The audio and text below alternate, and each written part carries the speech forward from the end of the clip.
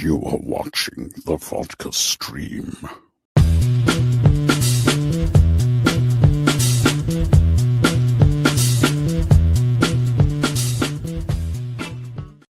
What is happening, guys? Hey, we made it through another week. Now we got a nice longer weekend. We got a Labor Day going on. Oh, man. That's good times, right? Hopefully you guys are having a good Friday so far. Let's get some right there. Turn it down just a smidge. Just a smidge. All right. Cheers, guys. Welcome to another vodka stream. Should be another fun conversation tonight. Of course, we got Slav's Free Talk. I'm sure you guys have seen his YouTube channel. We're going to have him as the guest tonight. We'll talk a little shop with him, see what's going on with him. He's a big defender of of what's happening right now when it comes to DC and DCU and stuff like that. And he had something interesting that happened, when it came to him recently. So we'll talk a little bit about that, but mainly get his backstory and everything like that. Connecting with other creators. That's what it's all about. Cheers. Good times. Ooh, made that one strong. Made it strong. All right, how we doing out there? Talk to me, guys? Talk to me. How we feeling? All right, we got Mr. Clone Avenger right here. Alan Richardson as Aquaman or Shazam. I don't hate him as a choice for Batman, but a big Smallville fan. It would be awesome and hilarious to see him back as Aquaman. He does fit Aquaman. Everybody who keeps on saying, "Oh my God, Batman, Batman, Batman," I just never have seen it. And now he finally kind of came out and said that, I kind of talked to James Gunn about something, but it doesn't seem like Batman's in my future. And I'm like, again, I don't know what the hell, it's just like the Chris Pratt thing when people were thinking that, oh my God, James Gunn's going to end up casting Chris Pratt as Batman. He's like, no, he's not.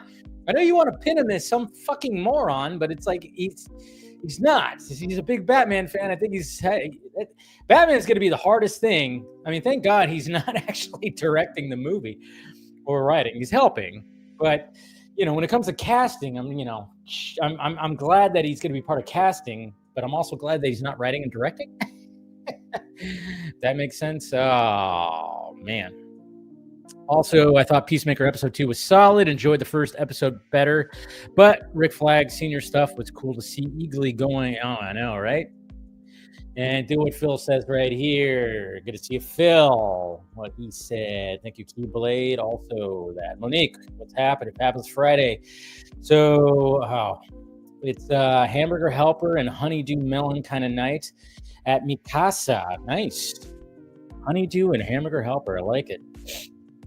Sounds delicious. What's happening there, Ryan? Good to see you. We got Rational Skeptic. It's crazy how both Peacemakers have bumped into each other considering how close their doors are. It's pretty crazy. Hey, we got Mr. Jason McKenzie, of course, helping out the pirate ship. Much appreciated, sir. Ahoy, ahoy. Thank you for the $40 super chat. Love the support. Always love the support, guys. Every channel needs support. You can support it by, super chats, which again, if, during the panel time or discussion, I usually don't answer questions like I do right now, but if you do a super chat, of course, since, you're donating, I'm definitely going to try to pull up your question for the panel. So much appreciated. Of course, you got the Patreon and the membership program on the channel if you want to support the channel just a little bit more. Hey, revelations. Peacemaker 2 is great so far. That is all. So she's made her statement, guys. She's made her statement. Good to see you. Revelations. What's going on, Kenny's? Hey, I like your new name, Kenny's Geek Corner. I like that. My Dave, hope your Friday is going well. I'm excited for the future of DC with the DCU and the comics continuing to do well with DC all in the absolute universe. Yeah, he's kind of kicking a little booty right now, huh? You like to see it. I know some people don't like to see it, but a lot of people like to see it. Going on, Arkham Knight. Good to see you, buddy. Look at that. A member for 31 months. We run with gun. Oh, don't start bringing that hashtag back again. I remember when you guys were pushing that hashtag as a joke, by the way. That hashtag was pushed as a joke.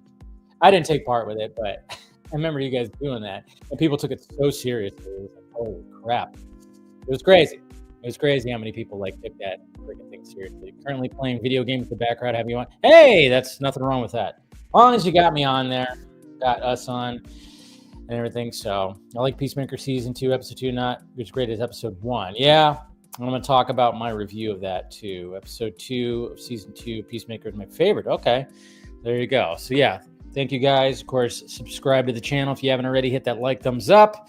Like I said, we should have plenty of good conversations tonight. We'll have Slav on in a little bit, but of course, I got to start out the vodka stream with some reviews, a couple of reviews, and then maybe some ranting off.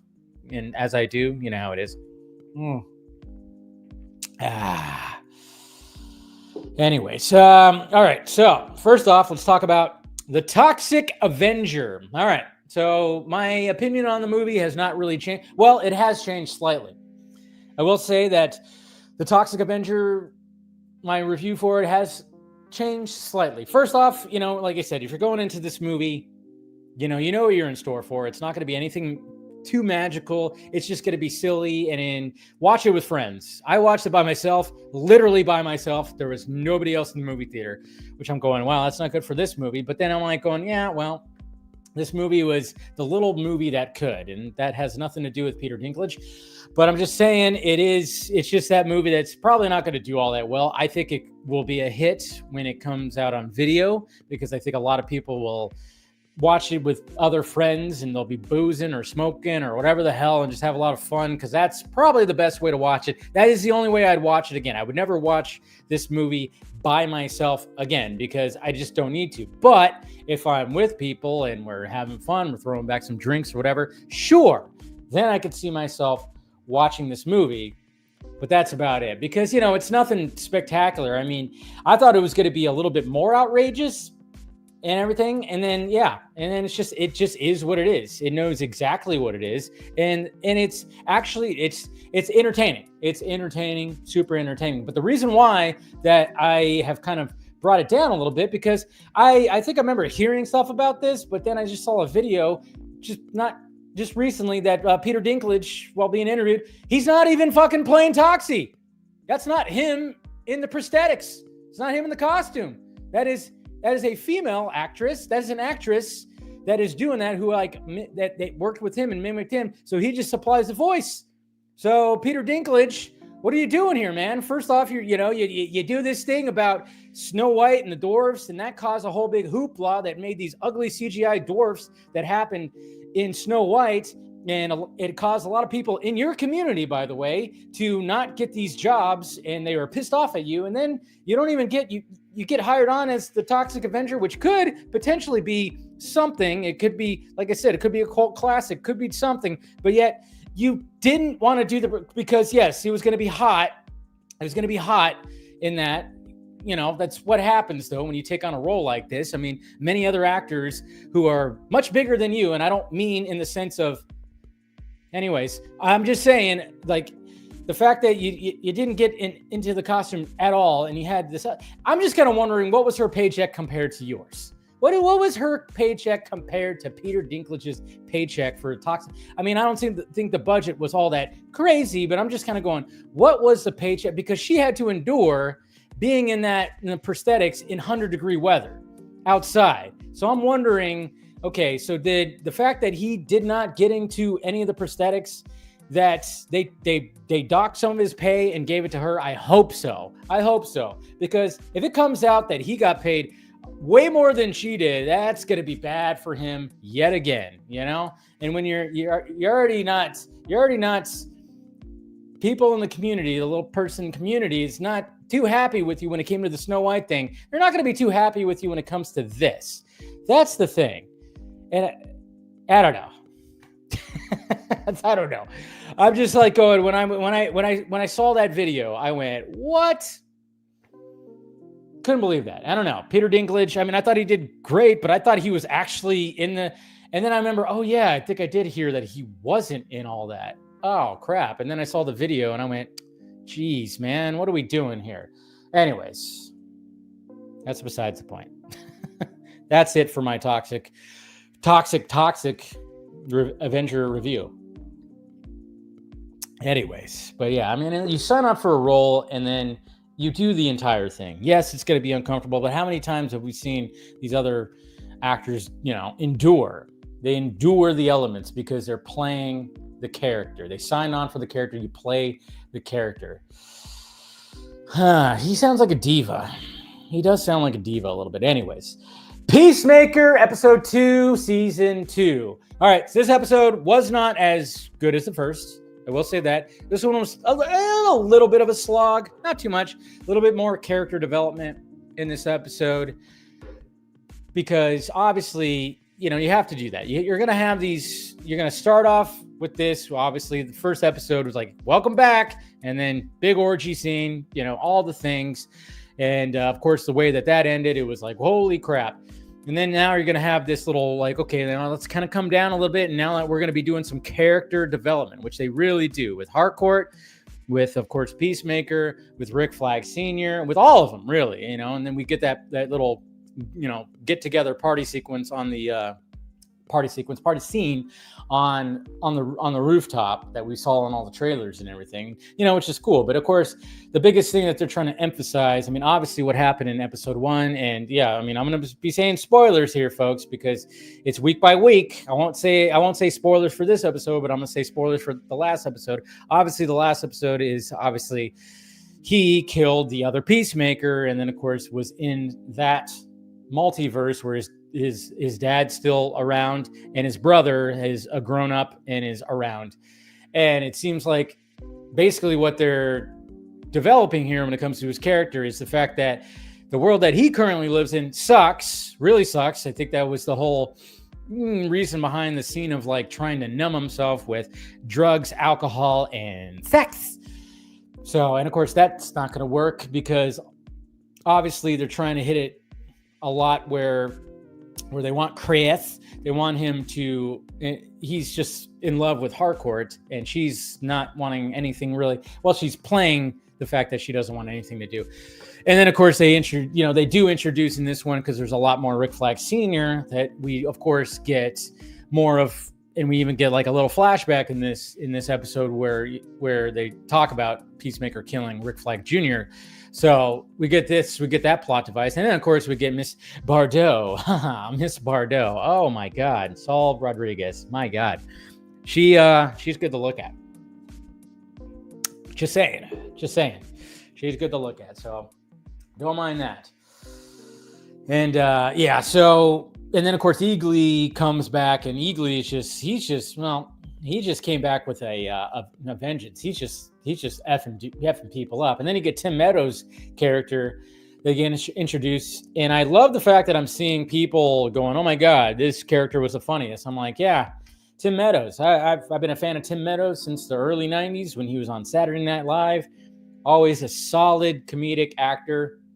And yeah, he was pretty funny. But I would say like his character's a little too over the top at times, but I get it. It's Peacemaker and everything. So, but still enjoyed episode 2. Just I thought but I hear that episode 3 is absolutely, it goes even further. So it's just going to get even crazier. But one of the things I still find pretty crazy though, that I've seen online, and it's like a constant thing, and I talked about it briefly a little bit on Wednesday's Film Junkie Live, or maybe it was Monday's, was the fact that I mean, it makes my head hurt a little bit. It really just kind of makes my head hurt that I think that guy who's just saying, if you can see some spamming going on, and that guy, that is my little spammer stalker guy, Mr. Josh Perkins right there. Just saying, guys. Just saying, moderators out there, you see some spamming from anything that looks like that, that's that. I don't know. I got like a spammer stalker guy that's happening in my my live chats right now. So just saying, yeah. And like I said, I don't know, this guy has no life, no nothing. He's spammed my Twitter with different names, and he spams the live chat. Not sure. I mean, I just keep blocking whatever, but I don't know. This guy just keeps on creating new things. So just keep an eye out. This because remember it was on Mondays where he actually had his actual name on there, and his name is Joshua Perkins. Hey, he had it right there. I'm not like doxing or anything. I'm just saying. So yeah, if you see anything like that where you're gonna get somebody that's gonna spam like that, that is that individual. And moderators, Jason, thank you for he's a little cuckoo. Thank you, Tony. Good to see you. So yeah, just be on the lookout for that. But I'm just saying, like, the thing that which is so weird, and I see it on my YouTube channel when I go to my For You page or whatever, when I open up YouTube on my TV and I see the thumbnails, and I'm just going, my God. I mean, the fact that, I mean, well, what's funny is what's happening with the conservative side of, like, when it comes to media.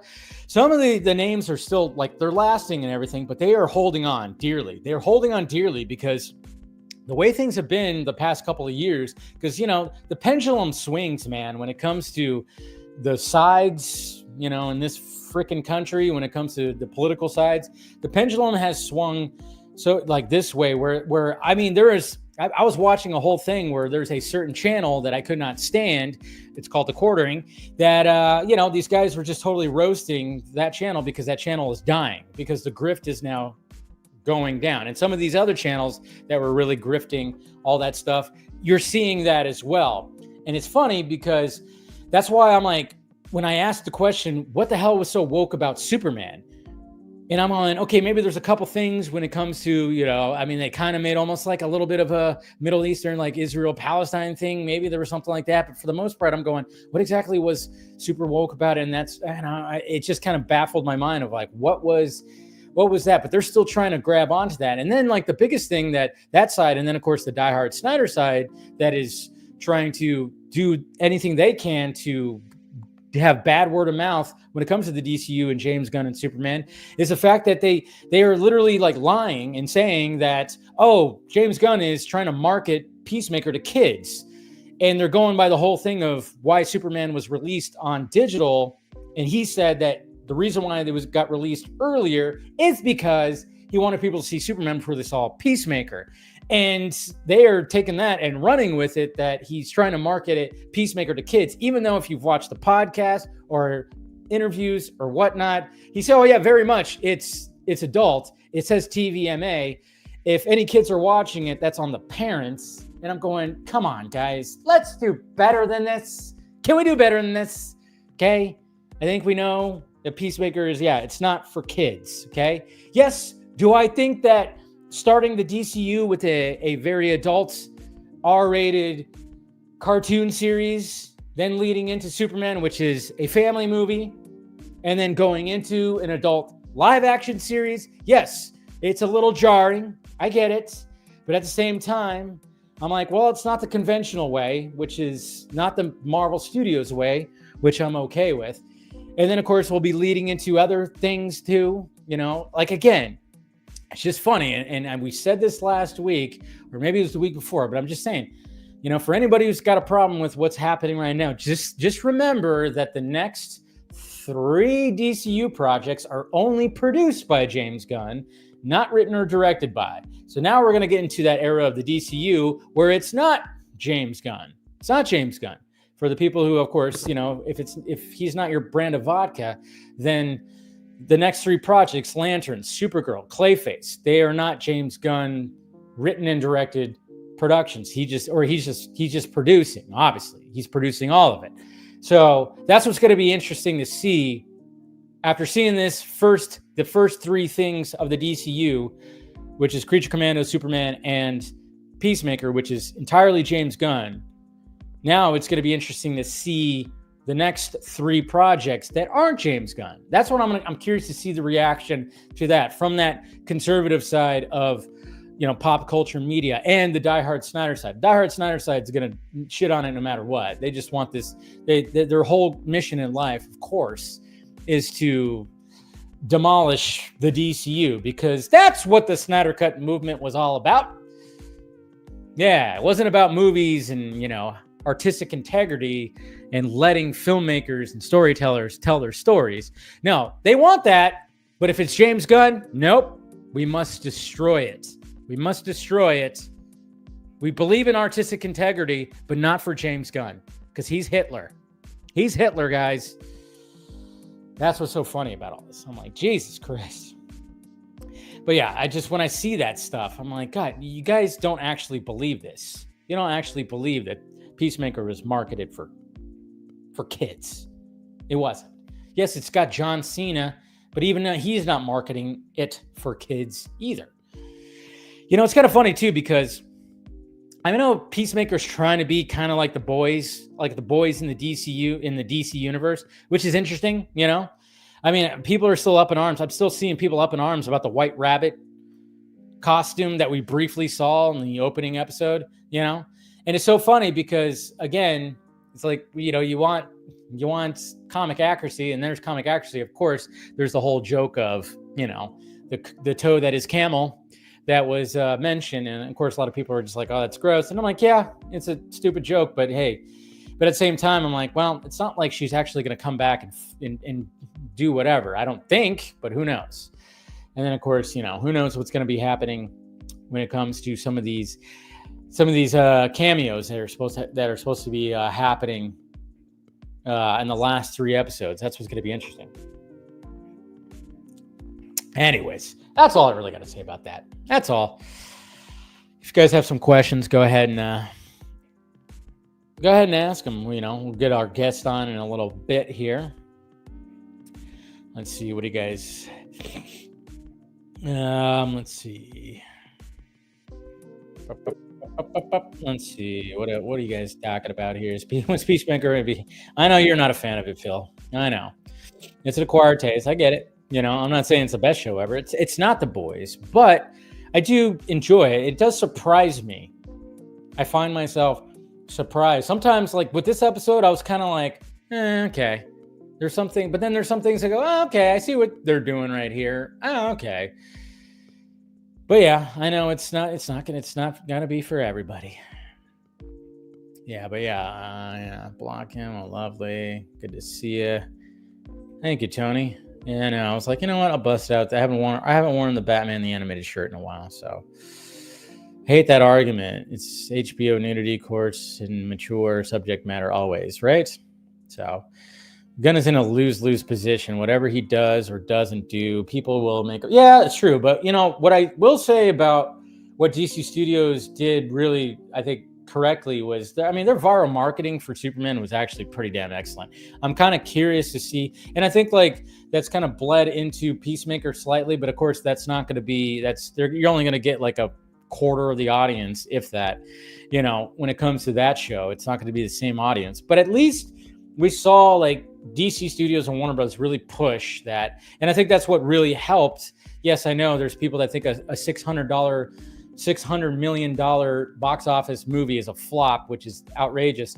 I think that's one of the reasons I think it helped that there was this big marketing campaign, and that's why Superman ended up being the top dog of superhero movies, which is interesting because being a DC fan, it was nice to see that DC ends up being the top dog of 2025 after how many years of Marvel domination, to finally see a DC movie that's going to be the top dog. But then you read the statistic of this is the first year that superhero movies have not exceeded $700 million at the box office. It just kind of shows you where we're at now. It's crazy. It's pretty crazy where we're at right now. When you see that statistic, you want to celebrate like, yeah, Superman. All right, DC took a year. They, obviously next year they probably won't, but you never know. Crazy things could happen. But obviously we got Avengers and Spider-Man coming out next year, so I highly doubt that DC will even, come close. But I don't know. It was just kind of nice. But then you read that statistic and go, oh yeah, shit's kind of sucking right now, isn't it? When it comes to this genre, it's struggling. That's all. It's struggling, but it's always going to be around, and us nerd boys and girls are always going to be talking about it. What's going on there, Hunter? Good to see you, buddy. All right. Cool. All right. There's literally a Spider-Man comic where he kills Aunt May and swings from his bloody veins. Oh, wow. That is pretty dark. There's a lot of dark stuff in comic books that they try out that doesn't exactly work, Stuff just doesn't work, but hey. There's so much out there. And there's so much out there when it comes to when it comes to content, to look at. There's so many different stories, different people trying to create stories, and it just sometimes a lot of it doesn't work. But then you get the stories that really do work. It's all fun. Anyways, all right, let's turn off the music, start bringing some people in here. I'll bring my guest in here. Get that out there. All right, let's see here. Let me make sure I got some. Oops, did I just hit the wrong button? Totally did. Didn't mean to hit that. Oh, come on. Hold on a sec, guys. It's funny, like the Toxic Avenger. I'm so curious to see where that ends up. It's funny because when I got home and I was like, I was like talking to my brother about it because I know we watched that 80s version. Of Toxic Avengers. And I don't know, I almost want to rewatch it because I haven't seen it since I was a kid. But I was like, I know we watched that as a kid. He was like, well, Toxic Avenger. I'm like, yeah, I think we watched it as a kid. I mean, there was a movie that came out in the 80s. And, this movie knew exactly what it was going to be. So, hi, Chase. Hi. All right, let's go ahead and bring my guest in here. Some of you guys probably know him. Let's see. All right, Mr. Slavs, how's it going, buddy? What's going on? Glad to be here. Or should I call you Robert? Either way, I slip up sometimes and say Robert. Ever since I moved to this channel, I've been trying to stick with Slav, but I catch myself calling myself Robert sometimes. No, whatever, it doesn't matter. Well, it is your name, It does, it makes sense that it is. But yes, guys, if you guys don't know his channel, please subscribe to his channel, Slav's Free Talk. He's got plenty of content on there, rants, reviews, all the things. A lot of DC talk, of course. Yes. So please subscribe to the channel. It is provided down in the description. So how you doing tonight, man? I'm good. Late night where I'm at because, well, I'm East Coast, so yeah, it is East Coast. I know, like time zones are always fun when I'm trying to, get people on here or something like that. Right. But I appreciate you, taking some time out on your Friday night to talk a little shit on here. I know we've been on a stream before. We were on Ben's stream, Real Anarchy stream, about over a month ago before Superman came out. Yeah, that was a great stream. Had Robert Meyer Burnett, Chris Carr. Yeah. And that was a cool stream. A lot of people on that one. Yeah. And it's so funny too, because when I went to my early access Superman screening, Robert Meyer was there. Oh geez. Yeah. And then I got sick prior to it, so I barely had a voice. And and like when I saw him, I was gonna say hi, but I barely had a voice. You watch my first reaction, I'm like, my voice sounds like Barry White. Yeah, it is like, it's very deep and very so I was like, I was like, oh, there you go. I'm like, I'm not gonna say anything. I'm all trying to, I didn't think I was gonna make my screening because I was so sick over that weekend. So but yeah, so it was cool. I was like, oh, it's the second time I've actually, there was another Alien Romulus. He actually was in my screening of that too, which was funny. That's and wild. I actually did say hi to him too, and it was like, we had a brief little conversation. And then, of course, he didn't like that movie. I don't know. He was not a fan of Alien Romulus. I checked on, because he did like a live stream that night. He did not like that. He did not like Alien Romulus. He was very disappointed in that. I thought it was good. Yeah, it's really weird with him. Sometimes like he'll buy into things so much, and then ones that you'll think he'll buy into, just nope, not at all. He is an interesting, because he's, I've had him on the Vox stream in the past, and we had a great conversation. It veered off into we just nerded out on John Woo for like a good half hour, 45 minutes, which I always love that when you have somebody on and we just totally we're not talking about the subjects that, the topics that we, probably would talk about. We would just go off on just something random, which I love.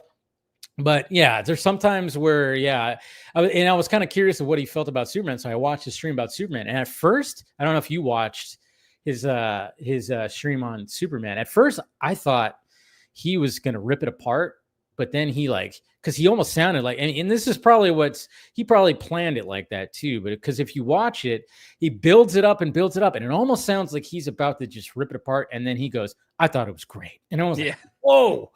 I was like, "You threw me for a loop there," because he just had this whole little monologue in the beginning, and this is why he is who he is, because he knows how to speak, and he's been in the business for so long.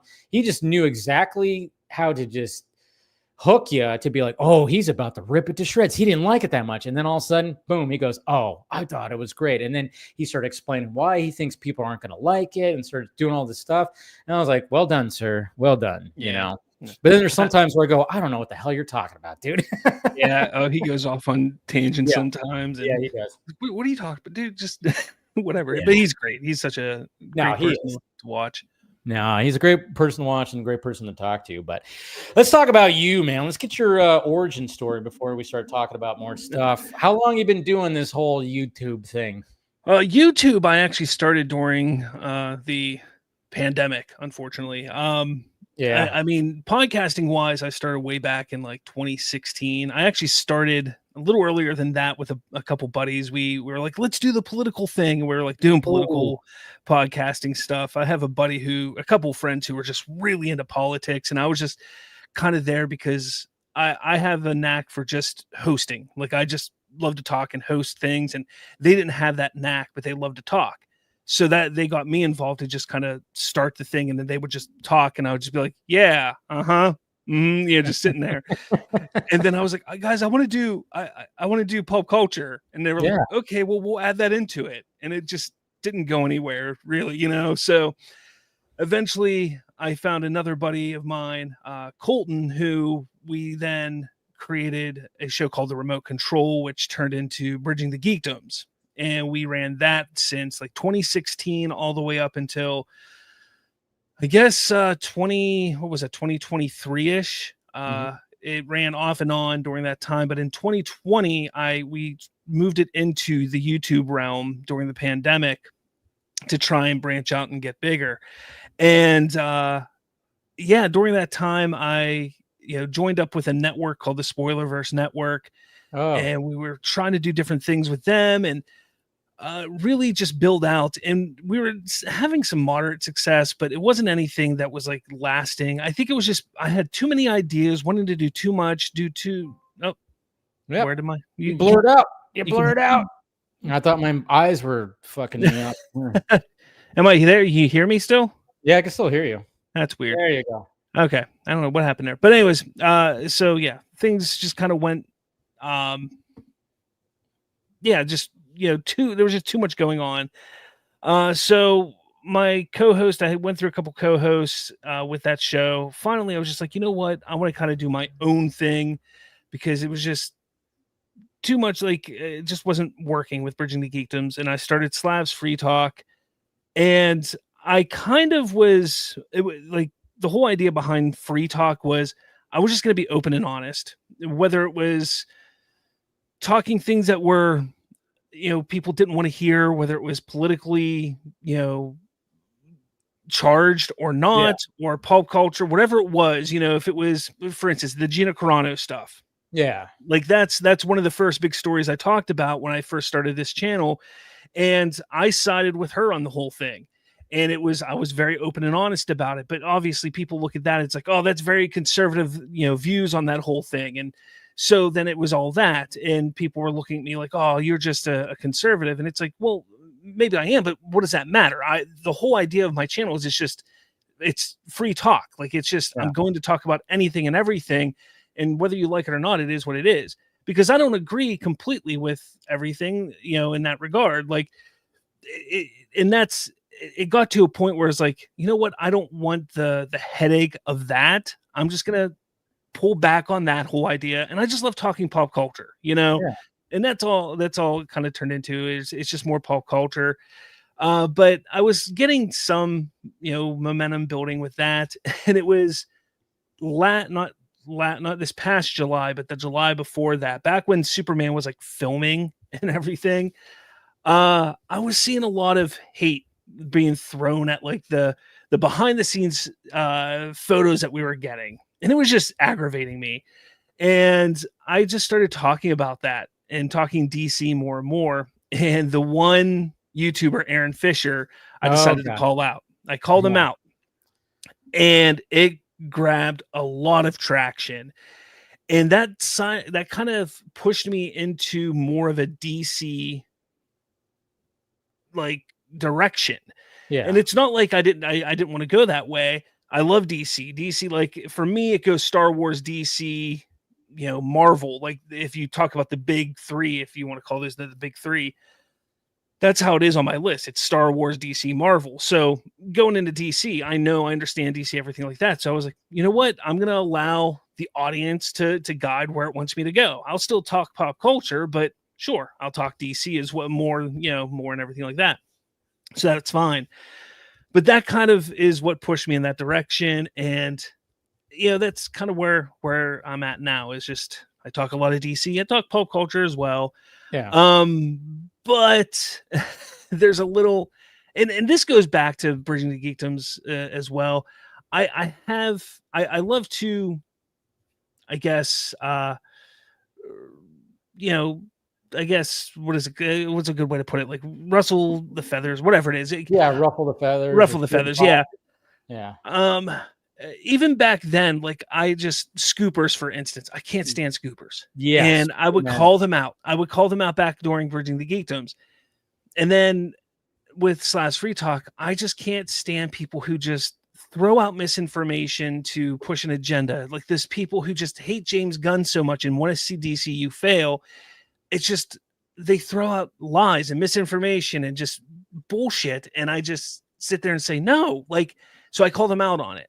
Yeah. And is it, should I don't know. I can't stand it. So yeah, that's why I call out people, why I've called out people like Aaron Fisher and, the people from Lethal Geeks. And yeah, we'll talk about that one in a little bit here. Yeah. I definitely want to talk about that one. No, I mean, it's very interesting because, I've been doing this for a bit too. And, I mean, it's when you're putting your opinions out there and whatever, and it's so funny too, because everything always goes back to politics. I've been labeled as, oh, you're a Trumper. I'm like, no, I'm not. Oh, you're this, you're a diehard liberal. No, I'm not. And I'm kind of politically homeless with this. I mean, I have a conservative dad and a liberal mom. I mean, they're not together, but but it's funny too, because, my dad's Mexican. He's freaking conservative, and my mom's like blonde hair, blue eyed, and it's like, it's so funny. And of course that bleeds into this. So then when you give your opinions on it, I mean, I've had some shit said about me that was just like, no. But then it's also funny too, because I have that little ace in the sleeve that I'm half Mexican. So when people are like, this white boy, and I'm like, have you seen my last name? You know what my last name is? It's got the little squiggle over the end. That's not and I don't like to use that, but I'm just saying, when that bleeds into pop culture, because it does, no matter what, you can't avoid it. It always bleeds into it. So when you're giving your opinions and then all of a sudden you get the backlash, you get some, I mean, I remember when the Amber Heard and Johnny Depp thing was happening, and I made comments on that. I mean, I remember I posted even a clip where, I mean, I was basically going, these two are toxic. I don't know how you could take even a side with either one of them, but when you're looking at certain things, I mean, Jesus, when I'm seeing Amber Heard up on stage, it's just like she's putting on a performance, and it's weird. He's just, I don't know. It was just like a lot of things. So it sounded like I was more on the side of Johnny Depp. So then I got the Amber Heard fan. Holy shit. I mean, I remember I posted a clip on Twitter, had no idea that it was running rampant until I checked it and went, oh shit, look at all the quote tweets. I was like, I was being dragged by Amber Heard fans that were calling me misogynist and all this stuff. I'm like, what are we doing here? I talk shit on Johnny Depp, but they don't see that though. They only see the one that's the side the part that triggers them, which is ridiculous. I get that with Snyder and Gunn fans too, Yeah.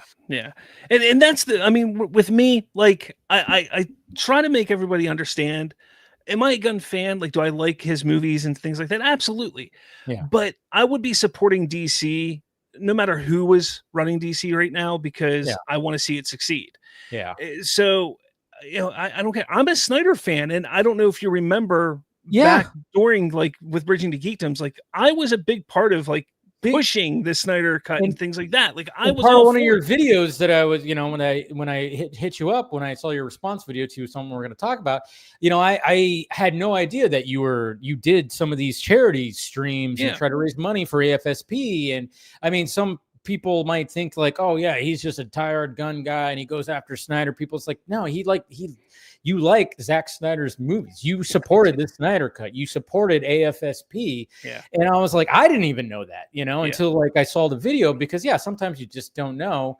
But that's what's so funny is some people just aren't going to they're not going to go and dig through all that. I mean, I get that too. I've had people that said like, oh, you hate Zack and stuff like that. I'm like, I've had the guy on my stream like 6 or 7 times. What are you talking about? So yeah, I know. But that's what's cool. And that's what, I mean, some people might just think that you're just gun all the way but you're just going, you're going after the crazy diehards, that's exactly it. I mean, it gets to a point where I have kids who, we go in and we watch Superman and they're all excited. And, I have a 16-year-old who will go online and he'll start reading stuff that people are saying about the new DCU. And he's like, what is it? Again? What the heck is going on? I don't understand what's going on. It could be a StreamYard thing. Do you use StreamYard a lot? No, not anymore. I got rid of it. Yeah, that's probably, I swear, StreamYard. I mean, I use it just for this, but I use, Streamlabs for my other stuff. Yeah. I wish I could, I need to try to figure out to I don't know. Cause I know other people have had issues with it too, but you're good now. Yeah. But, now I'm kind of all in and out. What is going on? Yeah. Maybe you want to, you can exit out and come back in again. Maybe it could be that. Yeah. I don't know. Yeah. Try this camera. I don't know what's going on. Yeah. Oh man. Yeah. Technical difficulties. Don't worry. Here, let's try this and see if this works any better. Anyways, but yeah, honestly, I just want to make sure that new DC fans that are coming in aren't just told ridiculous, lies and bullshit. Like I want them to come in and enjoy and not get pulled into the toxicity and the ridiculousness that's going on. That's all. Yeah.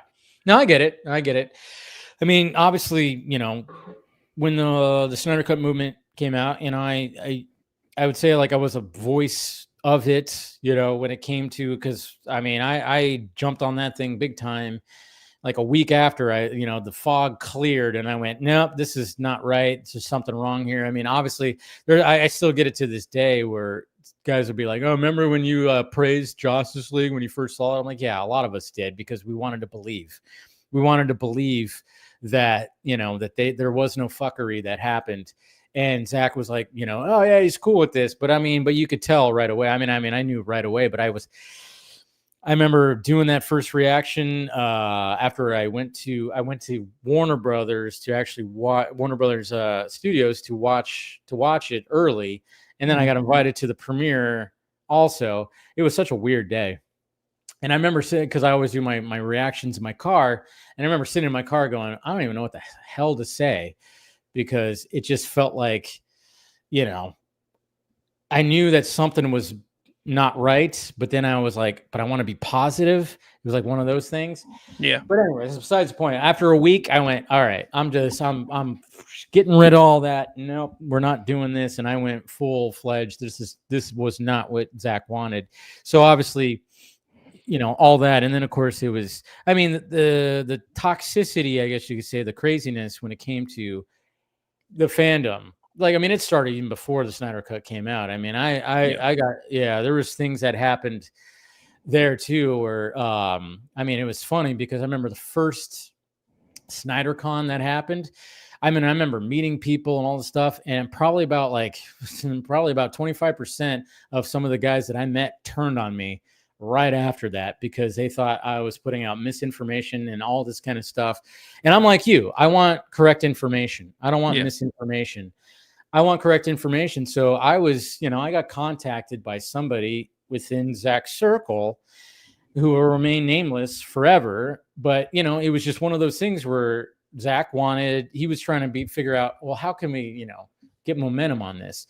And apparently he knew of my videos, and it was like, reach out to that guy, reach out to this person. And you know, he just had people reach out to certain people. Mhm.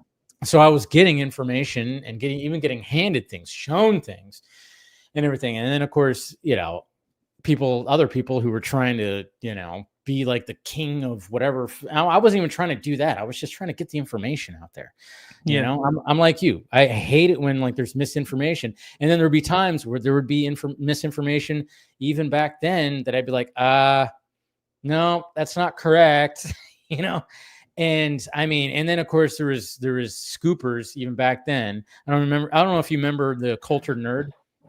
Well, yeah, Yeah. I was unfortunately that I was I was in a Slack with them for quite some time. Really? Yeah. So like I mean with him, with the Culture Nerd, with Matt from Lightcast, Yep. all them. Lightcast, oof. Yeah. That guy. Yeah, and even Matt was he came on my show a couple times when I was bridging the geekdoms.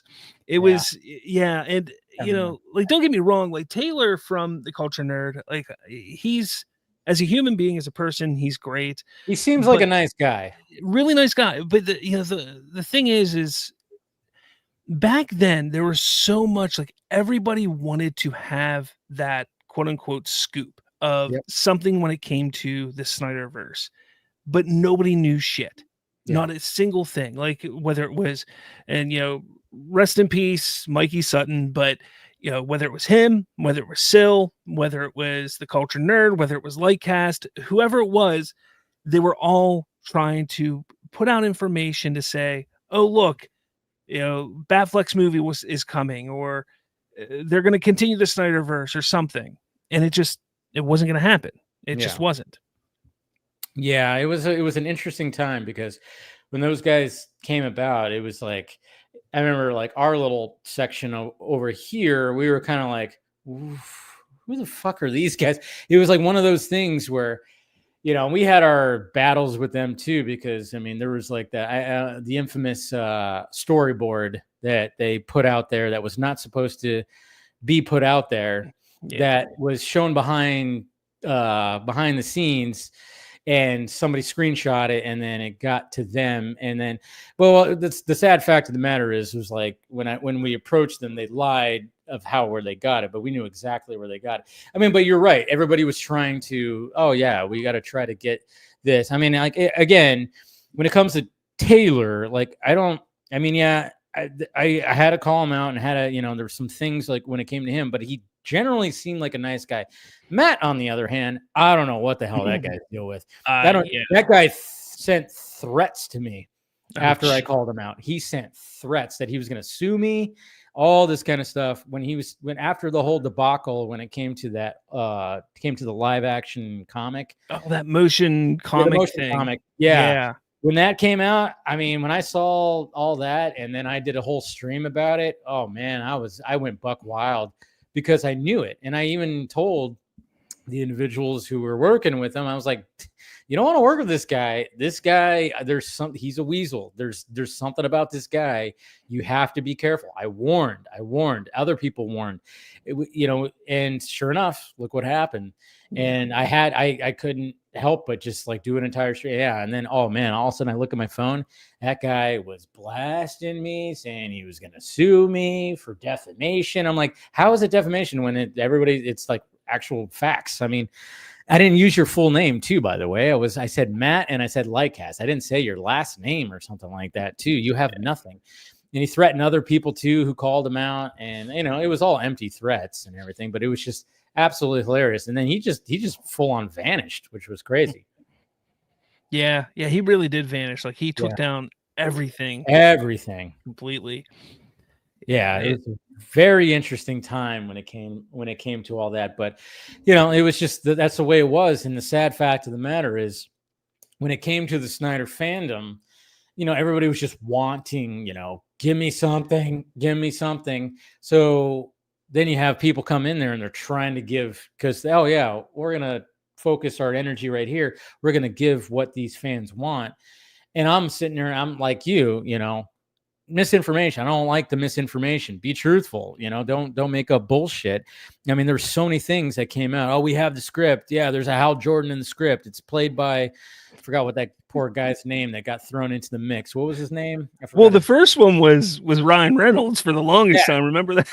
Well, I mean, but I will say that Zach did confirm, because I even was told this by his guy, that he considered, like, if he were to have a Hal Jordan, he probably would have Ryan Reynolds. And he said that in an interview too. Who knows if that would have happened? It wasn't like anything like set in stone. It was just one of those things where it was a consideration. And if he were to have a Hal Jordan, it's like, why not just already have Ryan Reynolds? He's like, so it was like one of those things where, but it was never set in stone. Yeah. But I can't remember the dude's name who was only had like a one shot in Justice League where he was a soldier. Sam. Sam Benjamin, right? Benjamin, there it is. Yeah. And they were trying to they were throwing him out there. He was on streams and stuff, and I could have had him on the Vox stream, but I knew he wasn't Hal Jordan, and I knew he was just trying to ride this wave where I was like, I cannot have this guy on the stream because I know he's not Hal Jordan. I know for a fact. And I just would feel bad. Yeah. To try to do that. And then I would have to literally go, dude, I know you're not Hal Jordan in this movie. I would have to actually call it out because I have that integrity. So I was like, I'm not going to, trust me, there was many times, I think he even reached out at one point. I'm like, no, I'm not doing it because I know he's not this, like what people are putting out there. It was like, it was crazy, and I felt bad for the guy, but I get why he leaned into it because why not? You know? Yeah, absolutely. The thing is I started to recognize a lot of it a little later because I was believing everything, and I partially take that it was I guess in a way the glitz and glamour of like, oh man, I'm in this Slack with the cultured nerd, and I'm hanging out with Sil, and he's talking to me about what Mikey Sutton's telling him, and I'm hearing all this, and it was like, oh man, this is so cool, and they're like, oh, here, I'll tell you stuff, but you can't say anything on your show, and not until we talk about it, and things like that. And I'm like, oh, like I'm hearing this stuff, and then I have a buddy at work, and I'm telling him all this stuff, and it's like, oh, but wait, it'll come out eventually. Don't worry, it's gonna come out, So it was one of those things, and then nothing ever happened. Nothing ever happened. And that's when I started to realize, like, this is all bullshit. Yeah. It's all bullshit. And I took a step back, and that's whenever I was like, I can't let these people do this anymore. I can't. Yeah. And I had an awakening, man. Yeah. And that's when I stepped back, and I started like this little vendetta against scoopers for a while, just going after them all. And as I was doing that, I was having a little fun doing it for a while, but it got to a point where I started to feel kind of bad because I was like, I was friends with some of these guys. Like, I gotta stop doing it. But the real problem is that the fans, they ate it up. And that's even today in 2025, they have this belief that it still can happen. Like, these things can happen because they ate up all of that stuff 4 years ago, 5 years ago. And they're like, well, Warner Brothers screwed them over. This was all going to happen, but Warner Brothers just didn't let it happen. And, this was going on and this was going on, but nope, they didn't let it happen. It's all Warner Brothers' fault, when it's like, no, none of this was going to happen. What don't you understand? Like, what Zach got was, first off, a miracle that never happens. That kind of stuff doesn't happen. Does not happen. And maybe there was minimal conversation at one point to say, hey, if we could or would continue, what would it take? And then maybe that's all it was. We don't know. I don't know. Maybe I don't know if that ever happened. The only thing that I knew, I remember one, because it was funny, because during the time when the Snyder Cut, 2021 beginning, we're talking about January, February into March when the release was going to happen. It was so funny too, because in February I had just got laid off from my job, and it was almost like the universe was like, you need to focus on this, and it was weird because, the channel was rocking pretty well because it was just Snyder cut stuff, which was great. And then I'm literally having Zach on multiple times. He's calling me, he's texting me, because it was just one of those things where he was trying to, when it came to the Snyder cut coming out, he was the only one, him and Debbie were the only ones that really could promote it. Like none of the big actors were promoting it. Like the main actors weren't promoting it. I mean, Jason Momoa would say something or whatever, but I mean, they could not really promote it. I mean, I had on, Connie Nielsen. I had on who played Martian Manhunter, and I can't. Goddamn, Lennox, Harry Lennox. Yeah, I had him. And I had some. I think I had some stunt. Yeah, I had what's his name, the stunt guy who's Ben Affleck's stunt guy. Totally blanking on him right now too, but. So there's only like a handful of people that could really promote it, but it was Zach that was really trying to promote it. So that's why he came on a lot of times and he was talking to me. And it was funny too, because when that article came out, when Ann Sarnoff got interviewed, I think by THR, when they said it was like a cul-de-sac and, we're releasing this, but then we're moving on. And it was the one where she called them toxic also. Yeah, something like that. It was all bad. Yeah. And I remember specifically that it was, I obviously it was like a Monday. It was raining. I was like, you know what? I'm going to get some lunch. I'm going to go to the Farmer Boys right around the corner and get something. And I'm in the drive-through, and I knew that article came out. And then all of a sudden I get a text from Zach, and he goes, "Did you read that article?" And I went, "Okay, I better not respond because he's going to call me if I respond." And when I pulled into my apartment complex and I responded, I'm like, "Yes, I did." Bullshit. And sure enough, he calls me.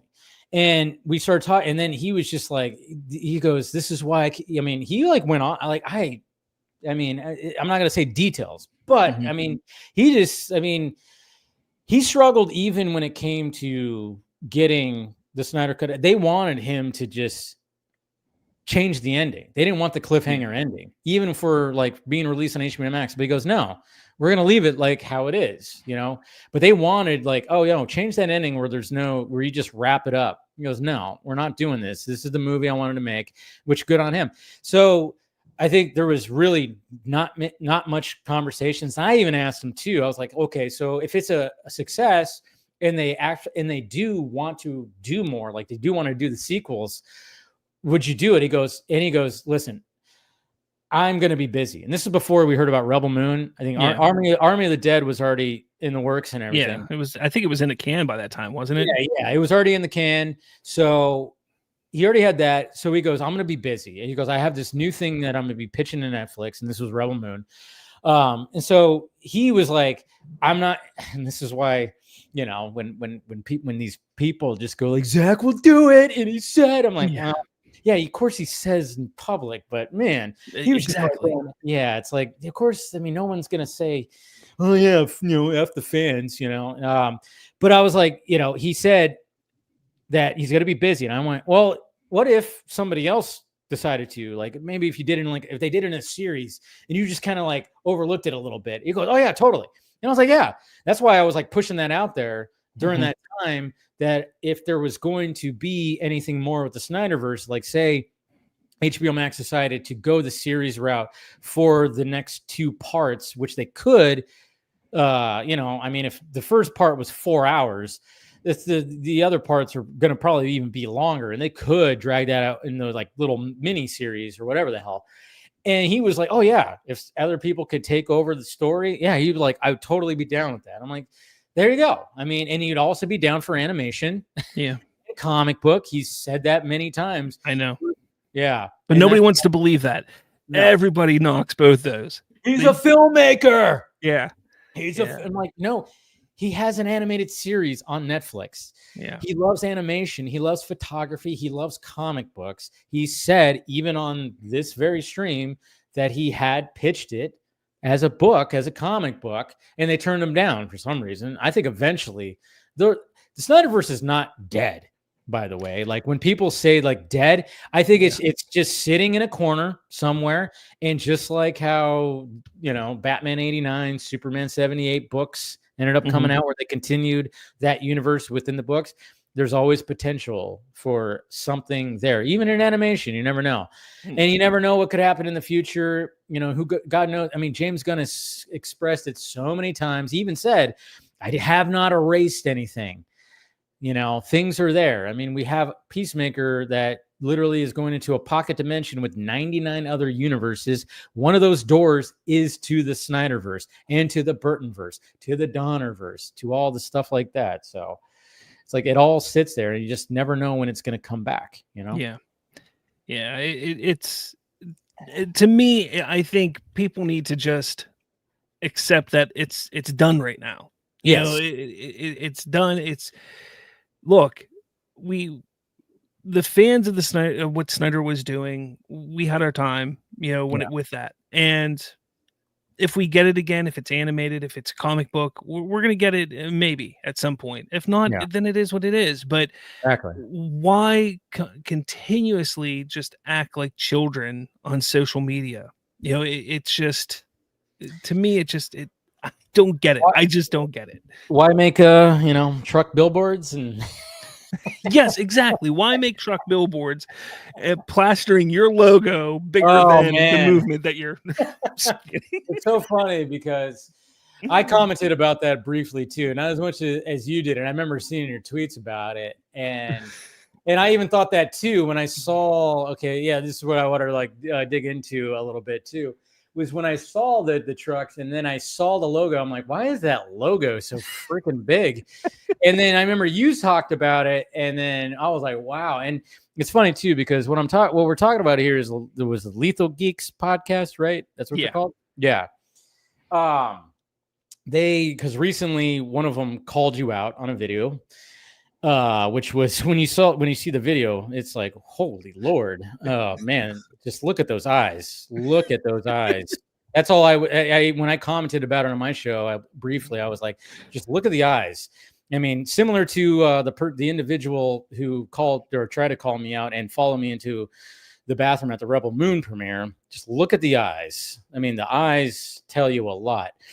But so basically, one of them called you out about your tweets and videos about the digital billboards that was put out by them. The request, saying Henry Cavill Superman, bring back Zach, do all the things. But yeah, one of the biggest things was like when you see that their logo is so huge on it, it's bigger than anything else. Yeah. And that should be the smallest. That should be one of the smallest things on it. It should be on a corner, like a little, what do they call that? That people like a watermark. Watermark. There you go. I couldn't remember. I was like, water drop? No, watermark. It should be like small, because if the messaging should be whatever you're campaigning for, should be that, not your, not have your big ass logo on it.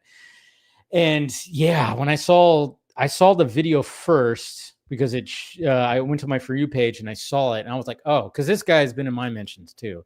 Mm-hmm. He's been in my mentions. He's come at me. I mean, it was funny too, because my interaction with the actual Twitter account that was them, I remember, I mean, I don't know if it was this guy or it was one of the other guys, but they were basically saying like, yeah, we know about your channel. You talk shit on Zack and Snyder fans. I'm like, well, then you're not actually watching my channel. And then it was like, because BVS is one of my favorite comic book movies. Man of Steel is not far behind. Zack has been on my channel. And the other people went, did this guy just say you hate Zack? The dude's been on your stream how many times? And I'm like, yeah, I don't know. And it was like, and it shut them up, because I was like, did you guys didn't do your research? You're coming at me saying that I'm like this hater. And you said you guys pay attention to my channel, but you didn't know that Zack has been on my channel numerous times talking about all kinds of things, been on the stream, and it's like, it's crazy. So I'm sure when you got probably a bunch of messages when that video got posted, huh? Yeah, a couple people reached out to me, and specifically one of them reached out to me about it. The funny thing is that it wasn't the first time that I've crossed paths with Lethal Geeks, obviously, and they've threatened me in the past to, like attack. Why did you get the threats? Why does it get the threats? First off, what did I do? Like, Yeah. I didn't do anything. Like, I didn't threaten them. I didn't say. First off, No. like they came after me because in my first off in what I said in my post, it was, you know, basically just talking about how their logo is bigger. They're clout chasing is what they were doing. Like it was more about them putting their logo on that billboard than anything else. Which the funny thing is those billboards are reused old garbage trucks. So I was making fun of that as well.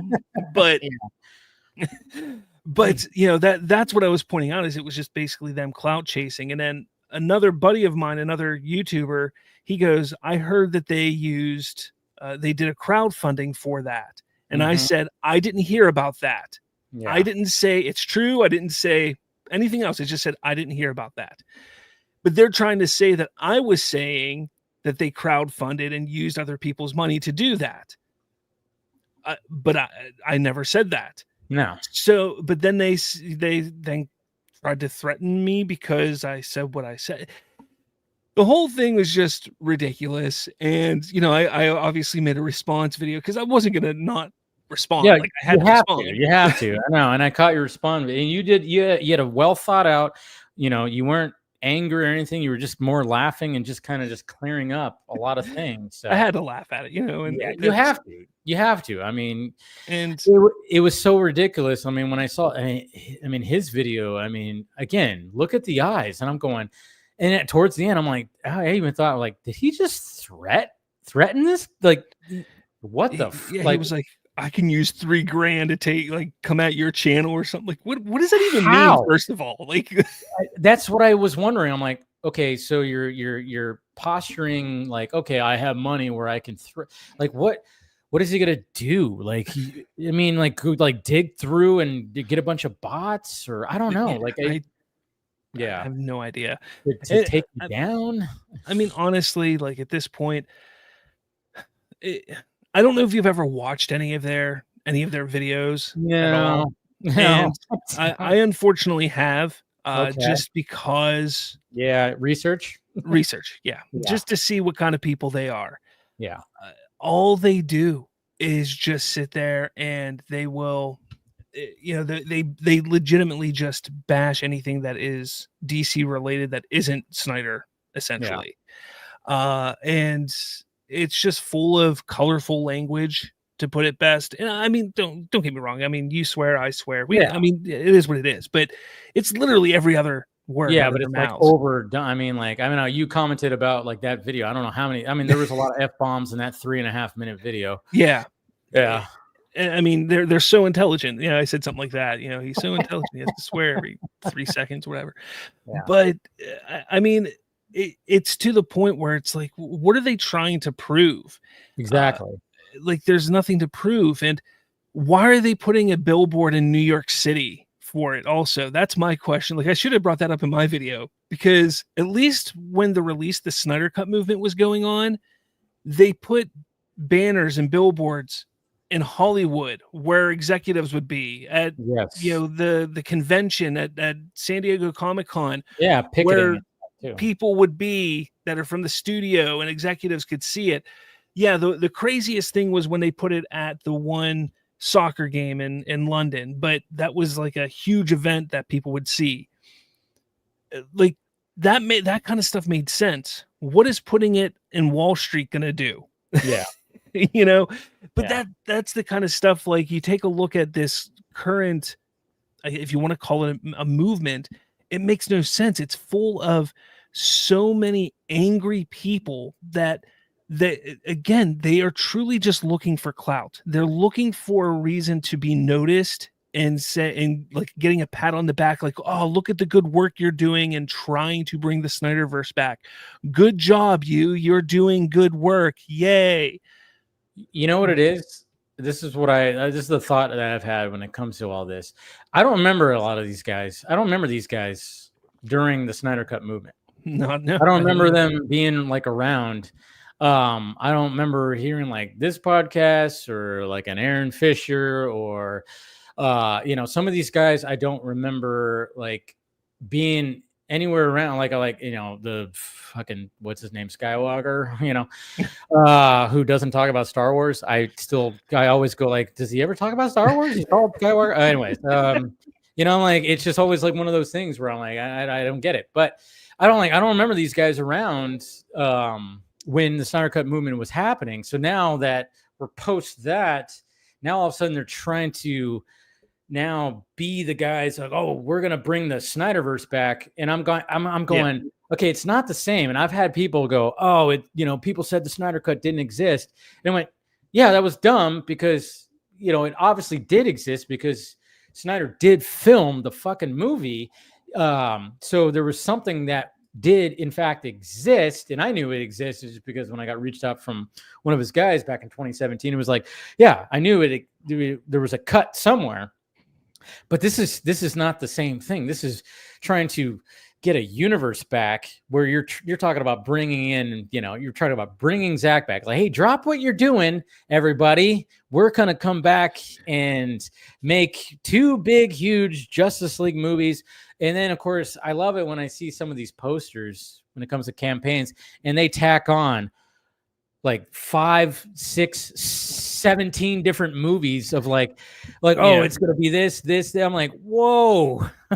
Like you're talking about billions of dollars here. Yeah. That you think. Well, the money's the big thing. I mean, let's not forget, like the release of the Snyder Cut movement originally was just like, let's get this movie that we don't care if it's complete or not. Yeah. Just release it. Like we wouldn't have cared. We didn't think that they were going to give them $70 million if that's what it was, if it was that or less or a little more, who knows? But now people are talking about hundreds of millions of dollars that they want to have this universe, if not more, if not billions. And it's like, well, there's a big difference, people. And you're right. Like they just don't get it. They don't. It's wild. And yeah. And then when they, I mean, obviously, like, when it comes to certain people, like when they corner Zack and be like, hey, how do you feel about Cell? I mean, when the Cell movement became a thing, the first time I heard that, somebody said it in my chat and I immediately poo-pooed it. I went, no, that doesn't even make sense. Like, how could they sell a version of DC characters to somewhere else? I mean, it didn't make sense to me. And I completely poo-pooed it at first. I'm like, oh yeah, what if they sold the Snyderverse to Netflix or wherever the hell? And I'm like, they wouldn't do that because if you were going to, I mean, yeah, you could do maybe a licensing thing, but I'm like, they wouldn't do that though. And all of a sudden that started like gaining traction. And that's where these guys really like grabbed onto like, oh, they're going to sell that. And then of course, they go to the Full Circle event, and it's funny too, because you brought up Syl and him and that, Skywalker, they used to be buddies until Syl started realizing, wait a minute, you're kind of a psycho. And then all of a sudden that broke. And it was so funny too, because those two, I remember they were there. I saw them in the distance and I saw, and again, the eyes. Because that, of course that guy would like stare down and stuff. It was funny, but they were like attached to the hip at one point. But then I catch that they had like a breakup or something because Syl started realizing, and good on Syl, kind of realizing this is not right. I've had my back and forth. Me and Syl have never saw eye to eye. When it came to all that stuff. Maybe one of these days, who knows? But I just never saw eye to eye with that guy. But yeah, it was just kind of funny when that was all happening, and then they were really just trying to push it, and they've been pushing it for what, over 2 years now, right? Yeah, it was. It's been. I think it was before Rebel Moon they were pushing it, weren't they? I think so. Yeah. It just doesn't make sense. I mean, it's just wild. It really is, and that's where those people sit. I mean, the Lethal Geeks or those Aaron Fishers, those I don't know. There's so many of them out there anymore that they just sit there and they stew in this hatred and this thought that the Snyderverse can continue. And you brought up this, this point where were they during the Snyder cut? Because I didn't see them, and I'm not going to sit there. I mean, you didn't notice me back then, and I'm not going to sit here and say that like I wasn't trying to build an audience back then, because I was. And am I going to sit here and say that I didn't try to jump on the train that a lot of other people were doing? Like, there was Dawson, Nerdy in Many Ways, and ACS and Nicotina, like all that. Yeah, those guys, they've been on my stream. I've talked to those guys, but a lot of them, like I was kind of hanging with them because I was like, oh, they're getting success. I'm going to kind of hang with them. And I do remember. I do, like, in retrospect, I actually do remember, like, now that I've done like some research and heard like your video, I was like, I have seen this guy around. It was like one of those things where you were kind of quietly there. Yeah. And I was like, oh yeah. And that's why I was like, after I saw your video, when you were explaining like you were part, I was like, fucking man, how I haven't had this guy on yet? I was about 50 pounds heavier, but I was there. There you go. But I mean, so I get it. Like, there was an opportunity to try and build my brand, but I was also like really excited about it and really pushing and really like great cause, AFSP, all that kind of stuff. So I get it. Like, you people saw an opportunity and were taking it and trying to have fun and just building a community. Like that's what everyone was doing at the time. And some people got lucky, got bigger than others. It is what it is. It's no big deal. But right now, there's none of that. Like there's nothing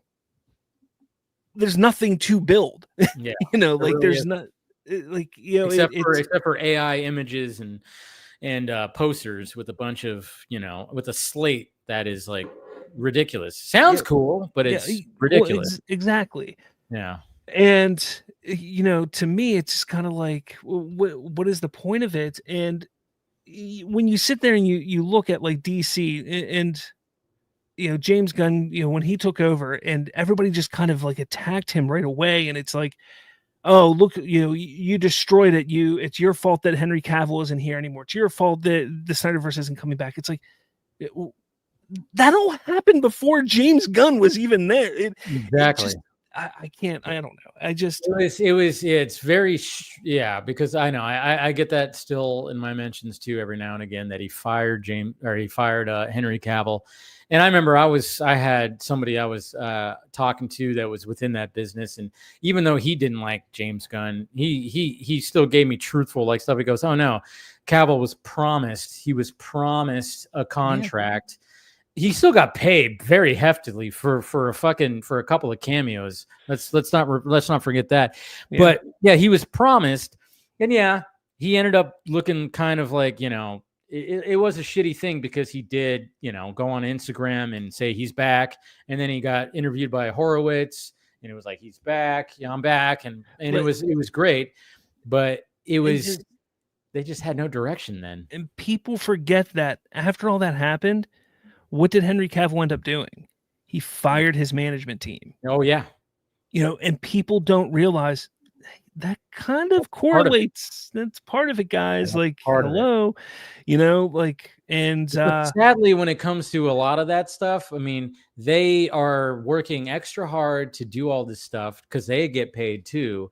If the actor gets paid, they get paid. So they're trying and they're doing sleazy stuff. And then, like I said, DeLuca and Abdi were brought in and they were trying to test.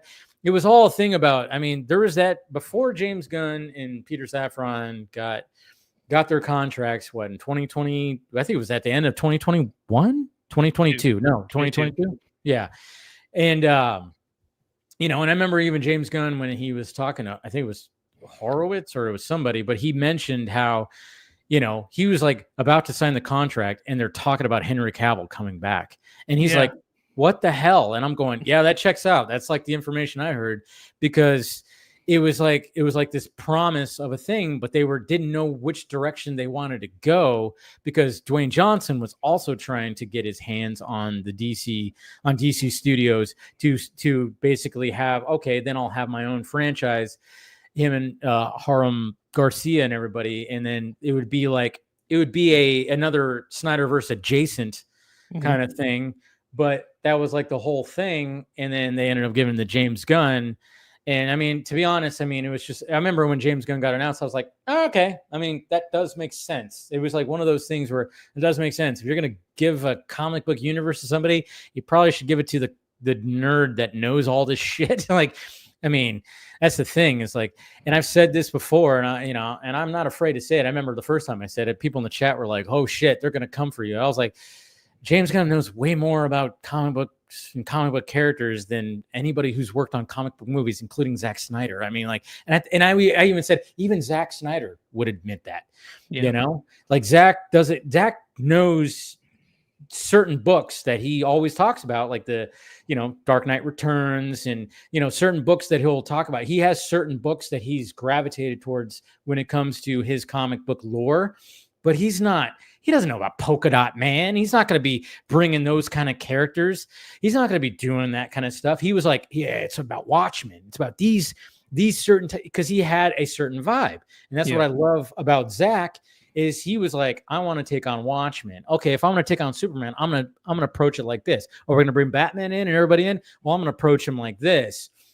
Love that. I mean, and I always go back to what Kevin Smith said recently after seeing Superman. His review about that was the fact that Kevin Smith, after all these comic movies, he wanted like an adult version of like Superman and Batman. He wanted like these adult versions, and he got them with Nolan, with Snyder. We got those gritty, more grounded-esque kind of movies. We got that. And then he goes, and now we got James Gunn doing Superman. And I love it because it's a different vibe, and it's this kind of vibe.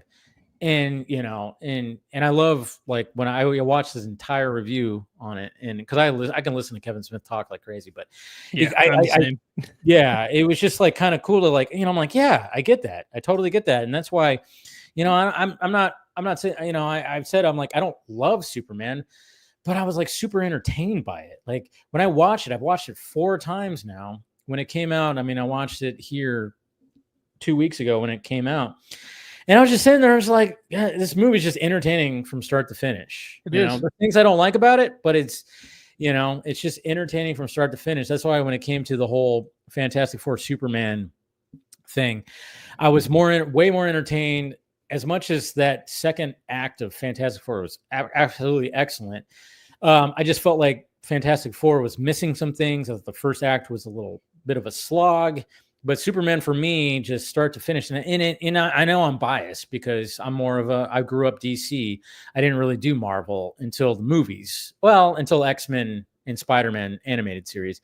That was when I really got into, like, I started getting into more Marvel stuff. But I was always DC, so I know I'm biased when it comes to this stuff. But having somebody like James Gunn who like knows some of the crazy characters and just kind of shoehorns that in there. And I just love when people get all up in arms about that stuff, though. I will admit, like, why would he do that? Who asked for that? I'm like, who cares? I want a Clayface movie now. Yeah. Yeah. I mean, don't get me wrong. Like I heard you talking earlier on your show about, it probably wasn't the smartest way to start the universe with a, adult cartoon and Superman and adult, television show. And I agree. And I think that's been my biggest issue with James Gunn is how he started the universe. But I've enjoyed everything, thus far. Like everything I've enjoyed. And you're watching Peacemaker with your kids, right? Oh yeah. Yeah. That episode 1, they loved it, let me tell you. Yeah. That latest whole campaign of like, he's marketing it, Peacemaker to kids. I'm like, where did he do that? Like, I don't remember. Because he put Peacemaker in Superman. That's why. It's like, no, he's just kind of like showing that there's different levels of things. And I mean, I get it where some people are going to be like, okay, so if he has certain characters that show up in Peacemaker that maybe will be pivotal for something in the future, it's like, well, how do people see that? I'm like, and then I just kind of go like, well, we live in the online universe. You could just show that scene. You don't have to show the orgy scene from episode 1. You don't have to watch that scene to see a cameo that shows up in episode 7, Yeah.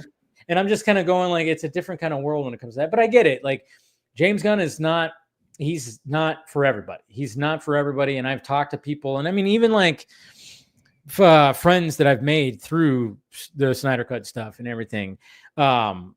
I could totally like, I know like, oh, that's not your bag. That's not James Gunn is just not your guy's bag. And I'm most glad that they just kind of went, yep, not for me. I'm just gonna not even pay attention to it. And it's like, good. That's the smart way to do it. Some of them have lightly come out and been like, arms folded, like, what is, and I'll see like things like there's some people I've had conversations with where they were trying to make it like they were like, oh yeah, I'm so looking forward to this. And I'm just going, you're not going to like this movie, dude. And sure enough, he didn't like the movie. Mm-hmm. And, there's been that kind of stuff, but I do appreciate some of the people that I've made like acquaintances with or friends with that just kind of went, yeah, not for me. I haven't even watched it. I'm like, yeah, good for you. Yeah. I mean, the one thing I tell everybody is like, give it a shot at least. Yeah. I mean, you don't have to go to the movies once it's on streaming. Give it a shot. What's it gonna do? Like, it's not gonna hurt you. No, it's a movie. Yeah, it's 2 hours. It's 2 hours of your time. If you like it, you like it. You don't, you don't. And that's just one of those things. Like I said, I think it's just I wanted a new Superman movie and got a new Superman movie. Very much enjoyed the Superman movie and looking forward to the future. And what I keep on telling people too, I've said it time and time again, is like, okay, now that we've gotten through this, the beginning of the DCU, and it's all James Gunn, Creature Commandos, Superman, Peacemaker, that is completely James Gunn. The next three, not completely James Gunn. That's just produced by James Gunn. You got Lanterns, Supergirl, and Clayface. These are now other filmmakers and other writers that are now handling this. I'm very curious to see the reaction to those movies now that it's not James Gunn. It's not going to have going to have a little bit on there because he is the co-CEO and he's a creative, his producer. Yeah. But what I like about what James Gunn's been saying a lot is like, no, we want different people. We want different things. It's like, yeah, he's overlooking and approving and doing all this stuff, but he's not going to be like, oh, in Clayface, he should have a fucking, a poop joke right here because he looks like poop or something like that. He's not going to be like, do something like that. Hopefully not. Yeah. But I don't think he's going to do that. He's just going to be like, all right, this is a really good script. Go and do it, please. And then I'll of course he's going to make notes because that's what he's going to do. But I don't think he's going to go in there and like, oh yeah, you should have a joke right here or that right there. I don't think he's going to go that far, and that's going to be interesting. I think the real test will be Supergirl, because I think when it comes to Lanterns and Clayface, I think they have a very specific direction with those. And Lanterns has been in development, I think, for as long as I think even before Superman was in development. Oh yeah, it's been around for a bit. I mean, ever since the whole Green Lantern Corps thing. I remember I had a buddy of mine who he read he read something where like there was supposed to be a Green Lantern series that was supposed to lead into the Green Lantern Corps movie. And he was telling me details about it. And I'm like, Jesus Christ, this sounds fucking awesome. And I was like, how did that not get Greenland? It's like, I don't know. Because it was going to have all the Green Lanterns and it was going to have specific things that they were going to be, it's like John Stewart and another Green Lantern are stranded on a planet without their fucking rings powered up. I'm like, well, that sounds awesome. I'm like, how do they get off? Who knows? It's just going to be like one of those things, the series wasn't going to have Hal Jordan or John Stewart there, but it was going to lead into this crazy galactic battle, the season finale that was going to lead into the movie where, John Stewart gets, something happens with him and another Green Lantern. I think it was Toma Ray. They get stranded on a fucking planet with their power rings not powered up, so they don't know how to get off that. Hal Jordan's dealing with a whole other thing, and eventually he was going to rescue them. And I'm like, sounds so awesome. Yeah, but it's just, I don't know why it just never got traction. So hopefully it seems like this Lantern series is going to be something pretty awesome. Yeah, and different, and that's the thing, and that's what I think we want with all this. And it's like people, absolutely. I'm just curious to see people's reactions who are not, on James Gunn's page. I'm just kind of, curious to see what the next three projects are going to do with them. Isn't that what everybody's been wanting though? They've wanted different. They don't want MCU, and they don't want what the DCEU was. Yes. So that's what we're getting. We're getting completely different, and Well, that's one of the things I talk about too when it comes to what we fought for when it came to the Snyder Cut. Was we wanted artistic integrity. Yeah. We want these studios to stop doing what they're doing and undermining their filmmakers and let their filmmakers just tell their stories and do it. And we want variety. I mean, and that's what even Zack wanted, you know. But when I see like some of these guys, these diehards, they're just like, you know, they want to destroy DC Studios, or they think that Zack should have been running it. I'm like, Zack would never want to run DC Studios. He has his own production company. He wants to do his own thing. I mean, I'm so happy that he's finally doing his full-on passion project that he's been wanting to do, The Last Photograph. I'm like, don't take that away from him. You want him to just drop that so he can make some more cape shit? No. He's got 3 movies that, well, the LAPD movie, who knows what's going to happen with that? Again, the Netflix thing is so weird when it comes to all that. There's a lot of misinformation, but I'm just kind of going, you know, and that's why I think these guys aren't DC fans. They're not Snyder fans. They're just DC Snyder fans, you know? And I think they've kind of built up a lot of things when it comes to that, but I don't know. It's all, but we're going to bring on some peeps right now for some more discussion and stuff. We got Phil. What's happening, man? Sorry, we're backstage a lot. No, it's all good. Same old stuff. Well, not really, but it's been a week. Check your mic a little bit. Yeah, check your mic a little bit. It's a little hot. So just a little bit. Yeah, too high. A little bit. So, and then we got William. What's happening? What's up? How's my mic? Because I'm usually the one with the problem. Your mic's actually good, but Phil came in a little hot, but we're good. Yeah, you're good. Say it again. No. Yeah, you're good. All right. Just came in a little hot, but I like your shirt. Thank you. Yeah. Yeah. The same shirt you wear. By the way, I have more than one. Yeah, I was about to say, I know you have like a whole closet full of those shirts. So somebody asked me, "Did you ever change your shirt?" Now, after yesterday's Peacemaker, nobody says anything about my shirt. Like, come on. I know. Somebody in the chat actually did talk about that. I saw somebody in the chat actually talk about, "Hey, look, nice bigger shirt." So yeah, so it wasn't. He's like, "Is that good?"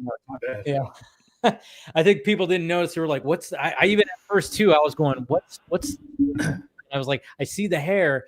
I wasn't quite sure. I'm like, "Is it? What's his name from The Incredibles? The villain?" No, it's not him. Yeah, but then somebody said it in the chat earlier, so we're good. Anyways, gentlemen, Slav, William, Phil, meet Slav. Yeah, hello, Slav. Yeah. Howdy. So yeah, we're just talking, you know, all kinds of stuff when it comes to previous things in the world that is this fandom and everything like that. So having a good time with good conversation with that because, you know, it's been a crazy few years. That's for damn sure, guys. Right? Crazy 5 years. Crazy 5 years. Yeah. And then it all sort of disintegrated from March 18th, 2021. It just went like the space shuttle going into reentry without all the shielding. Just dissipated. But at least you could go back before then. If you could go back to where it was before then, it was a lot better. But once that shit hit, I mean, it was a lot. And it was funny too because one of the things that I've always said, I was like, it's crazier now than it was back like a decade ago. Like when people go like, "Oh yeah," when we were defending Zack and stuff like in the Snyderverse, I'm like, yeah, it was crazy.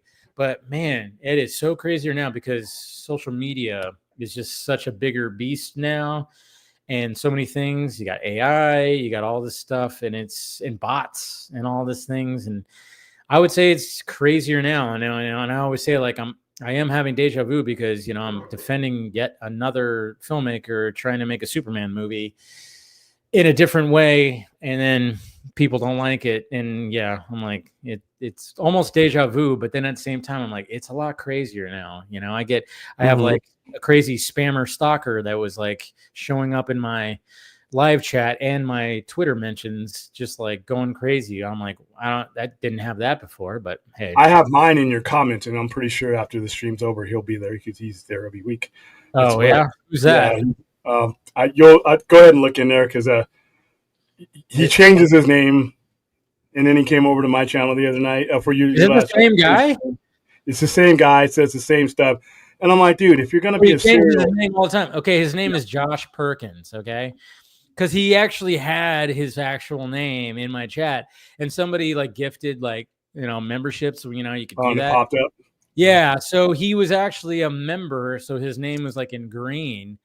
This one goes back to the Enosh days, so I think it's a different person. But there's somebody. Yeah, it came after Enosh. Enosh doesn't stream that much anymore, so now I guess I inherited him, which is wonderful.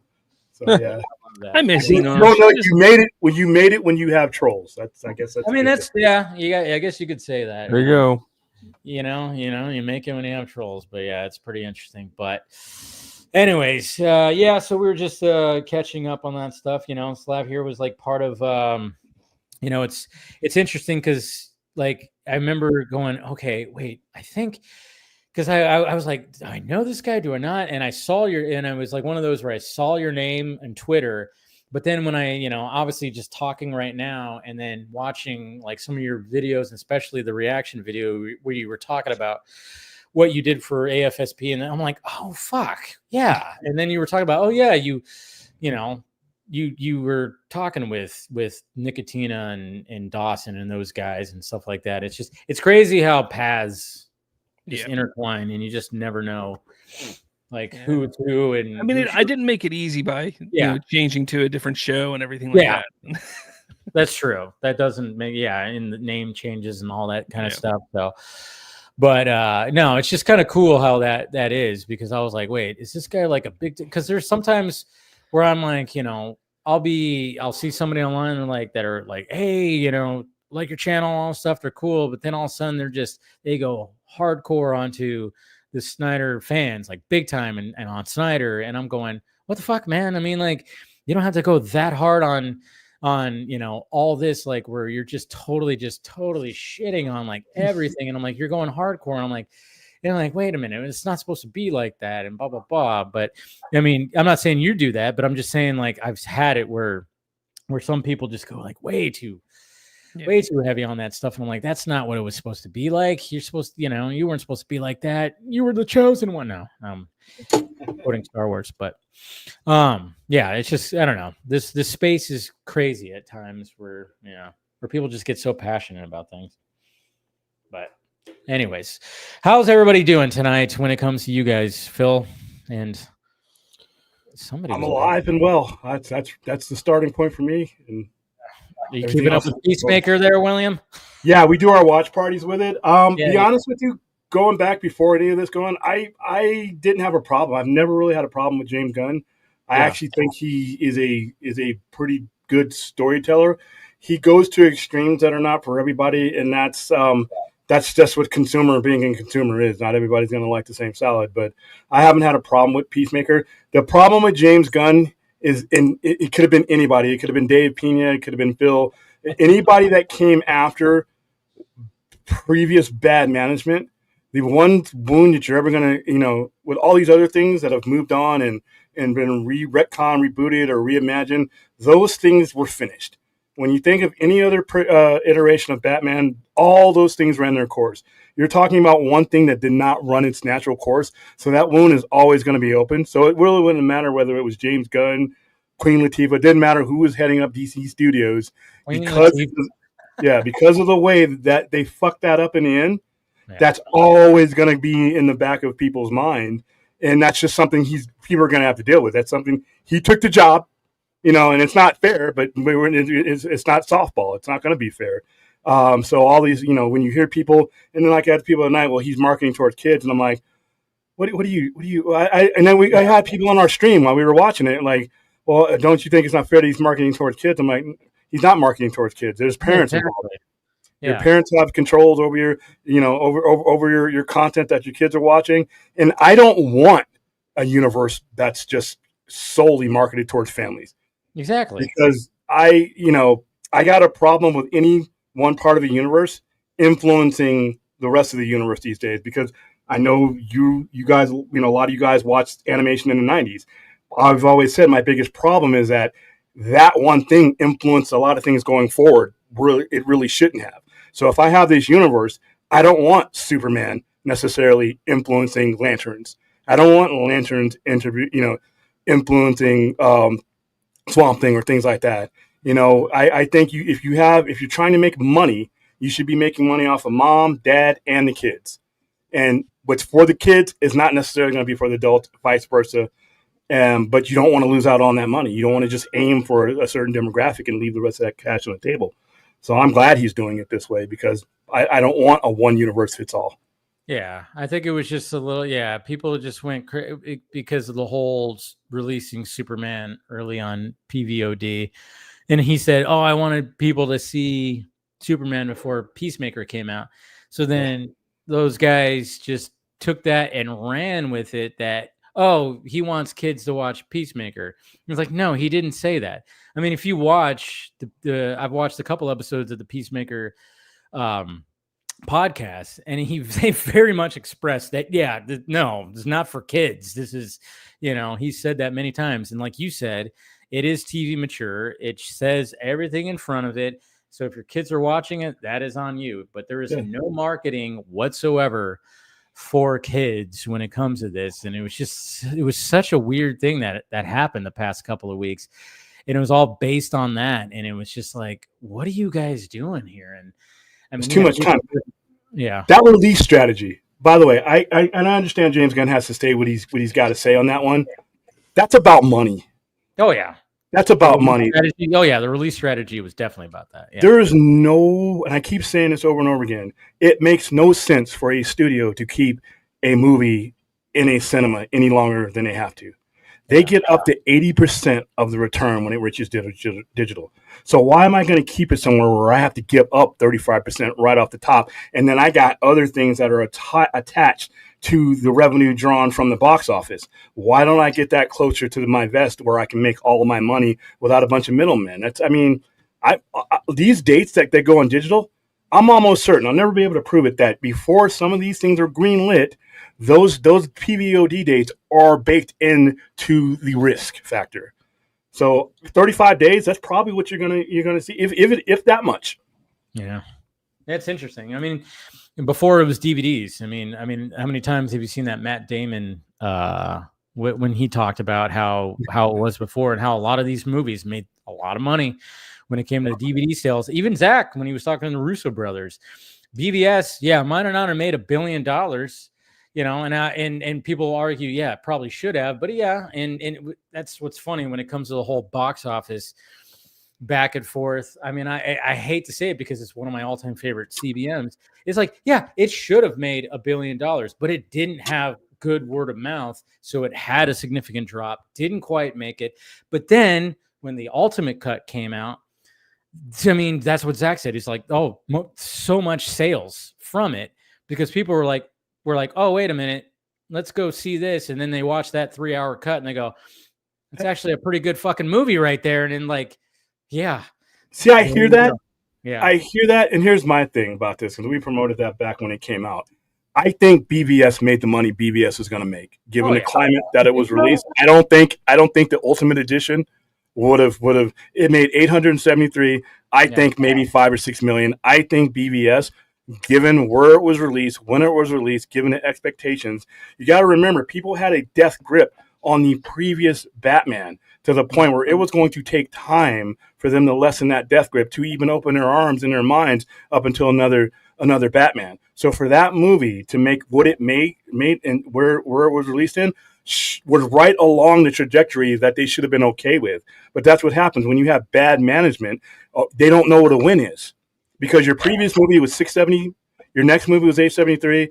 If you stick to your guns and made minor adjustments and adjusted where you needed to make, you could have gone upwards on that trajectory. But 873 was fine for BBS. That's what that movie was going to make, in my opinion. It's just one of those things where, like when I hear somebody go, oh yeah, I probably should have made $1 billion. I'm like, yeah, you're probably right.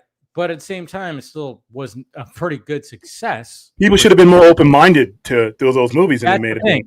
We were in a different environment. And in 2013 to 2017, I was ashamed to be a comic book fan because of the way they acted when it came to these movies. It was like we were playing Team Jersey. Yeah, Marvel Studios. Yeah. See, that's the thing. Is like Marvel Studios during that point, when they were just dominating and they were like at the height of their powers, they couldn't do anything wrong. I mean, a Captain Marvel movie made $1 billion. I mean, for fuck's sake, it's like during that time, and Zach didn't want to do the same thing, and I was glad he didn't. That's why BBS. I love BBS, and I love how different it was, and I wish that it had better word of mouth, because I remember even talking to people in real life, not even just online, where I had to like defend that movie. And then, but then the ultimate cut comes out and you're starting to see people visit the ultimate cut and they're going, oh my God, this is actually a really good movie. It's a good movie. It's a good movie. I didn't watch it all in one chunk. They when say we that. We did our survey, the word of mouth, so the word of mouth, I don't think it's as bad as it looks like in retrospect. Yeah. I think that you had people that were looking at the entirety of comic book movies through the lens of one company. Yeah. Marvel. That's where we were at. We were looking at everything through the lens because, like right now, James Gunn's Superman, if you were to release that in 2013, given the mentality of fans, unfairly or fairly, they would have slaughtered that movie. I could hear it now, the marks being, they're trying to copy Marvel because Marvel got their mainline universe going while you were still in the middle of the Nolan trilogy. Everything was viewed through how they were doing it. And there was no other way to do it. Everybody else is going to do things wrong because this is the way Marvel's doing it. You have to build up 10,000 movies to get to this because that's the way Marvel's doing it. They didn't give any benefit of the doubt to anybody doing anything differently. No matter who was making that movie, Zack Snyder, Martin Scorsese, it doesn't matter who was making the movie, unless they were following the Marvel pattern, they were going to get cursed at. And if they had followed that Marvel pattern, they'd have been, you're just copying Marvel. So you weren't going to win. Yeah. So those movies made what they were going to make. And you see people years later, once they take off their jerseys and they're no longer 13-year-old kids, they're 20-some-odd-year-olds with their own kids, and they look back at these movies that they never gave a chance. You hear a lot different about them now than you did back when we were in the heat of the battle, whatever the fuck that was. I mean, I take a look at Batman vs. Superman. I remember being in that theater opening night, and it was me and my 3 buddies, and we literally walked out and looked at each other and were like, what the fuck was that? I thought it was terrible. Like, I couldn't believe I watched what I watched. In retrospect, like months later, I saw the Ultimate Edition and loved it and went back and was like, whoa. But like, yeah, there was somebody in the audience who was like a seat or two down from me who stood up at the end and was clapping, was excited about it. But I was at that time, I was somebody who would go to the theater multiple times for comic book movies. The Winter Soldiers, the Avengers, all those things, the Guardians of the Galaxies. I was going to the theater 2-3 times to see those movies because that's what I did. I loved them, whether it was DC or Marvel. I didn't care. I loved going to the movies to watch these films, especially if I liked them. BVS, I went into the movie. I saw it one time, thought it was absolute trash. Like, I couldn't believe, I was like, this is terrible. My one buddy fell asleep during it because he was bored out of his mind. Wow. So for me, like, I look at BVS and I'm like, that movie wasn't going to make $1 billion because I know many people who were in my circle that felt the same as I did, that just, they saw it and they had no intention of going to see it again. And I could see other people like that. Whereas typically, like, if you would have had that repeat service, there's people going back to the theater once or twice to go see it, it would have hit that $1 billion. It would have done more money in that way. Not so much the word of mouth, but just people going to see it again. And it just didn't do well. Had the extended edition, the Ultimate Edition, been in theaters, maybe that would have happened. Maybe it would have made that $1 billion because it was better. And it's not necessarily the word of mouth, because I think everybody who was going to go see it was going to go see it. I mean, I'm looking at the old camera. I got to look here. I'm sorry. My other camera is up there. It's broken. Anyways, so typically, like, people are going to go see it. And when they go see it, whether they like it or not, they're going to go see it. Yeah. It's that repeat service, that repeat attendance, I should say. That's why movies hit $1 billion. That's why movies hit $2 billion. It's the people going back. Yeah, but we're only talking about like a handful of movies that even do that, because the expectation for BVS to do $1 billion was really an expectation that should have got some people fired, because that was a stupid expectation. You're absolutely right. I mean, and don't get me wrong. I've never said that BVS was not successful, because it was massively successful. It was, but the fact of the matter is, people want to sit there and say, it should have hit $1 billion. I think when you sit there and you have Batman, Wonder Woman, Superman, and everything in there, I do think that it's not a wild expectation to say maybe it should hit $1 billion at the peak of superhero comic book movie genre. It's not a wild idea. Not a wild idea. No. it is what it is. I mean, we're talking about a movie that's nearly 10 years old at this point, and we're in a new universe. It grew a cult following. I mean, that's the thing is like when the Ultimate Cut came out, it was like a rapture for me. Like I said, my theater, and it erupted. But that's subjective. Yeah. Oh no, yeah, like mine did too. So yeah. I just think that it's gotten, when we were back doing these things, it wasn't like the kind of mentality that I'm looking back in it in retrospect wasn't there. There were just people who were not going to give certain movies a shot, period. I had a lot of people who were, like I said, still in love with the Nolan trilogy and were only going to have enough room in their brain for that type of Batman. And then you had the Marvelites who, like I said, if it wasn't coming through the MCU, and see people think that, I hear like a lot of people say that, well, Marvel set the atmosphere for these movies to make a lot of money. Marvel set the atmosphere for their movies and their storytelling to make their money. They did what was in the benefit for their storytelling, and it benefited them. That doesn't necessarily mean that it was going to benefit everybody And I often say, and I used to say this all the time, that, I mean, the audience wanted that back then. I mean, they did. I mean, the audience was accustomed to what Marvel was doing, and it was an uphill battle for DC to try and get that audience to buy into something darker, something different. It was. I mean, it's an uphill battle to do that. And that's why they tried to shift. I mean, you take a look at Shazam, you take a look at Birds of Prey, you take a look at some of the other movies that they tried to influence those films with a little bit of the Marvelness into them. They tried to, fail miserably. Not Shazam. Shazam, I actually really like Shazam. First Shazam worked very well. First Shazam did very well. And then even like Rational Skeptic, thank you for the $5 super chat, said, do you guys think remember the Tashi coat? Ta-Nehisi Coates. Yeah, his Superman, remember when that was going to be a thing? And that got canceled a while ago. And then, of course, Constantine 2. I don't think that's going to happen because the producer kept saying that Keanu Reeves was not happy with the script, which, hey, you got to have Keanu Reeves happy with the script. You're just going to give some kind of sequel that just kind of seems a little, run by numbers, whatever the hell. He's not going to want to do it. I don't know. But who knows if those were even true. Was what he said was true, but anyways, thank you for the $5. But I mean, during that time too, those movies were being thrown around. Oh yeah, Black Superman, and everybody was going, okay, so we're talking about Val Zod, what are we doing here? And they're like, no, they're gonna do Clark Kent, and it was like, well, that just sounds like a terrible idea. But then you had Michael B. Jordan even say like, well, maybe we'll do Val Zod or whatever the hell, and it was like, okay, yeah, do that.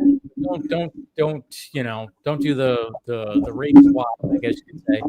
When it comes to just like Clark Kent or something, there are Black Superman characters, just do those instead. But again, there's a time where, is your mic okay? Nah, it came off of its more. Yeah, you're good. But yeah, there was just and even James Gunn's talk. I mean, even recently he talked about how. When he was talking about the retcon, the infamous retcon of Justice League to the Justice Gang in Peacemaker, he almost wants to laugh and probably wants to even name names when he goes, yeah, there was like a moment where there was nobody, and he just kind of starts smiling and laughing and kind of goes, there was just people not making sure that things were connected properly and blah, blah, blah. And it's like, just say Walter Hamada, say Walter Hamada, say Walter Hamada. That guy had he had a plan, but who knows what the fuck that plan was exactly. And that's why, like, when it comes to that whole retcon, I mean, I was never the biggest fan of that cameo in season 1. I thought it was cool. Like, okay, yeah, the Justice League shows up, but then it was like silhouettes. Batman wasn't there. Cyborg wasn't there. Apparently, Gunn wanted them to be there, but they said, nope, you can't have those two in there for some reason.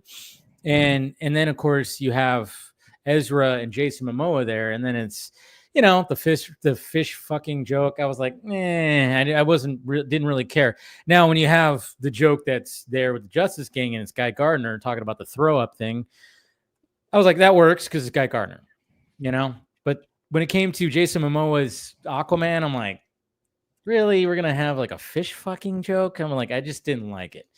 So when it just said previously on, and they show the Justice Gang, they replaced it. I was like, all right, that's fine, whatever, that works for me. I'm like, okay.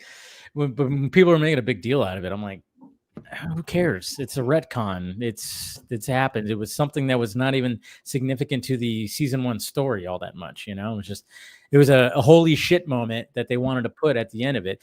And of course, we're going to be supposedly getting some more big cameos when it comes to the last 3 episodes of Peacemaker, which I'm very curious. Anybody have any guesses on who might be showing? I'm gonna stick with my one I said a couple months back on the stream. It's gonna be a quick DCU Flash. You think Flash? Yeah, like I said, remember it was a fun long shot, but I don't have any. He's giving me no reason, given the goofiness of some of the stuff he'll do. He's giving me no reason to not go with that long shot. I won't bet money on anything, but because of the universes, because those universes, if you look, he's been in that closet before. He was in that closet the first season. So something happened to splinter that and cause all those doorways. So maybe it's him going back to, that's George Clooney. Got to go back. Got to keep going back. Yeah, the George Clooney thing. I mean, I looked at it as a gag. I mean, I saw The Flash twice in the theaters, and both times it got a reaction. And I was like, yeah, it's not real. It's just supposed to get that reaction. But when it comes to I talked about this on, I think, my Monday show. It just kind of hit me, and it was mainly because, or maybe it was Wednesday. It was just kind of hit me because somebody put somebody drew. It was Rudy A.O. I don't know if you guys know who that artist is. Rudy A.O. He does really good art. He does a lot of DC art. And he had an art that showed Jason Momoa as Lobo choking out Jason Momoa as Aquaman. And I was like, what if? What if? Good one. What if Lobo showed up and Jason Momoa? And I was like, that would be crazy if something like that happened. But I don't think it's going to happen because they were filming Peacemaker before Supergirl, right? Wasn't Superman and Supergirl, or Superman and Peacemaker were filming at the same time. So maybe that wouldn't happen. But then again, you never know. So I don't know. What do you think, Slav? Do you have any ideas that my wild guess is Harley Quinn. That's my wild guess. I thought about that too. Margot Robbie? Yeah. Margot Robbie. I mean, I think everybody thinks Rick Flag Jr. is going to pop up in here somewhere, but I know a lot of people say Batman. I think a lot of people think, Batman might show up, or, some big DC hero. And I know James Gunn keeps saying there's going to be some big DCU, cameo or something like that. I don't think we're going to see like a Wonder Woman or a Batman or anything like that. And the big reason why I don't think is, one, this is a TV show that not everybody's going to have access to. So you can't put Batman in this show because you not everyone has access to it. You also don't want to, I guess, lessen the impact of Batman showing up in the DCU by putting him in Peacemaker. Not saying that Peacemaker is not a worthy show. Like, I love the show. I think it's a lot of fun, but I mean, come on, like, it's Peacemaker, and then you introduce your Batman and Peacemaker. Like, come on. So I a lot of people who are thinking and hoping it's Batman. I don't think it is. But a Harley Quinn, I think, fits perfectly. And that's why I kind of, again, I don't have any real basis to go on it, but that's kind of how I feel. Well, you kind of have a little basis because, I mean, James Gunn did say, when somebody asked, is Margot Robbie going to come back as Harley Quinn? He goes, that will be revealed later. That's right. Yeah. Yeah. So, I mean, and then of course they asked Margot Robbie that during a press junket, and she just kind of went, "Oh, well, I guess I'll find out when everybody else does." And it's like, are you be an actress, or you? Who knows? Because they can't say shit, obviously. No. But no. I mean, I think Harley Quinn that's top. I don't think Batman is. I mean, we already had the silhouette in Creature Commandos, which was cool.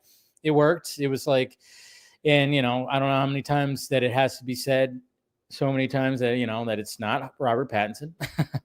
It's be Robert Pattinson. I mean, it's just so funny how people. And I know my daughter will be excited because her name's Harley Quinn. So she'll be excited that Harley Quinn's back. So there you go. There you go. And then you never know. Maybe it could be. But she can't watch Peacemaker. She's too young. So exactly. Wait a minute. I thought this was marketed to kids. What are we Damn it. about? Yeah. But yeah, I don't know. It's going to be interesting. But we got somebody else joining right now. He's got a drop, and I'm trying to find it. Oh man, there it is. Ray. What's up, Ray? Did it play? Yeah. Oh, it didn't. I didn't see it on my end. Yeah, it played, but I think you had a little glitch because you came in a little pixely, so maybe you had a little glitch on your end. Cool. It happened. No, What's happened? Well, you know me. I still think that movie is still so underrated. People do not respect Ghostbusters 2 the way that they should, in my opinion. Oh, they should. Oh yeah. I mean, that movie scared the living. Vigo was. He frightened me. Vigo was genuinely genuinely frightening as a kid. I was scared in the movie theater, and it took me a while to warm up to that movie because he scared me so much. But when I watch it now, it's a good movie. I thankfully did not see that in the theater. We saw that in the drive-in. Oh, that's good. You were safe. Wyoming drive-in. Well, I mean, it's a bigger screen, but you're in the car. So I remember me and my best friend at the time, like our parents took us to there. We were both like crouched in our chairs, like covering our eyes when Vigo would show up because he was just so freaky. And even the slime was freaky, man. They made a scary movie. Ghostbusters 2 is definitely scarier than the first one. Just the first one's just so enjoyable, you know. But I see why people like. You know, they don't like it, but I like it. I'll watch it. There's a question, though. Is it really scarier than the first one? Because those damn dogs. Zool was scary. I don't know what you're talking about. The dogs. Maybe personally, it just was because I didn't find the first one scary that much. The dogs. And okay, the first one's funnier, and I think that might be like the first one's like more disarming in that case. But they're like the scene where where the arms come out of the chair and like, well, plus the like Elmer Bernstein score. Like if you listen to that score by itself, it's fucking terrifying. It is a legitimately terrifying score to that movie. But like, I don't know. It's a good question. Gozer freaks me out more than like even when I saw Afterlife and it was like what's her name? Olivia Wilde. Uncredited. Like even when I saw that, it was just like, wow, that's the freakiest Olivia Wilde has ever looked. Oh yeah, oh my god, that is terrifying. I love how they kept that under wraps too. You know, right? It was like you knew there was probably going to be a Gozer representation, but when she showed up, and I went, "Who the fuck?" I was like, "Is that Olivia Wilde?" And I remember I was like, I think I was my brother was sitting next to me or something like that. I'm like, "That's Olivia Wilde." She has like such a distinctive face. Too, that even with all that makeup, you could absolutely tell. Oh, that's her. It's absolutely her. Yeah. Good times. That's 13 most. But yeah. But Ray. Welcome to the panel. We were just and Ray Slav Ray. How's it going? Yeah. No, I heard what you guys were talking about. Yeah. So like, as I keeping said, up with Peacemaker. That why I haven't watched Thursdays yet. I got to watch it tomorrow. Okay. But Harley, I told you that's my dark horse. That's the one that I really want to show up. Yeah. I agree that, again, not to you have to, it's almost like you have to put a disclaimer on all this. Slav, I heard you say like not that Peacemaker isn't it's not a big enough show for Batman. It's not. It just isn't. Come on. Can we be honest about that without like, offending people? It's not big enough for a Batman reveal. Seriously, never was, never will be. It's just it's like you would have a better chance of seeing Spider-Man and Daredevil, and they still won't do that. You know what I mean? It's just so no. I hope they eventually. I'm thinking that Daredevil's gonna have to show up in Brand New Day, right?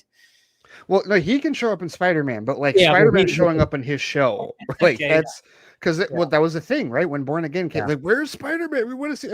I don't. That's no. But either way, that's not going to happen. But Daredevil can very much show up in Spider-Man: Brand New Day. Yeah, they put him in No Way Home. Why wouldn't they?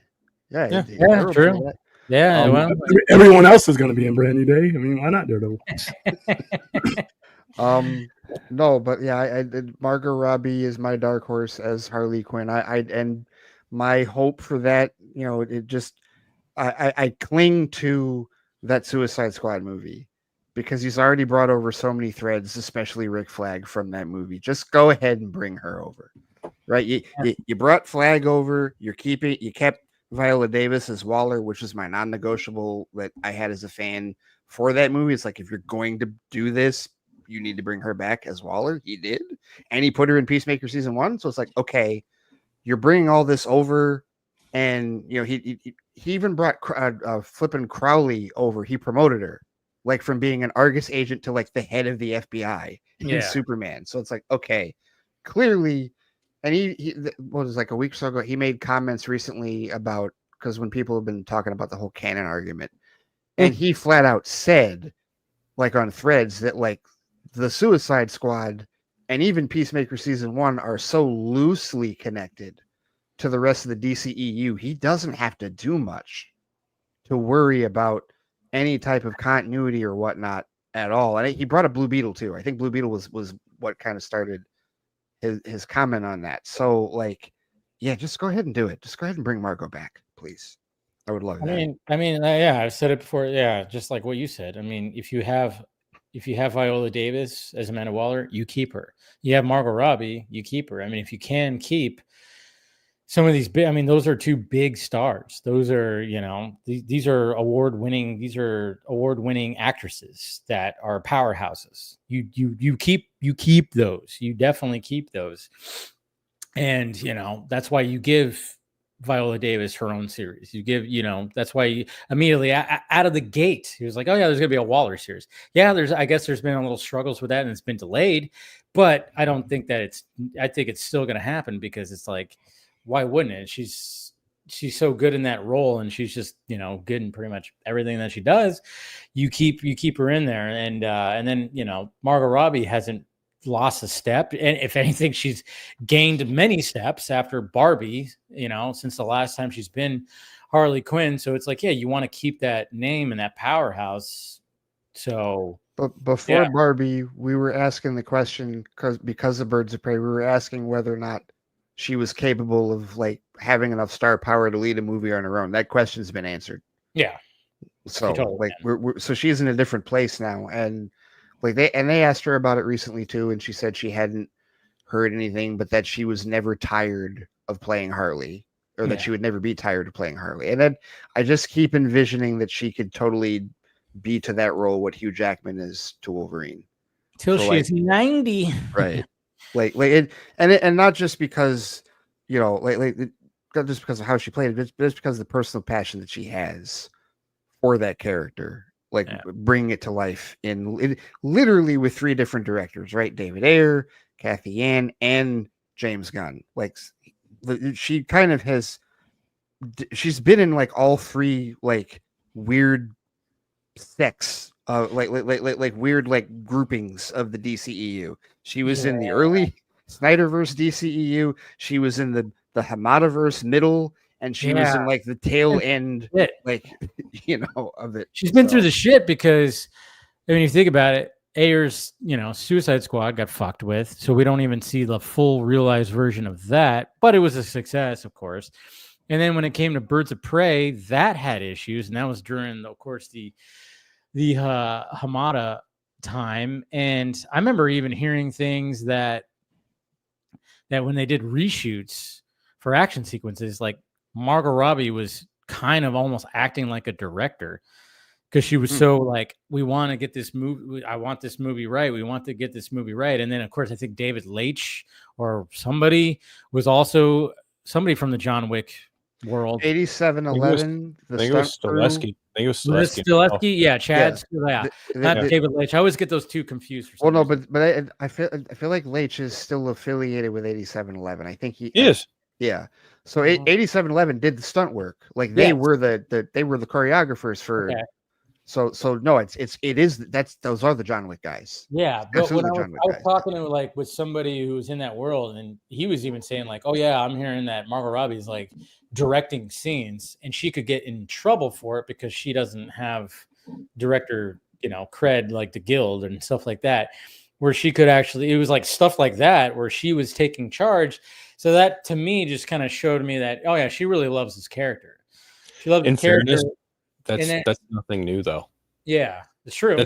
That's absolutely nothing new. I mean, there are horror stories of directors, you know, not being present for one reason or another, and then other people on production just picking up where they might leave off. Like, you know, Bryan Singer famously didn't come back for Apocalypse or Bohemian Rhapsody. Yeah, you know, and you know, Aquaman 2, Lost Kingdom, how many rounds of reshoots did that movie go through without James Wan present? Good Lord. That poor guy. Yeah. But I know but that's the thing is like, so like really the Suicide Squad was like the only time that Margot Robbie was in a movie that didn't really get fucked with, because that was like a realized idea and everything, because the other two movies got, you know, suffered through like so much crap. But, you know, so I mean, I wouldn't be surprised if, like, I mean, and again, if you're James Gunn and you have Margot Robbie, you're gonna keep that. And I know some people are gonna be like, oh jeez, and people are like, it's gonna be confusing, it's gonna be this, it's gonna be that. And like, I'm like going, is it any more confusing than it was like 4 years ago? You know, like, no. It's going to be less confusing, to be honest, and just go, oh yeah, there's Margot Robbie's Harley Quinn showing up in here. And again, like I said before, just because you bring her back, she's not attached to that version of Joker. You can redo Joker. We know Jared Leto is coming back. No, you may as well go like. Dude, you know what's funny? I did not realize that. I was like, I'm like, oh yeah, I didn't think that. When I watched episode 1, I just turned it off. I didn't realize there was like an extra little thing after it. I didn't realize they added more to the 30 seconds to Mars sucks bit. I mean, it was already within the episode, and I went, well, shots fired. But then the fact that the post-credit scene on episode 1 was even more shitting on 30 seconds to Mars. I'm like, holy crap. Yeah. That wasn't shots fired. That was a mortar. It was just like, nope. Wow. Yeah. I wonder what could Jared Leto have done to piss James Gunn off? I wonder. I tried Googling it, like after watching that episode. I was like, okay, I need to, because I'd heard that, and I'm like, okay, no, what is this? And I have no idea. I don't know. Well, he tweeted something out. I mean, because, you know, obviously there's always the thing about the underage stuff. I mean, obviously James Gunn made jokes, so a lot of people go like, oh, he's this, but then all of a sudden he birds of a feather. Yeah, there's just always like, and then, you know, we've heard the things and allegations against Jared Leto, which I guess those just fell. Remember, he had like 6 of them like a few months ago, didn't he? And then they just kind of fell off. Yeah, like he's had actual like allegations. Yeah, right. Like it's gone way past just horrible jokes. And then when you look at some of those pictures, from Camp Mars, and he's just looking like a Jesus figure, and there is like 90% young girls there, and you're just kind of going, it's a little weird. You go, it's a little weird. The dude's talented as all fucking hell. You know, I'm one of those where I'm like, hey, until something solidifies, I'll say he seems weird. He does. And the guy doesn't fucking age, so maybe he is drinking baby's blood or something like that. God knows. Because the dude just doesn't seem like he's ever aged ever since I first saw him in fucking Fight Club. So I'm like, okay, maybe, I don't know, it's weird, but he's very talented singer, talented actor. You know, he's just a little quirky, a little strange. And sometimes I'm going, I got to stop staring at you. You're too pretty, you know, but yeah, who knows but it's just, again, when it comes to some stuff like that, when everybody's like going, oh, James Gunn says, like, yeah, he had some really weird, you know, tweets, and trust me, I'm like, yeah, fucking weird and fucking, but there's never been allegations. There's been allegations over here though. So not only is there never been, and I have to remind people of this as well. Not only has there not been allegations, but when he got fired, people came to his defense. Yeah, like Batista and Karen Gillan, and just damn near the whole cast and crew of Guardians was like, rehire him. This is bullshit. And it's like, when you have people willing to stick their neck out publicly for you, same as people have for Zach, when you have people that are willing to be in your corner publicly like that that's an indicator. Is like, okay, perhaps it really doesn't go much for. I mean, you hope it doesn't go much further than just the horrible tweets in that regard. So yeah, that's always something that to distinguish between that and people who have actual allegations in that regard. And then it's funny too, because every time I see a trailer for Tron, I saw it last night when I saw Toxic Avenger. I'm like, God, I'm waiting for this movie. And I'm like, but is this movie is anything gonna, is it gonna suffer from anything that happened? And I'm sure, like, once those allegations came out a couple of months ago, Disney was like, fuck, like, we have this movie, we have this Tron movie, we have 9 Inch Nails that did the soundtrack. It's like, we have this thing, and it's like, I'm sure they were like, God damn it. But like I said, it just seemed like it was like a week or like a couple of days where it was like 6 women came out, and then all of a sudden nothing, just nothing. And then he wasn't even tweeting for a bit, because I follow him on Twitter. He wasn't tweeting for like 2 weeks, and then all of a sudden he just started tweeting again, just concerts, because he was still on tour, and he was tweeting like concerts and some videos. But I think he like took a step back. They were like, hey, just don't tweet, don't get on social media for a bit. Let's let it all, and maybe it was all bullshit, just whatever. It was just all. I mean, you hope it was. You hope it was bullshit. You hope that it was all BS. Yeah. But yeah, it's just, so I think a lot of it, the general public, as time goes on, the general public just doesn't care. Yeah. That's their relationship with these athletes or stars begins and ends with, can you put that ball into the end zone? Can you put it through the hoop? Can you put the puck in the net? Dude, and their relationship does not have anything to do with a lot of that. Look at this. Deshaun Foster had 21 rape allegations against him, and he got a record $238 million contract. And they, when he came out and before he got injured and started playing like crap, they were ready to cheer him as long as he could get them to the AFC title game. Professional sports, that's a whole other level of just like delusional dismissal. Like the NFL employs criminals at all levels, levels. Owners, coaches, players. That league is filled with convicts. Seriously, it is, and yet we watch it every Sunday. Because like those of us that are football fans. Well, Kobe, my team, Kobe, was going through the allegations in 2004. Oh yeah, going on a helicopter, going to the NBA final. The city of LA did not give 2 shits what was going on in Colorado, as long as Kobe was dropping 20 and 10. And that's in all fairness, I'm not saying it's right or wrong, is the general public is there for what's on the screen. Yeah, it's very true. No, it's true. I mean, and I think that, but going back to why does James Gunn like hate? I mean, who knows? Maybe there was an ex-girlfriend or something like that. Maybe he sent him a dead rat. Something weird. They had like an altercation or something like that. And I just remember that tweet. I just remember that tweet from like 2018 where they were just saying some, it's just, who knows? But I mean, it was just funny it was very it was just funny that became like a joke. And it was like, oh yeah, there's something behind that. The 30 seconds you don't say it that many times. Yeah. And they're not put it in the post-credit scene. It's like, okay. Right. It's like, okay, you're hammering this home for whatever reason. Yeah, for sure. But Slav, I know you got to take off because it is late where you're at, so it's past midnight. So, but I appreciate you coming on, man. You're welcome back on anytime to talk. Excellent. Yeah, thank you, everyone, and I will catch you all later. Yeah. All right. Subscribe to Slav's Free Talk. Take it easy. All right. See you, buddy. All right. So yeah, but I think that's just like probably the main. It's probably like the main thing. Like right there is like, I don't know, something happened between those two, for sure, that we'll probably never know about. But what could you do? But it was funny. It was funny. It was like, oh yeah, there's something definitely there. But yeah. But yeah, when it comes to the cameos or whatever, I mean, it's so funny because Leto's Joker is going to be the cameo. No, I'm just kidding. Yeah, that would be hilarious. Bloodsport.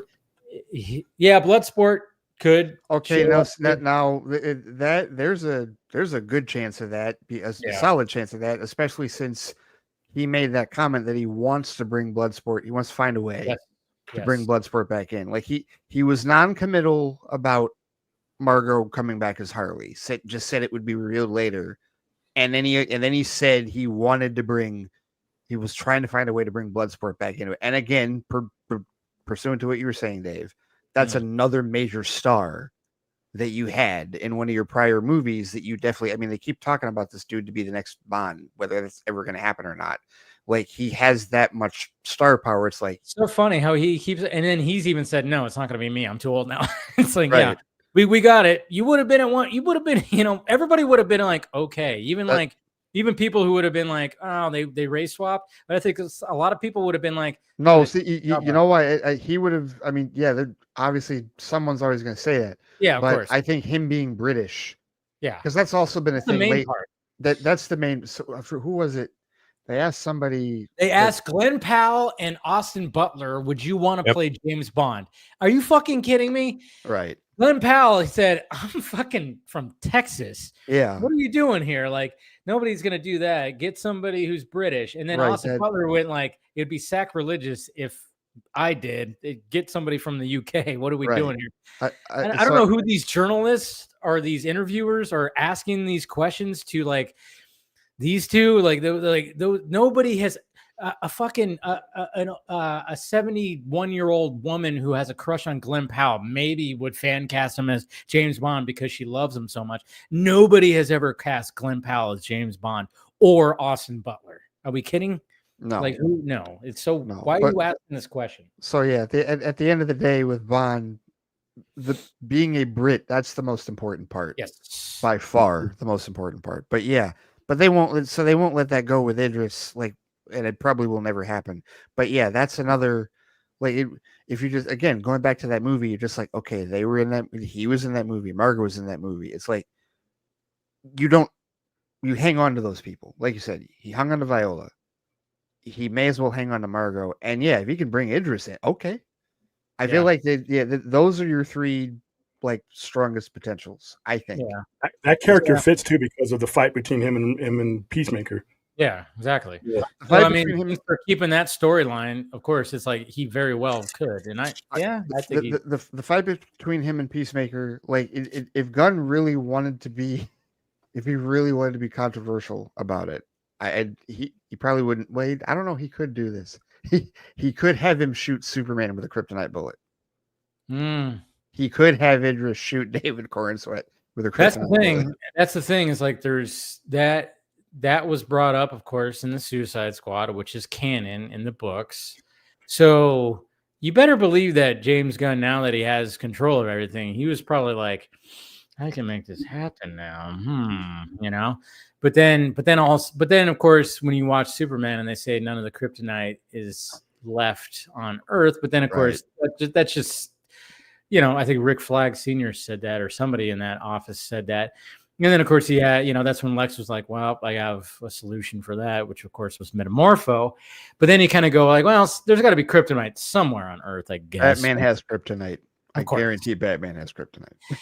But it was going to be, So, I mean, Bloodsport, I would say even he would be even a stronger chance than Margot as Harley coming back. But then, of course, that's not going to be the only one. And, of course, everybody's going Booster Gold, Blue Beetle. I wouldn't be surprised if Sholo probably be a good. There's a good chance that Sholo is going to be showing up as Blue Beetle. Well, and that, like I said, he brought up Blue Beetle as well, because again, that's another one. That was another one of those 2023 movies. I feel like out of all the movies, that was the best one. That was out of those. But no, like it is so disconnected. Yes, from the rest of the franchise. You could almost just bring the whole movie over and just call it a DCU movie. Just say it happened exactly the same way in the DCU. Nothing changed. They mentioned Batman, but there's nothing. There's no which Batman's nothing. It's just there's a mention of things, but that's about it. But it was very much in its own thing. I mean, I think that's why I enjoyed it, because I was like, fuck. I went into it going, I might not enjoy this movie. I thought maybe I wasn't, because I was like, I have a feeling George Lopez is going to annoy the shit out of me. The trailers were like, okay, some cool shots, some cool things, but I'm like going, I don't know, it's going to be too cheesy. And yeah, there's cheesy moments, but I remember watching it going, you know what? That felt like a 90s family crazy movie, like one of those early 90s, late 80s kind of movies where it had heart. Yeah, it had the kid that finds like the alien thing and it's something and the whole family's involved. That's what it just felt like to me. It felt like that kind of movie. And that's why I enjoyed it the most out of those movies, even more than The Flash, even though I really enjoyed The Flash. But The Flash it was just that was like the biggest movie of 2023 that had a lot riding on it and a lot of like, okay, there was just a lot of things where I was like, I see where you're going for, but I don't know if that exactly works. But a lot of it did work for me. I still enjoyed it. But Blue Beetle was just like, hey, we're just this little thing. And that's it. I wasn't trying to, do multiverse stuff. It didn't have multiple Batman characters. It didn't have this, didn't have that. It didn't have a crazy ending that showed all the DC universe. I mean, it was trying to do so much. But Blue Beetle was just trying to just tell a standard Blue Beetle story, and that's it. So I think Blue Beetle has a good chance of showing up too. No, for sure. The most they tried to do with that movie was just, like tease Ted Kord. Yeah. Because for some reason, nobody wants to. Say what? We could get a Ted Kord. Yeah. Well, it'd be nice if we actually, because this goes all the way back to I had this gripe when we were talking, like during the CW days, like you see Kord Industries all over the place. This person's a Kord Industries. See the logo. 10 years, no Ted Kord. No, we've never actually seen Ted fucking Kord on screen. We've heard about Kord Industries. We've seen Kord Industries. We've never seen Ted Kord. Yeah, everybody keeps on fan casting him. What's his name? Goddamn, I always forget his name. Jason Sudeikis. Yes, thank you. Yes, and I'm like, yeah, why not? I wouldn't hate it. I like Jason Sudeikis. Anything he's in, he's always very likable. But who knows? Maybe. But yeah, it is going to be interesting because another thing that Gunn's doing, especially even like with something like Peacemaker, which it's not going to be as big as Superman, not close. But like I talked to people like, I talked to people like when screeners went out, and I went, shit, I should have tried to get some screeners. And they were like, oh yeah, we only got 5 episodes. I'm like, just 5? Oh yeah. And then he even said in an interview, oh, I'm keeping the last 3 episodes like locked in where like nobody has seen these episodes because there's so much craziness that happens in there. And even Steve Agee, he even said like, oh yeah, the last 3 episodes almost feel like it's like a different chapter that just goes into like like a different direction kind of thing where, and it has me intrigued. We have to wait obviously a few more weeks, but I mean, just the fact that he's trying to keep that under wraps because of how crazy it will get. And then, of course, people have the argument of like, well, if it's going to have like multiverse stuff or it's going to have a lot of DC characters, people are going to miss that because, it's R-rated. It's not going to be for the family. And I'm like, yeah, I get that. But, when me and Slav were kind of talking about it, we are in the age of the internet. So even if like, you're not going to show episode 1, with a big orgy scene, to your kids, but when it comes to the later episodes where maybe it's a little more tame, or you could just there's going to be clips all over the internet, and I don't know, Gunn did back himself in a little bit of a corner when he was trying to really emphasize him not trying to do the Marvel formula, and for the most part he's not, but at the same time you can't avoid certain things when it comes to cameos. He even said like, oh yeah, we're not doing cameo porn. And then all of a sudden we're talking about cameos.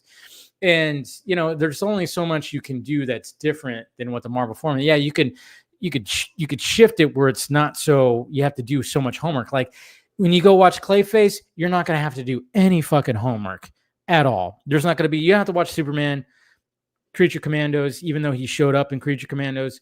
You're not gonna have to do any of that to watch Clayface. Supergirl, you don't even really have to do anything with that. She shows up at the end of Superman.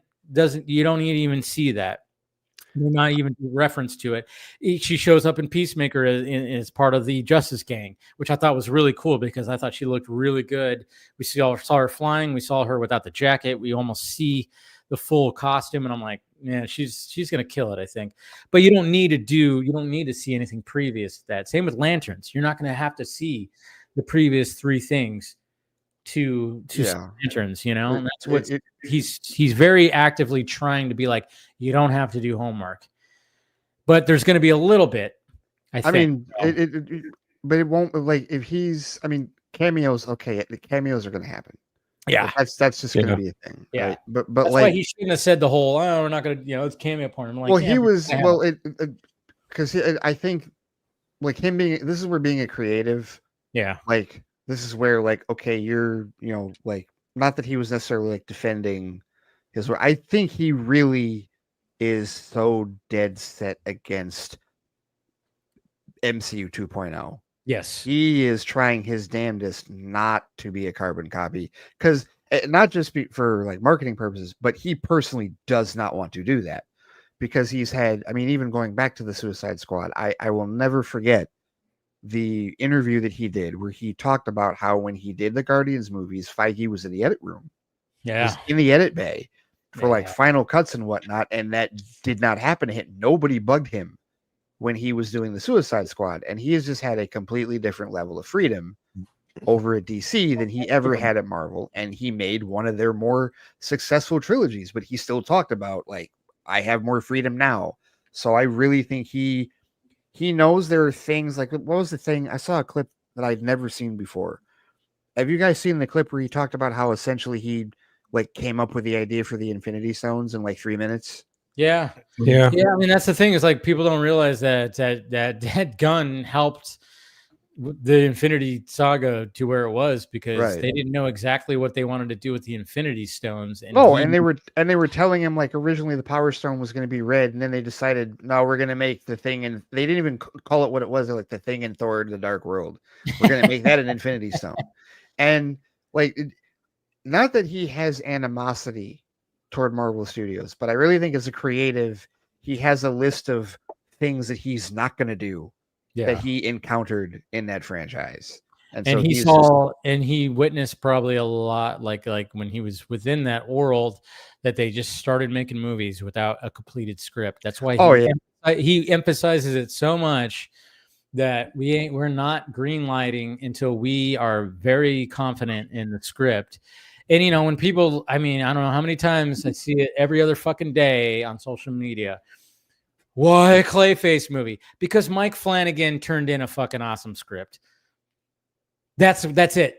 I mean, that's what I keep on telling people. I'm like, he turned in an awesome script. It's something different. And yes, I get it. No, nobody asked for a Clayface movie. Okay, but the people that ask that question are the same people that love the fact that there's Ant-Man movies. Yeah. Love the fact that there's Guardians of the Galaxy movies. Love the fact that new Joker movie in 2019 came out, that nobody asked for that. Right. Like, it's so hypocritical. Like, no one, there is like this level of expectation. It's like, and this is the fans. They want, whether they admit it or not, a lot of the fans want MCU 2.0.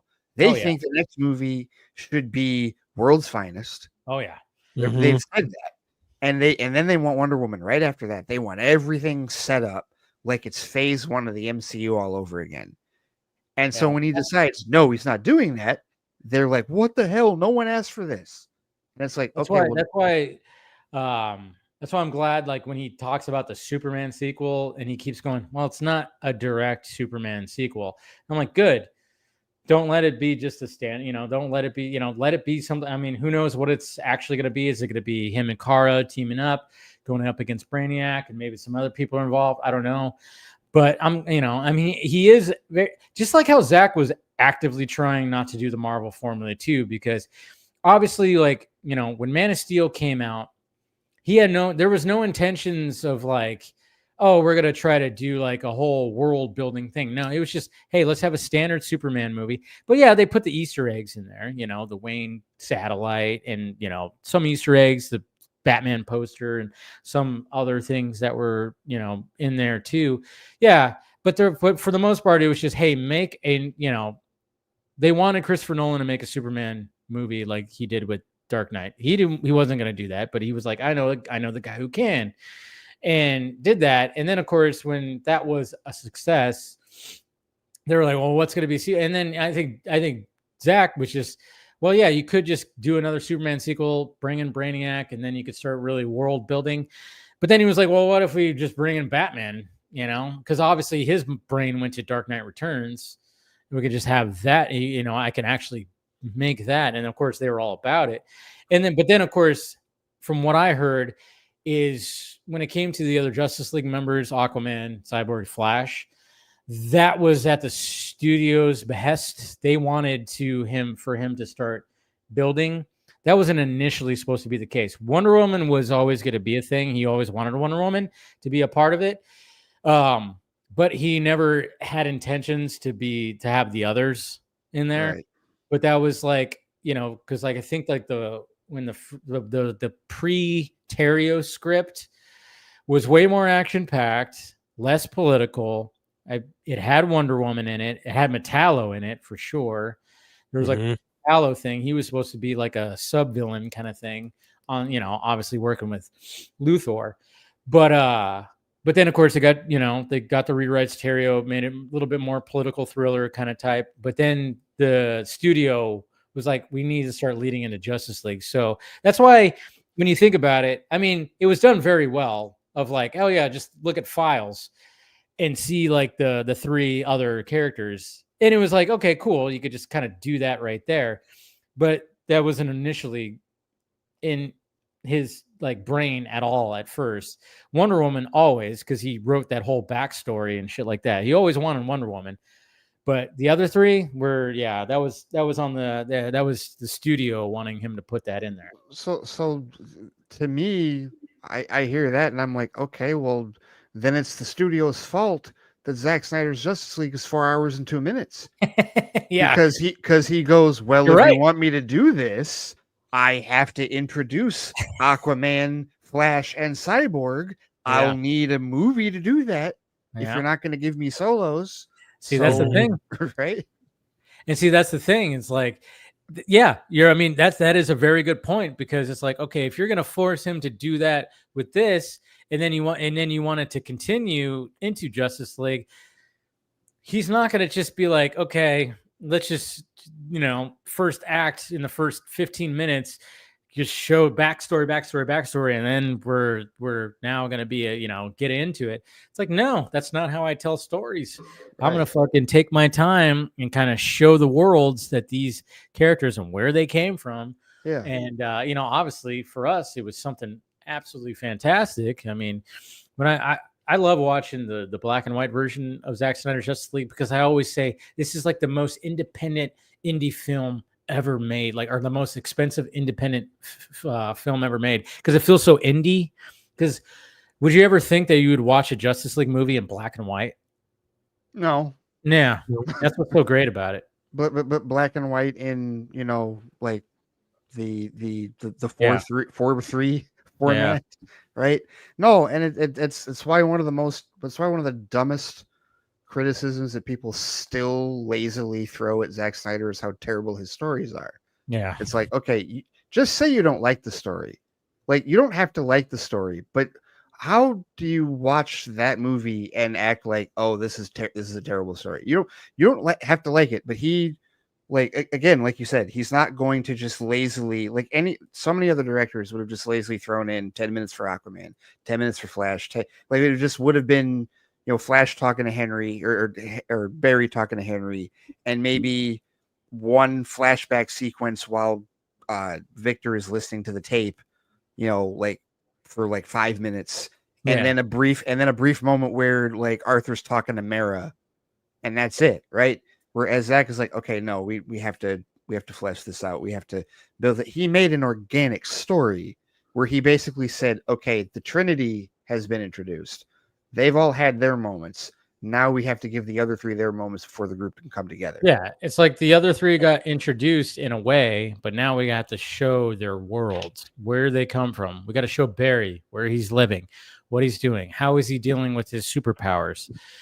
Let's show Arthur and show his world and his side characters. So we have to show the world of, we don't have to show we don't have to show like full on Atlantis, but we yeah. Well, no, I was gonna say it even makes sense that he wouldn't, because he knew that Aquaman was next. Yeah, he at least knew that, because Yeah. Aquaman was in production, was filming. Yeah. So he at least knows, okay, James has got that covered. So out of the three that I've got to introduce, we can deal with Arthur. We can give Arthur the least amount of time, because he's gonna get his solo after this movie. But Barry and Victor, I gotta flesh that out. I gotta throw. And then I love the fact that he he made Cyborg the heart of the film, and that's why I think he was like, he knew that. Oh yeah, so when it comes to everything, mother boxes and everything, because obviously Cyborg was created from it. He's like, the most attention is going to go to Cyborg. Right. It's going to go to Cyborg, and it did, which was great. Right. And I think he knew exactly, him and Terrio, they knew exactly, okay, if we're going to take this sphere, Cyborg is going to be the center of attention. The other two, we're going to have attention to him. But like you said, Aquaman's going to have a thing. Even though Aquaman, the final product ended up being different. That's why I would even argue that Aquaman's a little Snyderverse adjacent, because costumes are different, characters look different. They don't have their own little language. Right. That they have the bubbles when they're speaking English. I will say I prefer Mira not having that accent that she has in that was a little bit of a stretch for Amber Heard, but Snyderverse adjacent's a good term for it, because I still think if we're talking about I just talked about this the other day. If we're talking about the line of demarcation, because like I read this Screen Rant piece the other day. And I don't know why I read Screen Rant, because there's only 3 writers on Screen Rant that I've ever tolerated over the years. But like, not that Stephen Colbert. Just kidding. No, certainly. But no, like somebody was writing. They were talking. They used the phrase Zack Snyder's DCEU, and I'm like, when did that ever fucking exist? That never fucking existed. And there's this mindset, this lazy ass mindset on social media, that all 15 movies of the DCEU are his. And I'm like, no, there is a clear line of demarcation. And I say that it's the reason I include Aquaman and Snyderverse adjacent is a good term for it, is because it was filming when Justice League was in post-production. Yeah. And it had 13 months of post-production after Justice League release. So I connected it was basically filmed completely before Walter Hamada took over. Yeah. So to me, the break is Shazam, because that was a New Line film where Hamada came from, and everything past that is aimless nonsense. Yeah. I would say you're right. I would say Wonder Woman is 100% Snyderverse. Yes. Suicide Squad, even though we didn't see the full realized version, is Snyderverse. Yeah. Yes. So, and then and then like I said, I think Aquaman, even when because they did some reshoots, they tweaked some things. That's why I kind of call it. That's why it's like, it started veering off a little bit, but it's still very much like I wouldn't say it's like it's adjacent. Yeah, and then it does not line up perfectly. No, with what Zack did, it doesn't, but it lines up closer to what he did than to anything after it. Yeah.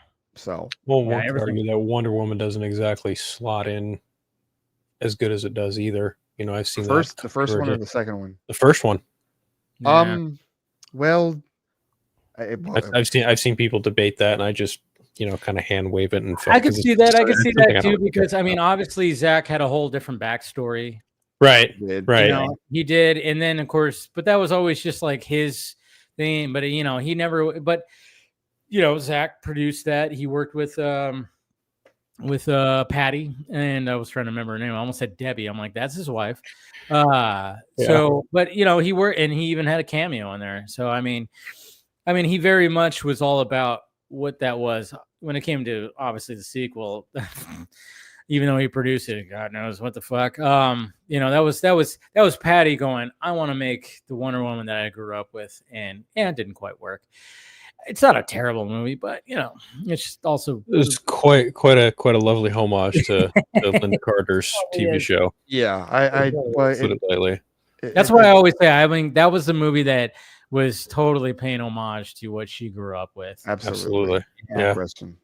Yeah. The one thing I'll always give like Chris Terrio credit for, always pondering like going into, you know, BVS and like, you know, who else could show up.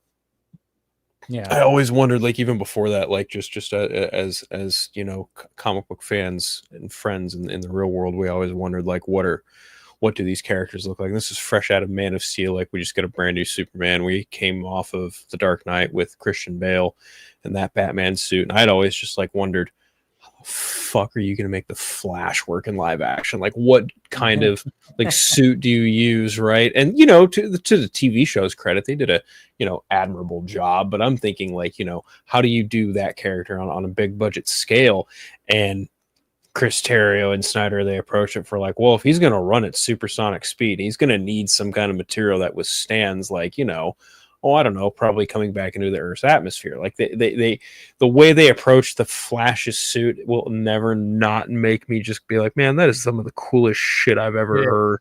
And when I hear people bitch about that suit online, I'm just like, ah, shut up. Like, yeah, but again, it's like what Zach was doing is trying to ground these extreme characters as much in reality, even though they're fantastical, and you can't exactly. You're not gonna. I mean, this is why Christopher Nolan wasn't going to be able to approach Superman. Like when they wanted him to do what he did with Batman, Superman, Christopher Nolan can't do that. Christopher Nolan would not be able to do that. That's why, that's why I love it when he always talks about, you know, how much he loved Watchmen. And he goes, you know, that's the guy who could do that. He knows, he understands some of these comic book characters that are fantastical, and he can kind of put them in a grounded setting, but still be fantastical, if that even makes sense. Like Christopher Nolan really, I mean, was trying, you know, made Batman as this really grounded character, and all the, you know, and the Joker and Bane and Catwoman and all. He's like, yeah, he may, I mean, even though obviously it's still movie magic and still movie stuff and movie logic, sure, but at the same time, it's like he wasn't going to be able to do that with Superman, you know, and that's why Man of Steel is just going to be always one of those movies when you watch and you go, yeah, this is, and then even going into BVS, it's like, yeah, this is how it would be if Superman showed up. I mean, Gunn approached it in the 2025 kind of version where it's like, it's a little bit more, you know, oh yeah, online, you know, obviously when people were talking about the hashtag super shit and the trolls and I know like there's people that go like, that is so stupid, but I'm like, yeah, but that's the reality of 2025.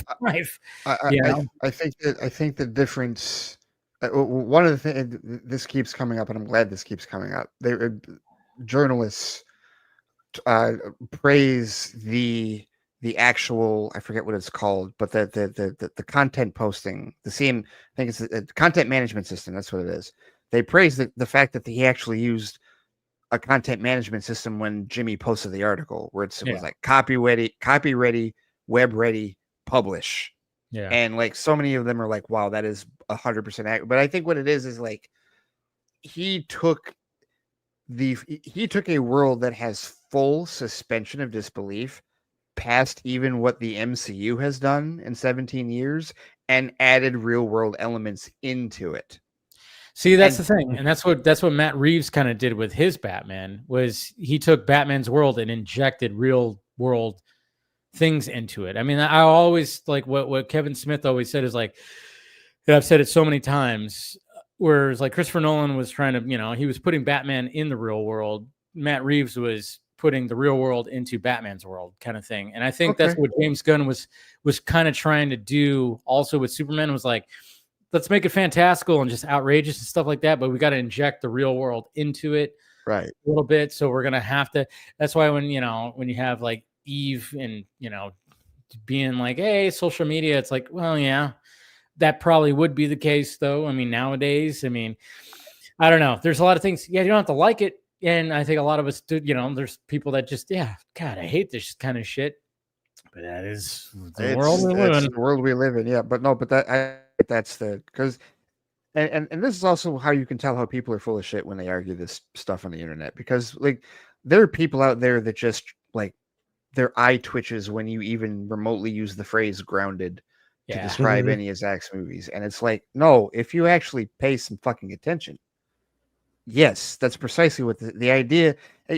And the way that you can point it out to them is like, okay, you're saying, like I said this to a guy earlier, because he's like, there's nothing grounded about Man of Steel. And I said, well, if that were the case, you wouldn't have been bitching for the last 12 years about all the collateral damage. You wouldn't have been bitching about him snapping Zod's neck. Like, there's so much like real world physics in that movie that you hate, which is literally the grounded realism. That's what you don't like about what he does. So don't tell me it doesn't exist, because it's literally what you don't like. It's literally what you've been pissing about for the last 12 years. Yeah. I mean, I think that's one of the things, and I still remember watching Man of Steel in the movie theater. And when you see the ship about to like crash, and you're like going, oh, okay, here we go. We're going to do the thing where it crashes, and we're going to have Jonathan and Martha find, and then it immediately just smash cut right to a fisherman's boat, and Clark is on it. And I was like, I remember that was so refreshing. That was so like, oh, we don't have to do that now. Because being already, we've been through it so many times. I remember just being like, oh, fuck yeah, we're already like present day. Yay. Like, we don't have to do that again. And then we're seeing a whole different side. We're seeing Clark roaming the earth and trying to just figure his shit out. Oh, wow, this is something we've never seen before. And this is something that maybe somebody from another planet would actually do. They would go around and be like, I'm trying to figure my shit out, trying to figure out where I come from. I'm going to roam around and just act like a human and go from job to job to job and do all that. And that's why I love like that so much. And it makes it so art house, man. And then, of course, you know, when he saves the people on the oil rig, it was just something that it was like, oh yeah, we need something right here. Okay, well, we got it. And then we're also going to inject a flashback into it. I'm like, great storytelling, man. No, but no, it doesn't count because he wasn't in the suit when he saved the people. So clearly it doesn't count. Well, John Peters would have loved that. Right. No, but it's like the like people like I saw that it's unfortunate that like stuff like that has to be like refreshing to see. I saw a post on Reddit yesterday, and that's already a bad way to start this. I saw a post on Reddit. Somebody was asking, when is the appropriate time? Like, what movie should they kill off Jonathan Kent? What? And what was refreshing actually was the litany of responses that said, no, we don't have to do that. Do that. But this is again somebody who was Superman the movie, 1978, and Zack did continue that, the idea of Jonathan being dead, right? But I needed Scott to tell me no. In the he's actually alive a lot of times in the most. Yeah.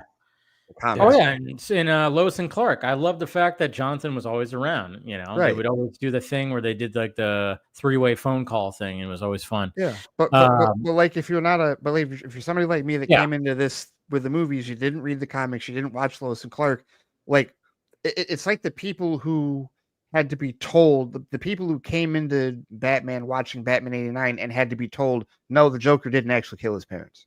Yeah. Oh, I know. Right? Same thing. You know what I mean? So, I know. There's so many people that like I have to like the people in reality that I've over the years I've had to tell them like the Joker doesn't actually kill Batman's parents in the books. And somebody called Joe Chill. I'm like, what? I'm like, yeah. They got changed. And I did a whole video on Batman 89 and like the facts about it. I mean, Tim Burton didn't want to do a lot of the things that were in the books. He did not want to do it. And apparently the first writer that was on there had Joe Chill kill the parents, and Tim Burton didn't want to. The studio was like going, no, we can't do that. And it changed. And then a writer strike happened in like 86 or something like that. So that writer couldn't do anything, and fucking Tim Burton changed it right back to the Joker killing. And I think that worked for that. But at the same time, it made a lot of people where, nowadays when you go, who killed Batman's parents? To go, it was the Joker, right? No. Yeah, he made it work for his movie, and it does. Especially the way that he does the twist, it does work for that movie. Yeah, and Jonathan Kent dying in Superman the movie works for that movie, and even him dying in for whatever people feel about the tornado scene. I'm so fucking tired of like readjudicating that. I've always said I didn't like it at first, but I appreciate it now. Right. I was like, oh, it took me a bit. It took me like a couple of years before I went, oh, okay. Right. But like Donner and Snyder made it work for their movies, but that's not the like long time, like 80, nearly 90-year-old established canon. So if Gunn wants to go in a different direction, which he has, he's like, oh, here we go, a Superman movie where Jonathan, he's talking to Jonathan as he's in year 3 of Superman, and he's getting advice for this. That was refreshing, and I hate that was refreshing. It was just like, oh damn, like I've never experienced that before. You know? Yeah, and it's funny too because I mean, a lot of people complain that, oh, his parents were like, they just were like dumb old hicks and stuff like that. It's like, that was another thing where I was like, I was like, yeah, they were a little too, and I get the complaint, but at the same time, I'm like, yeah, but I'm not seeing a Jonathan Kent and a Martha Kent like that before. Or I was like, there was something endearing about it. And I remember even Kevin Smith's, he loved. Oh, I saw his video about Kent. He's all, I knew parents. My mom was like that, and I was like, I totally just, at first I was like, oh man, they might be a little too much. But then after the third time I watched it, I was like, you know what? There's just kind of something kind of endearing about come to the Midwest. Now that's Kansas. Yeah, okay? But I know people like that even up here in Michigan. I've heard that accent. That's the thing. It was like when people were complaining, oh my God, he made him so dumb and so this. I'm like going, no, he made him authentic, almost like because I mean, the last two, Jonathan and Martha, cinematically were Kevin Costner and Diane Lane, for God's sake, like two very, good looking fucking people. And, that worked for that. But I'm like going, this was something different right here. And it, I don't know. It just, after the third time I watched it, I went, you know what? I find it endearing that he did it like this. And it was just like his parents were just kind of just like this. They weren't, but they were good for what this Superman needed. I polished your boot, I cleaned your boots for you. And when she has the phone down on the table and she's just like talking. That's real. It's real. Like, he doesn't know how to work that shit. Yeah. That shit is real. I've seen older people operate technology exactly like that. Yeah. Okay. That shit's real. So people can, but no, it's like people, again, people claim that they want different, but at the end of the day, a lot of them just want what they've always had, whether it is Superman the movie or MCU 2.0. Like, that's just what they're thinking. And so their brain, that's why they ask a question like, when should Jonathan Kent die? He shouldn't fucking die. Let him live. Like through this iteration of the DCU.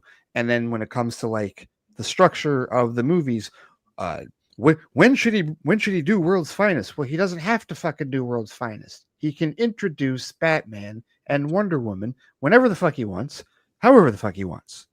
And we can have a Supergirl movie and a Clayface movie first, along with a Lantern show and Peacemaker. So, but like I said, man, next year is going to be interesting, because like I said, all three. I mean, Lanterns is supposed to still come out next year, right? Yes. Yeah, it should be January or February. January, yeah, because I know there was like talks of even like maybe, because I know Gunn is one like, oh yeah, but obviously we're creeping up to September. We still haven't seen a trailer, so no. But it's just, again, it's going to be interesting because the first two DCU official, pieces of content are all James Gunn. James Gunn written and directed.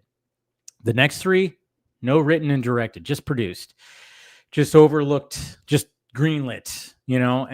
That's what's going to be interesting about 2026 when it comes to the DCU, is we're going to have three different products that are from three different directors. Well, Lantern's got, different directors throughout, but for the most part, It's just a different thing. It's not James Gunn writing any of it or directing any of it. Supergirl, he didn't write nor is he directing it. And Clayface, same fucking thing. And they're three distinctly different things too. You got a horror movie, you got like a sci-fi true detective mystery movie, and then you got a Supergirl movie that's out in the cosmos. It's going to be like a hardcore Supergirl type of movie. It's not going to be James Gunn's flavor throughout, even though I would say that, you know, Superman and Creature Commandos and Peacemaker, they're different, but they're also there is some bleeding into each other where you feel the James Gunn in through all three of those, but you're not going to feel that at all next year when it comes to the DCU. And that's what's going to be interesting to see.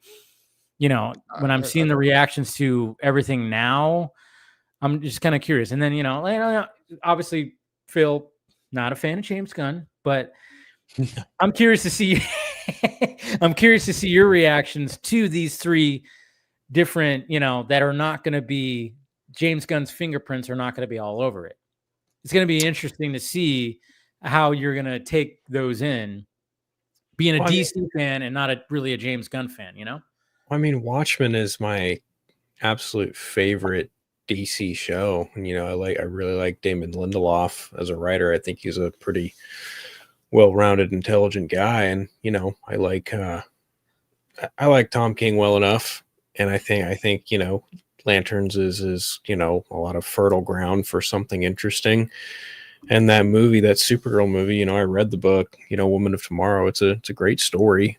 I think swapping out one of the bounty hunters for Lobo is a pretty cool idea. I mean, that's just it. Like, you want these bigger than life comic book characters to feel epic on the big screen. So if you're inspired by some of these stories and you want to tweak certain things to accommodate, you know, the popularity of other characters, I mean, hey, you know, take big swings, as they like to say. So yeah, I'll you know, I'll watch it. I'll watch those, but I'm not watching Peacemaker. Yeah, I know. Yeah, that's the thing. Well, in many ways, I mean, you know, I've said, like, Gunn, to start out, to launch the DCU, bet heavily on himself. Sure. And I get it, because it's your franchise. You're going to trust your content. You're going to trust and he hit all three. When you think about it, he hit all three of the main avenues. He hit animation, theatrical, and live action TV. Yeah. Mm-hmm. So he hits all three. So it's like, okay, cool. Get off to a solid start. And now next year, honestly, next year's the test. Next year's the test. It's going to be an interesting test where it's not him. But even like even saying that, and, you know, and talk about Phil liked Creature Commandos, you know? Yeah. He liked Creature Commandos. Yeah. But, you know, not a fan of Superman, not a fan of Peacemaker at all. You know? But at the same time, it was just that's why I love, you know, having conversations with Phil, because even though he's expressing like, yeah, I'm not a James Gunn fan, he can admit Creature Commandos, I enjoyed that shit, you know? It's like, but fun time. Well, yeah, and that's it, and this even came up, you know, the whole, like, the of course we know that a lot of this is disingenuous, but just the whole, like, no one told you, mom or dad, that Peacemaker was going to be in the same tone as no one told you that. No one said that. Now, do I believe half the stories on threads, like, I sat down with my child and was horrified within the first 10 to 15? No, I don't believe half those fucking stories. I really don't. I think a lot of them are just rage bait AI bullshit. But by the same token, it is kind of indicative of his ability, at least as a storyteller, to do different styles. Yeah. I mean, you're right. There is a through line in terms of, like, how his world works. But he can go, like, I think, truthfully, I think people questioned, and I think Phil probably still is unconvinced, and I get it. It's all subjective. But I think people definitely questioned whether or not he could do Superman the way that he did it, because they were expecting it was going to be closer to Guardians, with way more needle drops and a lot more of that, and, like, the Peacemaker sensibilities. And that was, like, the biggest fear. And it was like, does he know well enough to pull back the reins on that? And for the rest of us, I feel like we believe he did. Phil probably does not agree. but it's still maybe tamer than Peacemaker. It is, right? Oh yeah. Like, I mean, Yeah, I guess. there's no orgies in Superman. No. There's no drug fueled orgies in Superman. So yeah, it's very interesting because when you watch something like The Boys, and and I would even say like maybe even that's why Gunn is going even harder when it comes to Peacemaker season 2 to be like, I'm sure he watched The Boys, but I mean, I don't think anybody here was like going, man, imagine if this was applied to the MCU or the DC universe. Imagine if like Homelander was, it was just something where these, and very much, I think that's why James Gunn is kind of applying Max Lord is sponsoring superheroes, corporations. He even said it. I think he's very much taking some of those ideas. Oh, he's a fan. He's a fan of Kripke. It's abundant. Yeah. See, and that's the thing. But at the same time, I'm like, good. That's the way it should be. I would even think that if Zack were to come back, or like if he were to approach the characters in the 2020s, like say he didn't do, Man of Steel or BVS, back in the 2010s, say Zack were to come in, I think he would also be like, yeah, maybe we should start approaching it like that too. Obviously you approach it differently, but I mean, I think that's, that was like the next step of, and I think even the MCU has even tried to kind of do that as well, where, yeah, you kind of have to do that if you're going to try to like add some grounded elements to these fantastical characters. I think one of the things is like, yeah, there's going to be corporations that are going to try to sponsor these characters. That's why when the first images of Hawkgirl and Guy Gardner and those guys where it was like, oh, what the fuck? Like, what are these costumes? These costumes are ugly. And I'm like, well, they're not, they're sponsored costumes. It's Max Lord. That's what it is. And I mean, I understood that aspect. Yeah. I thought they were ugly too. But at the same time, I was like, but I get it. I totally get it. And, so that's what's going to be an interesting approach going further in the DCU is like the fact that there's corporations that are wanting to sponsor and, have that aspect that was very much told very well in the Boys series.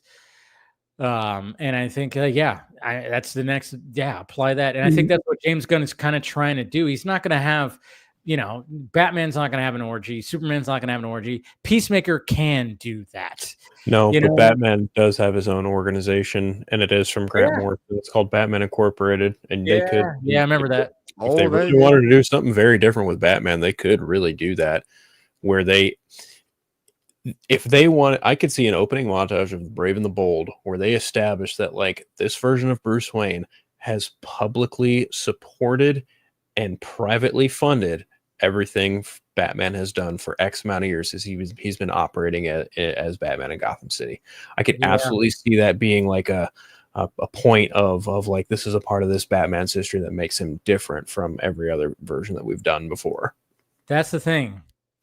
Batman is going to be the most difficult character. Yeah. Oh, he is. And it's going to have to try to nail down. Superman was difficult. Superman was definitely difficult. And I think he did a good job of what he wanted to do. Like when people go, Jesus Christ, this wasn't even a Superman movie. I'm like, no, it very much was. It was just, it wasn't just the same character, like just these characters. It was an expanded universe that had other characters already in it. We've not seen that before. Well, we kind of saw that with BVS. Obviously, that's what Zack was trying to do. It was like, oh, there's other characters that exist, and now they're going to be incorporated with the story. But not Man of Steel. Man of Steel didn't have that. When you start off right off the bat by going, oh, yeah, there's already other characters out there, and we're going to show them. And I was like, all right, that's cool. It's like Superman the Animated Series where there's already characters out there, and they just show up. Now you got to do something Batman that hasn't been done before, and it's like, and he's such a James Gunn's talked about it. He's just like a huge Batman fan. I'm sure it's stressing him out. Like, how do I make it fresh? How do I make this Batman fresh? And right there is the chief reason why it's more difficult, because at least this was one case where all of the absolutely like egregious gaps in between Superman solo movies actually helped him. Yeah. Because he was Right. able to pinpoint, okay, I know what I need to do. I need to make him like vulnerable and relatable.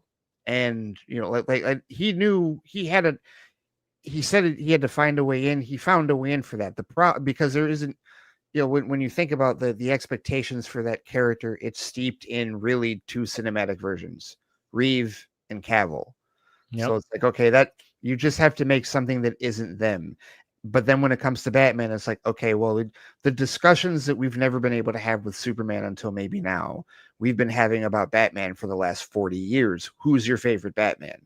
And you get more than just two answers. And it's not a fucking grudge match like it's been between the Reeve gatekeepers and the Cavill gatekeepers. It's okay, I grew up with Keaton, or I grew up with Bale, or I love Affleck, or I love Pattinson, or I love 66 because I'm older, so I love Adam, or I love Kevin Conroy. Like there's way more history for him to deal with. Yeah. So that's the problem. Is like this is when you go back to the comics. This is when all else fails, when there's that much white noise, go back to the comics. Which is probably what he'll do. That's the thing is like when it comes to Brave and the Bold, the fact that he goes, oh, it's Brave and the Bold, we're going to have Damian as Robin. I went, well, you already kind of figured it out. That's something different because how many we've only had Robin live action cinematically once in Schumacher. Twice. Who's this? Two movies. Batman and Robin and Batman Forever. Batman Forever. That's the thing. We've only had that once. And then the fact that he's like, oh, yeah, we're going to have a Robin, and it's not going to be Dick Grayson. It's not even going to be Jason Todd or Tim Drake. It's going to be his fucking son. And I think there's also, Robin John Blake. You had to say it. Well, yeah, I guess your real name. Robin John Blake. I will still never forget. My reaction. I was like the only one in that movie theater that went, "What the fuck?" And everybody was going, "Oh yeah, they said Robin," and I was like, "What?" I had checked out of that movie about 60 minutes prior. So, when Christian Bale got his fucking back broken by Bane, I audibly shouted, "Yes!" No, I totally dug that. I was like, man, that was amazing. And I was seeing it for free, so there was no refunds to be had. When they said when that lady goes like, "You should use your real name, Robin," and the whole theater went, "Yeah!" I was like, "What? No." Not the reaction mine had. And then the worst death scene on screen. Okay. Yes. That was bad. I still enjoy that movie for what it is. It has issues. It's the weakest of the three. Yes, easily. Yeah, no doubt, without question. But yeah, that is just that movie's a fun time. It is a fun time, except for that last part. The riff track. That's what it is. But I like Marion Cotillard. I think she's a. Yeah, I like Marion Cotillard. As much as, even though her character annoyed me in the movie, not that movie, but her character in Inception annoyed me, but she was supposed to, because she's supposed to be a problem in the movie. Like, in Public Enemy. She's better in Public Enemy. That's probably okay. I'll agree with that. I will agree with recently that too, and I'm trying to remember what the hell it was. I saw her. It's that, like I always say, if you told me the talent you were going to stack up to a movie, don't even tell me what the title is. You tell me you're going to have Michael Caine. Tell me you're going to have Kristen Bell. You're going to have like 15 total Academy Award winning trophies in one movie. I would have told you that's going to be the greatest movie you're ever going to show me. Honestly, I always say I think Dark Knight Rises was always that movie that Christopher Nolan didn't really want to do, especially after Heath Ledger died. Yeah, because I think like Joker was supposed to still have a presence in it. He was going to go in a different direction. Yeah, clearly. But then he was he obviously had his contract that was he had to do it. But I mean, because Christopher Nolan, and this is one of the things that bugs me about Dark Knight Rises, is like Christopher Nolan is always a attention to detail director. In the fact that they shot this thing in Chicago in dead of summer and it's snowing, it kind of takes me out of it a little bit because you don't see breath. You just see like the snowflakes, and it's just like you could just tell it's like it's. I know when they shot this, look, it's supposed to be snowing, but I can see the blue sky, and you could just tell it's like I have to fucking shoot this movie. We have to shoot it during summer, but somebody like Christopher Nolan, who is like when you watch all his other movies, it's attention to detail when it comes to like his movies. You could just tell it was like. I have no choice. I have to shoot this now. And I'm like, I'm just going to get this, and that's why I think like people kind of poo-poo it. And I'm not saying like I could watch the Dark Knight trilogy from start to finish and be like, no, that was sad. That's the way to watch it. Yeah. But at the same time, I could see Dark Knight Rises. It's like, it's the weak one. 100%. It also has and not that he's, the one thing he's not good at is fight choreography, but that one has the word. There's literally a guy that gets a ghost punch. I would rather go back to the POW when they're like you did on Adam West. I'd rather go back to the unintelligible choreography of Batman Begins. Where the camera moves like you just can't see any of the punches. I would rather go back to that than see what you like that. It just. It's interesting because I think Nolan like progressively got a little bit better with his choreography through each movie. Really? I feel like okay, as far as how he shot it, yes, but I feel like his choreography really got better after the Dark Knight trilogy. Like sure, Tenet? I can, okay, yeah. Like Tenet, that fight choreography. Even Inception, Jesus Christ. Yes, yeah. I mean that whole hallway. Inception was in between Rises and Dark Knight. That's right. No, you're right. It was 2010. It was in between. Tenet had Dark Knight Rises, but Tenet had a whole other level of thing that they had to. Yeah, man. I'm curious to see what the Odyssey. Dude, the Odyssey is going to be. I mean, because he's dealing with fantastical characters. He's dealing with fantastical. They're supposed to be what, like dragons and shit, right? Giants and Cyclops. Is that dragons? Not dragons. Cyclops is the Cyclops is an integral part to the Odyssey. So I'm this is going to be Christopher Nolan stepping into his comfort zone a little bit. Considerably, and as far as like the combat, you can't. You're in a whole other world with the combat that you're going to have. And it's so funny too because I mean it's just like it's a full circle moment because I think we've talked about it here. Like he was in line to direct Troy back in 2003, and that went to Wolfgang Peterson, who was trying to do a Batman versus Superman movie, and then they were just like, "Hey, well, you're not going to do Troy. You want to do Batman?" So it all worked out. Right. It all very much worked out for everyone. No, he almost passed it up on that, right? Oh, I know, because that doesn't Christopher Nolan. I mean, if you think about like, when you watch like his first movie, The Following, you watch Memento, you watch Insomnia, you're like, oh yeah, he's gonna do Batman. Did Insomnia come out before Batman Begins? Yes, it did. Yeah, it did. Insomnia was before Batman. Yeah. Yep. But but he was still trying to make, but it was the best decision he made. Yeah, because like put him on the map. He asked his wife, he was like, "Am I? Yeah. Would this be good for me? Is this really like the right thing to do? Batman, like, because he's thinking Adam West, Schumacher, all that shit." And I think I don't know what exactly his wife did to pursue him, but she was just like, "Dude, if anyone can do this, it's probably you." So he took it upon himself and reinvented the character in a grounded way that resonated in a personal way that I don't think everyone was expecting to see such a take on the character that actually felt. I still remember visceral. In 2004. I still remember in 2004 when they released those first images of Bale just perched up as Batman. I remember. I mean, this is before social media. Obviously the internet was a thing, but it was slow internet. And I remember I was at my buddy's house. We were editing something we were doing. We were making some kind of stupid short little movie thing. And we were making my buddy's movie this paintball movie that we did, which was a lot of fun.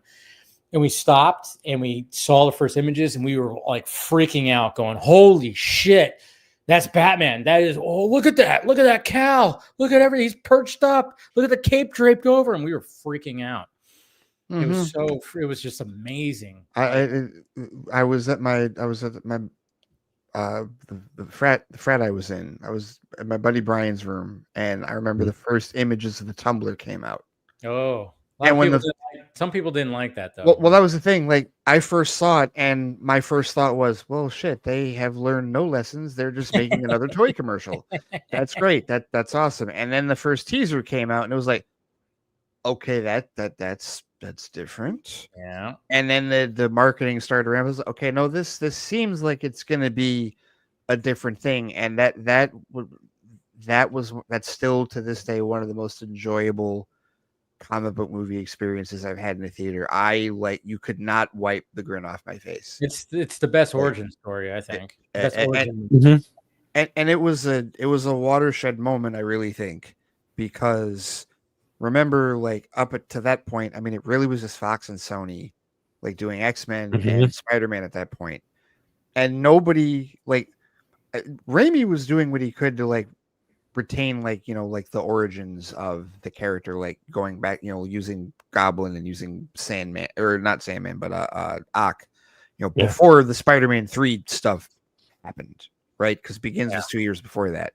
And Fox was just like, we're just going to ignore X-Men the animated series, which I didn't realize how much they ignored it until I finally watched that show last year. Now I understand why so many of my friends were like, wow, this is like, for years I didn't get, like, I just did not have that frame of reference because I love the Fox X-Men movies, and they're like, but this was this and that was that. I was like, okay, it's all subjective. And then I literally did an episode where I was like, okay, guys, I get it now. I understand. I get why you felt that way. So you had all that going on. You had the Cyclops, like, what would you prefer? Yellow spandex? Like that shit was going on. Yeah. And then Begins comes out, and Nolan's just like, no, you can do it this way, and they'll watch it. And it was almost like, from that point on, I mean, not that liberties haven't been taken since then, but still, it just, to me, it felt like there was this almost like a course correction where it's like, okay, maybe we should pay a little more attention to the comics when we do these things, a little more attention.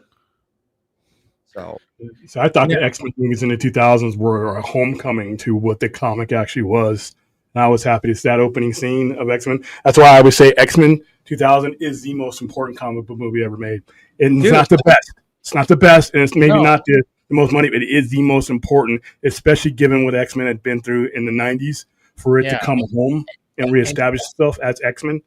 And speaking of that opening scene in X-Men, didn't Fox not want that opening? Fox did not want that. They fought with that. But they like Singer like fought for it, and it was like, I mean, to have that type of movie just to start off like that, I mean, it was real. Well, it was real, and I remember the conversations that were going around at the time. The reason why they didn't want it to that, people thought it should be consistent to the cartoon. And what he was going for was consistent to what the X-Men really were. Yeah, you went from Mutant Massacre, you went from Extinction Agenda, you went from mass murder of Morlocks in the tunnel, and then you went to a kids cartoon, and then you had to go back to what the X-Men really were. You would not have seen anything like that opening scene in the 90s and what they were doing in the 90s. And I'm glad he fought for that, because that showed that ensemble cast and what the risks they were taking. There showed everybody else who would go on to make bigger, more groundbreaking movies, what they could do and what could pass. And that's why I still stand that is the most important comic book movie ever made. Yeah. I see. I know. I see why you can say that. Yeah. That is a very intriguing perspective. No, I could see why. I mean, like, just from that opening sequence alone, I mean, and that whole movie just flowed so well. And like I said, it's like, okay, yeah, the actual legit costumes aren't going to work, but hey, let's reference and make a joke about it, and they did. I still think that movie is too short. Oh yeah, I've always thought it's too short. I can 100% agree with. Everything's always too short.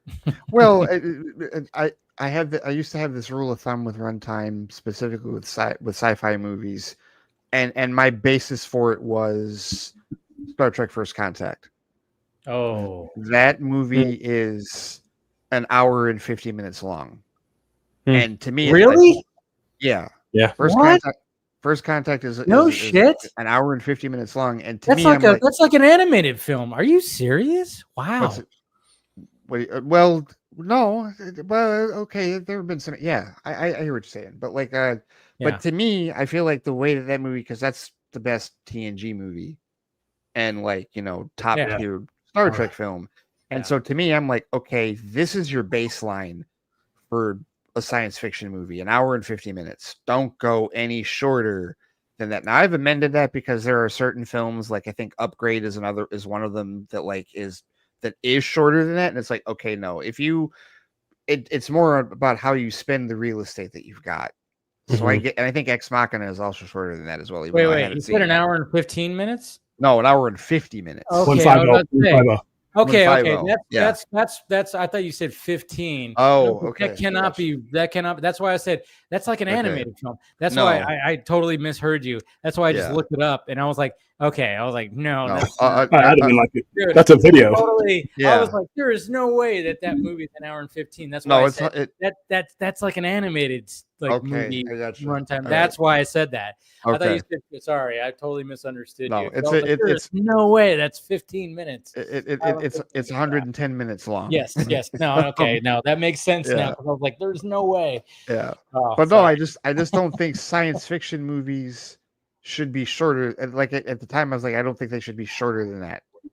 And I feel like it maybe what it really is if you're dealing with ensemble casts and you don't get much bigger than 7 as for an ensemble cast, which is what Star Trek consistently does.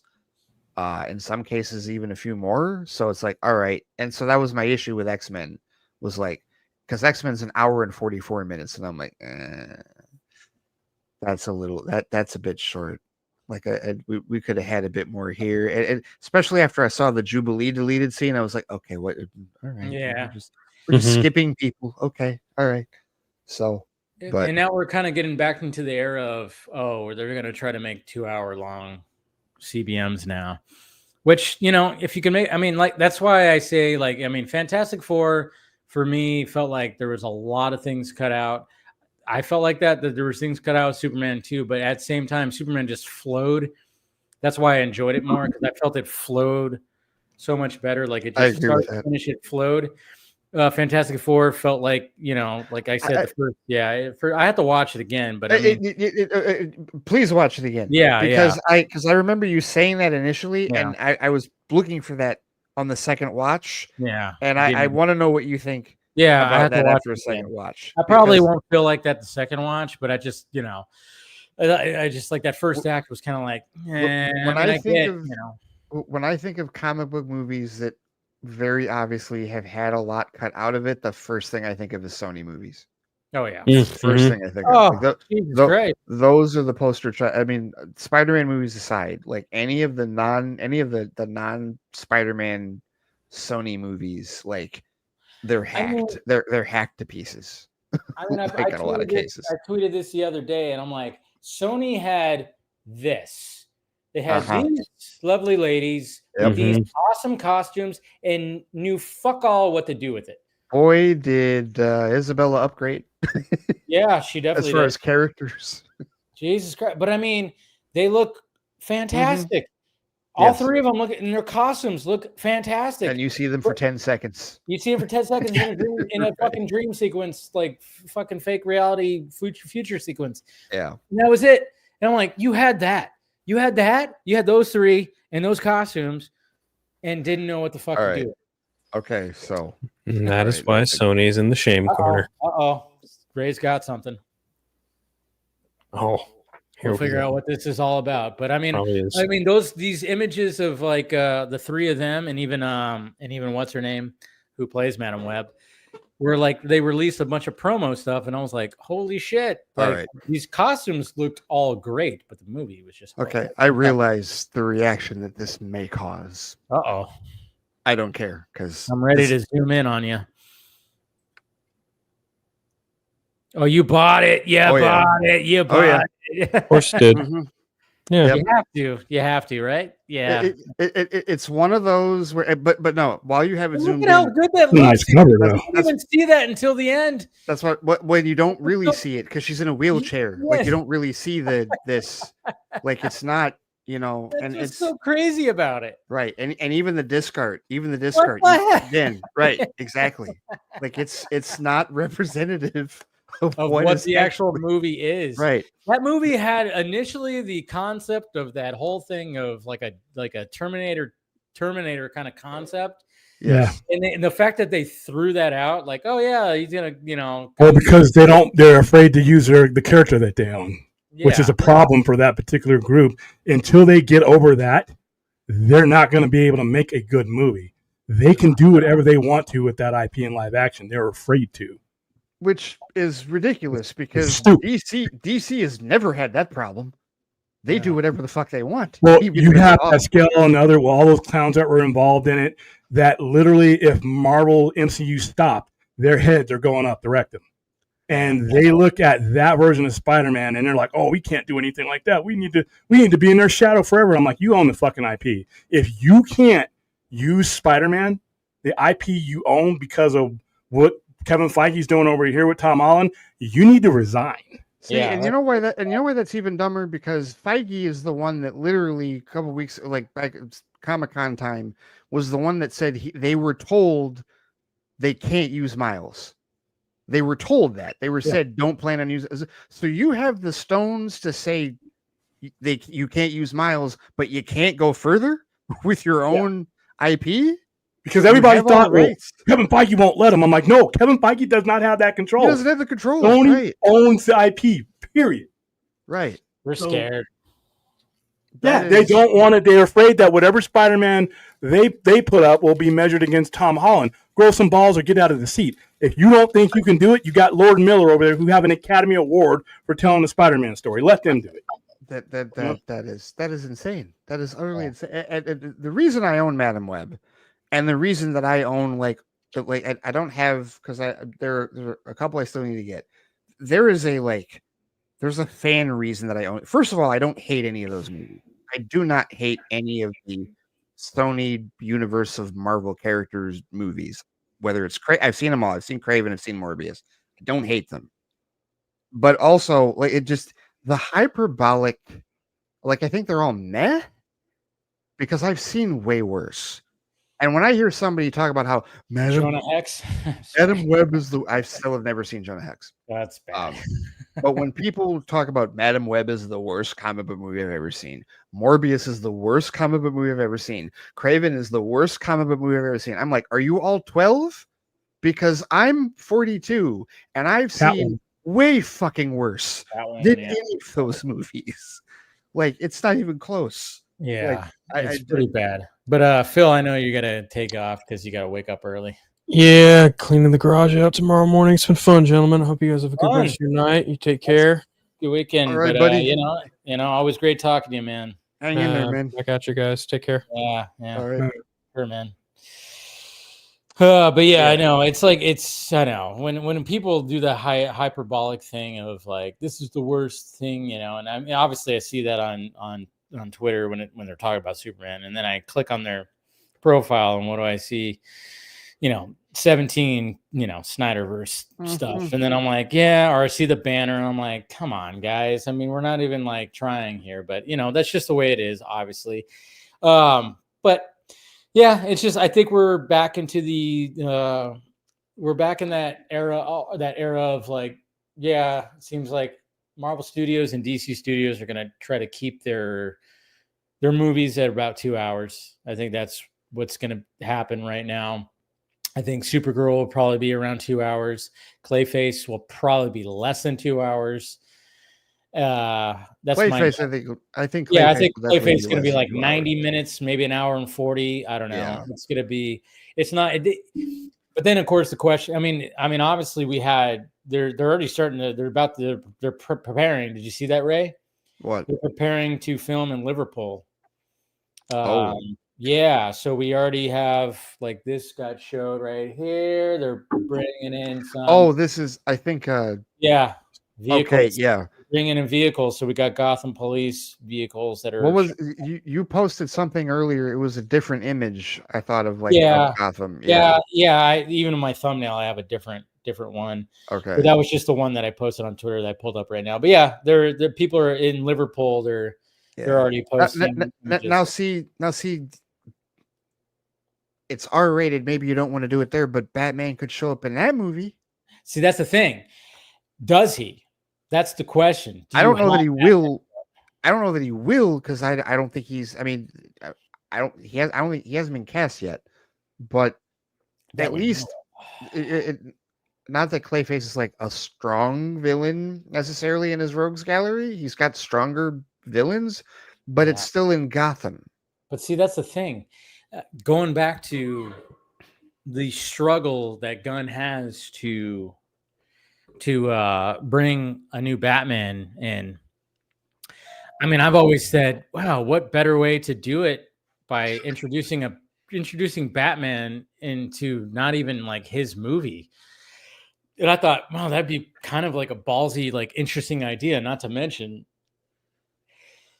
But then at the same time, I worry, like, okay, if they try to sell Clayface, well, it's like, oh, Clayface is a Batman villain. So then people are going to be like, well, is Batman in it? And then are they going to, if Batman's not initially in it, are they going to buckle and inject him into it, and to try to be like, yeah, maybe, and I'm like, Clayface is going to be an interest. Again, 2026 for DC Studios is very much going to be like you said, it's going to be a bigger test than 2025, because I think a lot of people had faith in James Gunn. And yeah, like I said, not everything did spectacular, but at the same time, in the era that we are in 2025, and you the fact that Superman ended up being the top dog of 2025, even though it's a year where not a comic book movie exceeded 700 million for the first time in a long time. Yeah, but still, it's like we're in like this weird era where it's like, okay, so now that we're going into 2026, it's going to be very interesting because you have, like I said, you have 2 movies in one series and a video game, of course, but the 2 movies are going to be very interesting to see how the general audience reacts to it, because I don't know. It's like Clayface is going to be an interesting one, because the good thing about Clayface is it's going to be I think it's going to be no more than $100 million budget.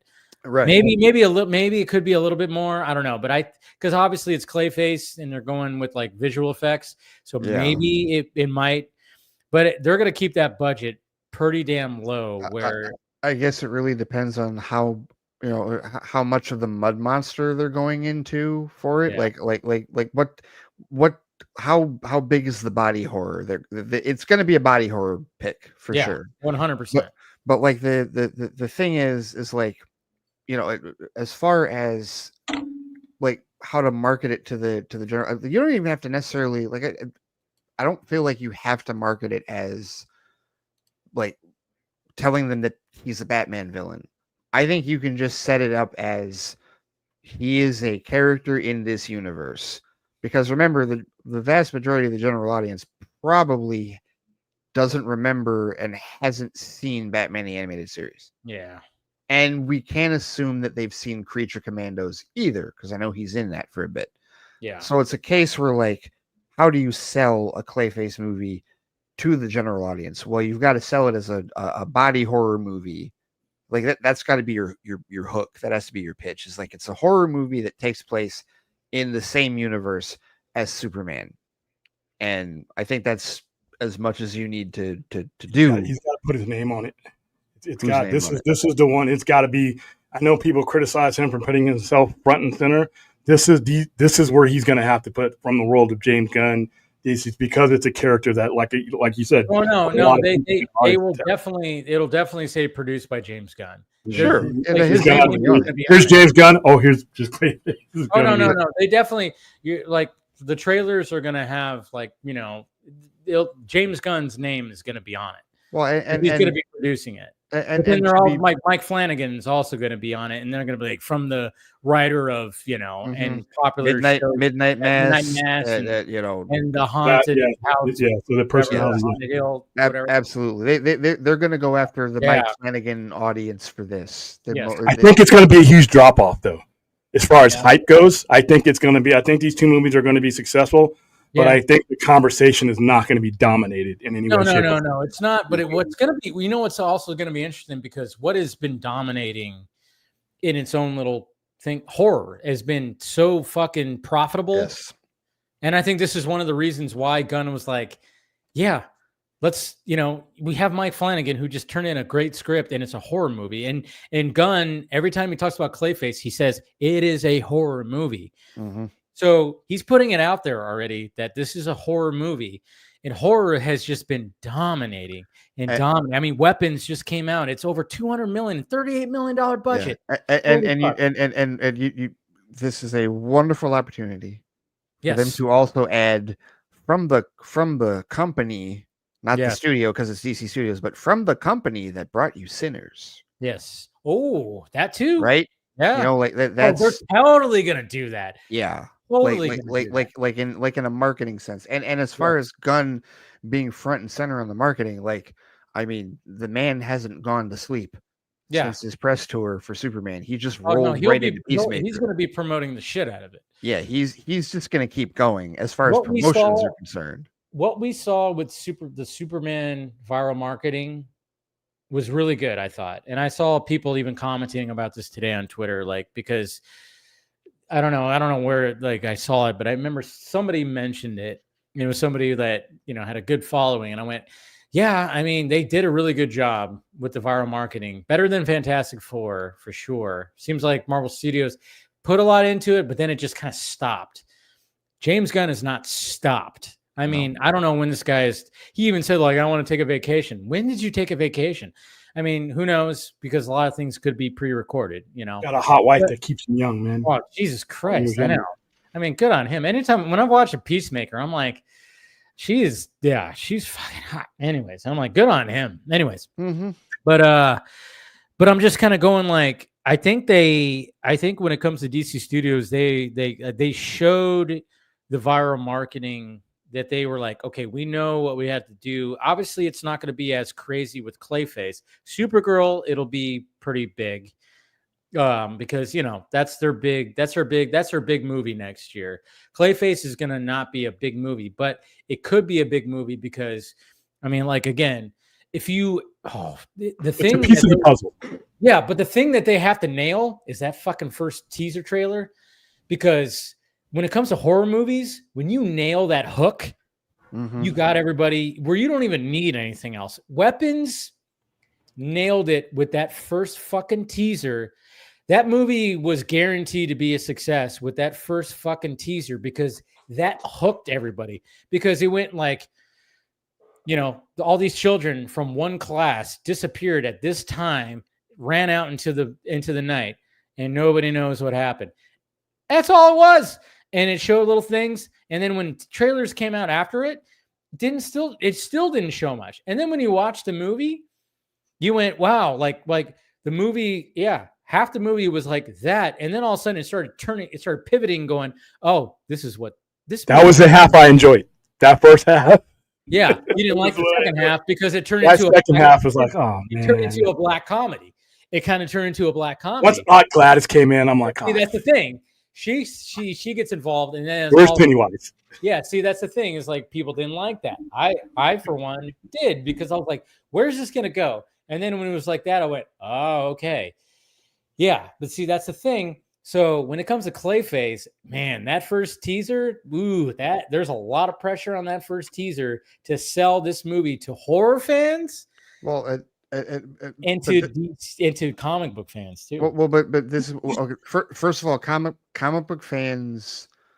I always say this: comic book fans are seeing it regardless. Of course, us 3% we're there. You don't have to worry about it. Exactly. But yeah, as far as that demographic, this is where it helps that it's a Mike Flanagan script. And mind you, I say this having still only seen one of his movies. I've still only seen Dr. Sleep. I've never seen any of it. It's the only Mike Flanagan better movie than The Shining, by the way. I don't care what anybody says. I have more fun watching it than The Shining. But so I will definitely agree with that. It flows a lot better. The Shining is, I I can see why you say that, William.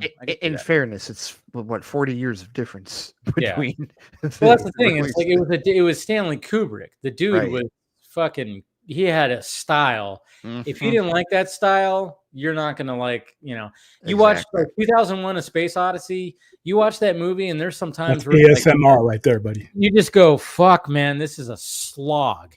But then if you watch it, I read the book, and then when I watched it as a child, as a young person, I did not like the movie at first. I read the book, and the book was long, but I was like really, I was really into reading. But when I watched the movie, I was like, wow, this is boring, But then when I watched it as an adult, I was like, oh, okay.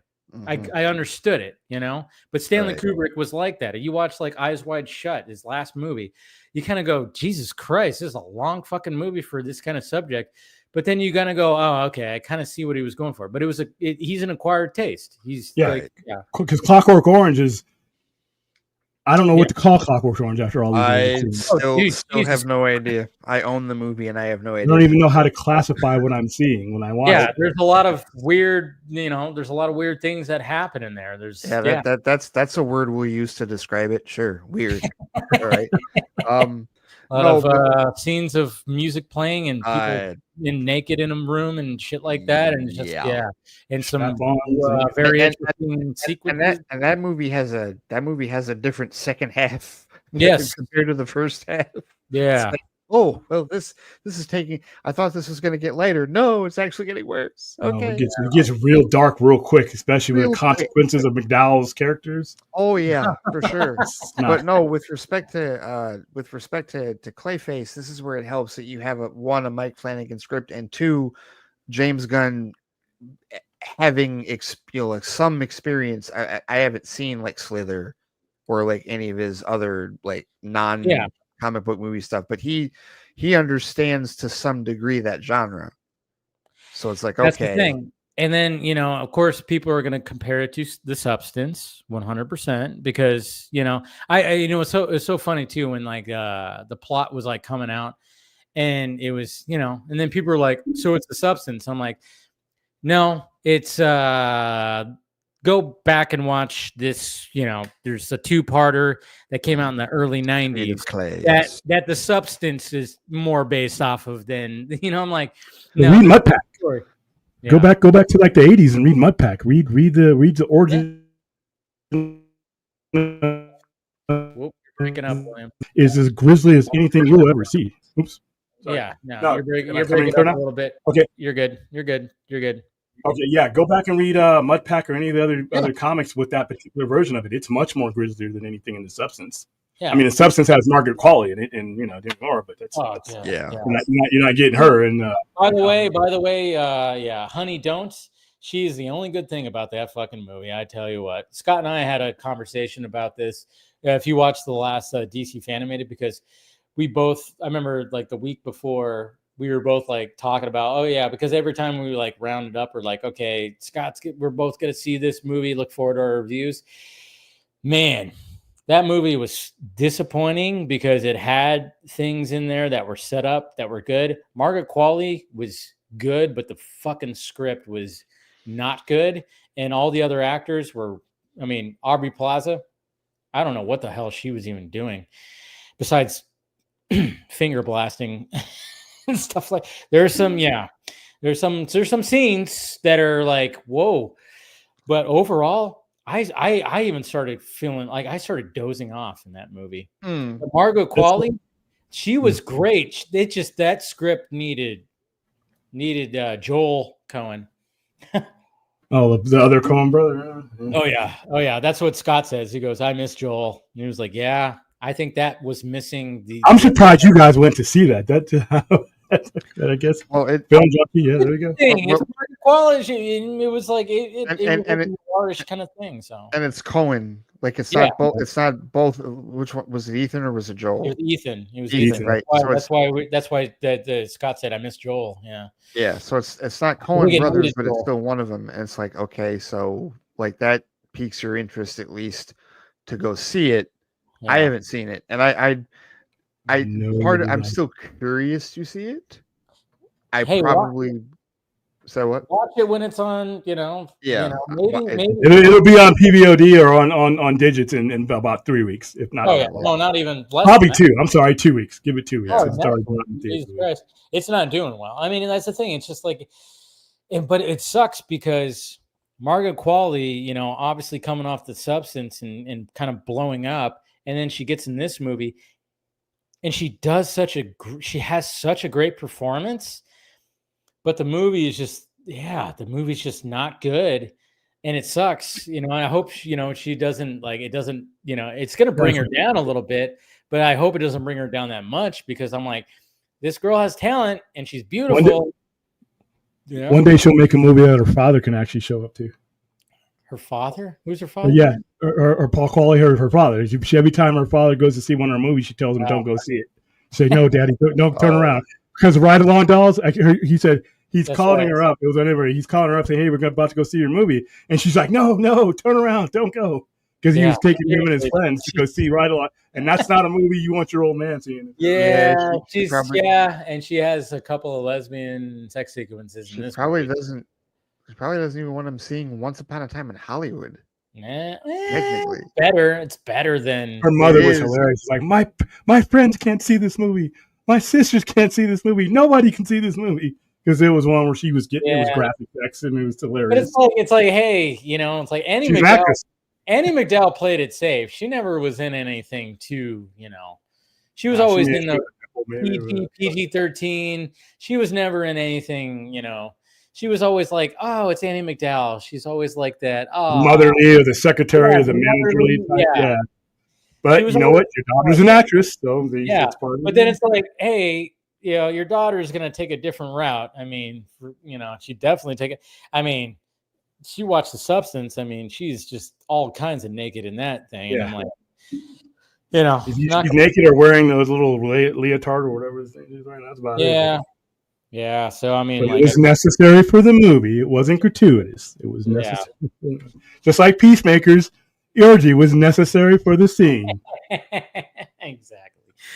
It was. Oh, man. Yeah. Shocking, within the framework of the characters. Yeah. Yes. He even said it. I drowned my sorrows in flesh, but it wasn't working this time when he was talking to. By the way, I think that character, if you read the comics of Vigilante, I think that character is going to find out that he met its comics end in one of these universes. Oh, interesting. Because if you know anything about Vigilante, if you read the comic, I'm not spoiling anything, but it doesn't end well. Yeah, interesting. Okay. It doesn't end well for him. But I don't think that that doesn't mean they're going to end the mainline one. I just think that he's going to find out when everybody else is finding out about their counterparts. I think he's going to find out that They've already set that up. They've already set that up because, is their counterpart of me? Everybody's looking at him like, Yeah, no spoilers, but I mean, like in the second episode, I mean, what's Vigilante's real name in the movie? Adrian, yeah. He actually asked, he goes, oh man, is there another version of me?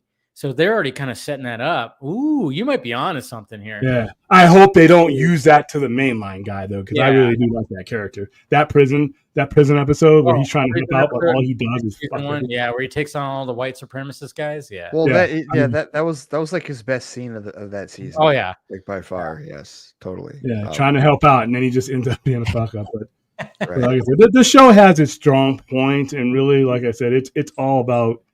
It's over the top, but James Gunn is just like any other storyteller. If you strip away the orgy and all the other stuff, there's a beginning, there's a middle, and an end, and a cause and effect, and a reason for everything that he's putting on the screen. Everything that he's doing when he's doing these things is for a reason, even if it's to the excess. You may not agree with the excess, but you can. It comes down to what was he trying to say in any given scene. And if you look at it that way, I'm like, okay, he accomplished that mission. And that's the same with anybody that can do that. I mean, well, look what's happening in this season.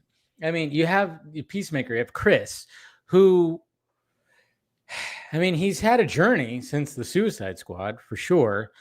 And he just wants to be happy, and he's not happy. And nobody around him really is happy. Yeah, but then he finds this universe where you know, his dad is still alive and acting like a dad. His brother is still alive. And of course, it's going to lead into, Harcourt being the love interest. I mean, that's not even a spoiler. You see that in trailers.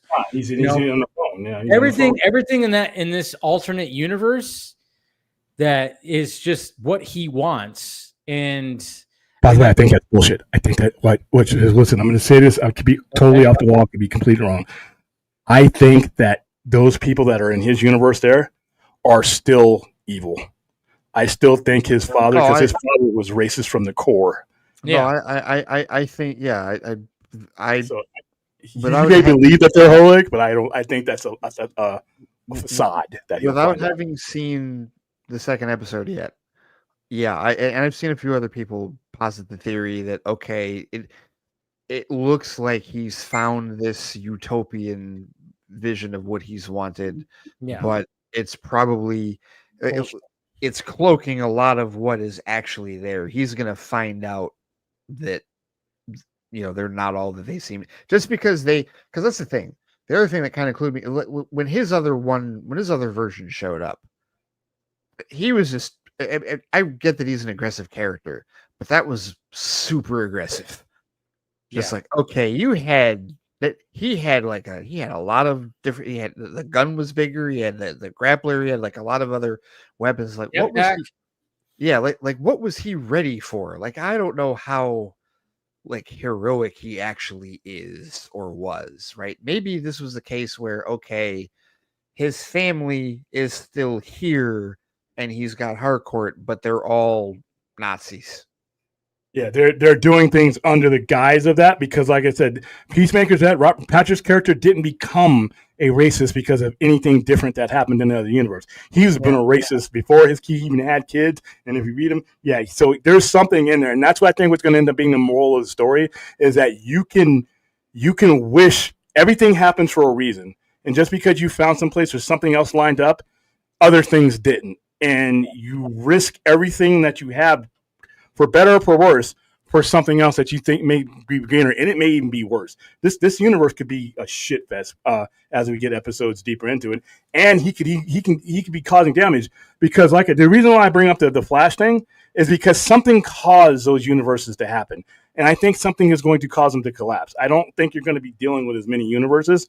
I think you have 100 universes. I think you're going to be dealing with like 30 or 40 when this is all over.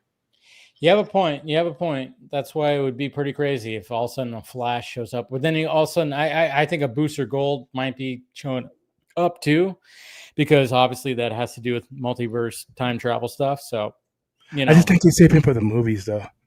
But I could be wrong. Like I said, I don't have any insider. Like I said, the Flash thing is just a fun thing, and I don't think it needs to even be. It's like a 2-second thing, like they did in Crisis, that thing that went nowhere. Something like that, to where they use that to where he's going all over the places, and he's realizing every time he's doing it, he's doing the same exact thing as the Black Flash did in the movie. Is what? I don't want Clooney. I'm trying to fix this, but I'm not fixing anything with my mom, so there's no damage. But just like Michael Keaton said in that movie, you're fucking things up every time you unfuck things. Yeah. You literally create another path, and that's where these doorways could be coming from. And he's, you only need to have him in there for 30 seconds, and then he just runs away.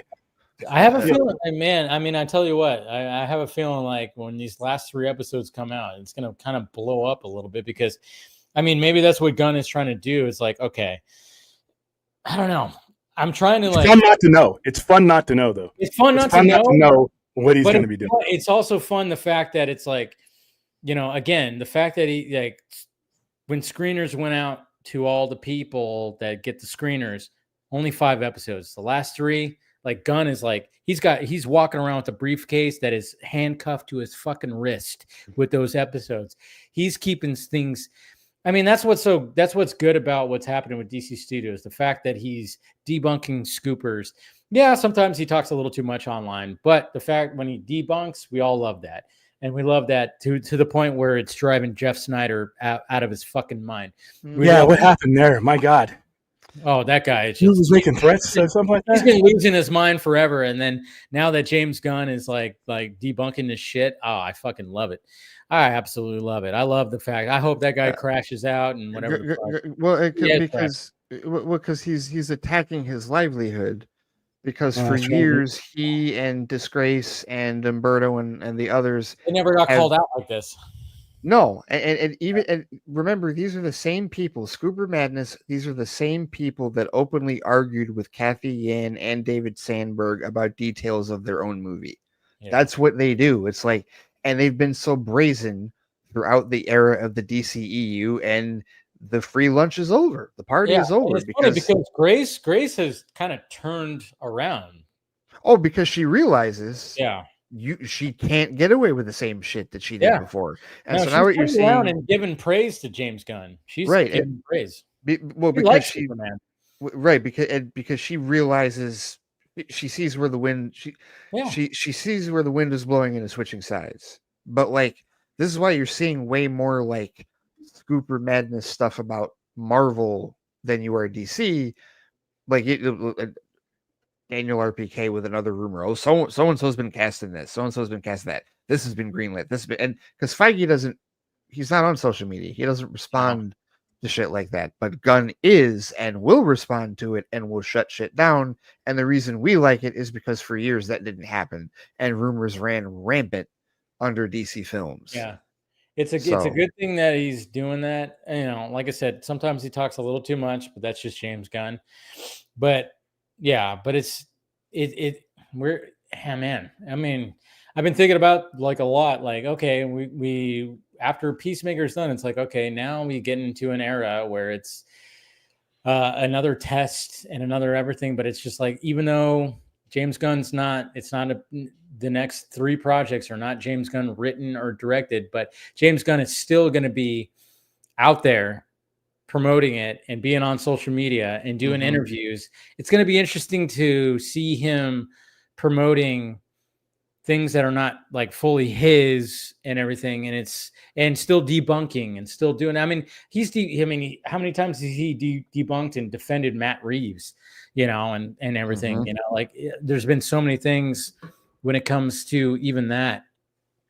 I mean, I can't even imagine like how stressed out he gets when it comes to this stuff. And you know, the dude doesn't drink, he doesn't do anything. I'm like, geez, man, if I were him, I'd be fucking just every night just pounding like, but you know, good on him for like dealing with, you know, the way that he does. I mean, I think he's just that he calls himself a workaholic. He doesn't know what to do with himself.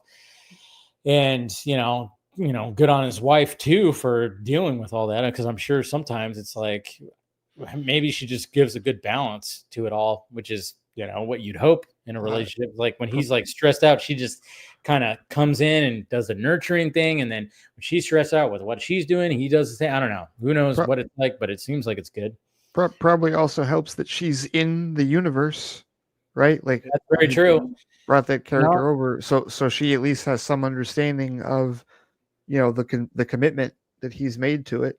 And then the fact that, you know, now he's in full control, because he hated the fact that she was in Black Adam and Shazam. She was like, yeah, it didn't make any sense. Yeah. He expressed like, yeah, I don't think that even made any sense that they were that. No, because it the stuff that they accused the DCEU of doing in the early days of the actual Snyderverse is what Walter Hamada actually ended up doing.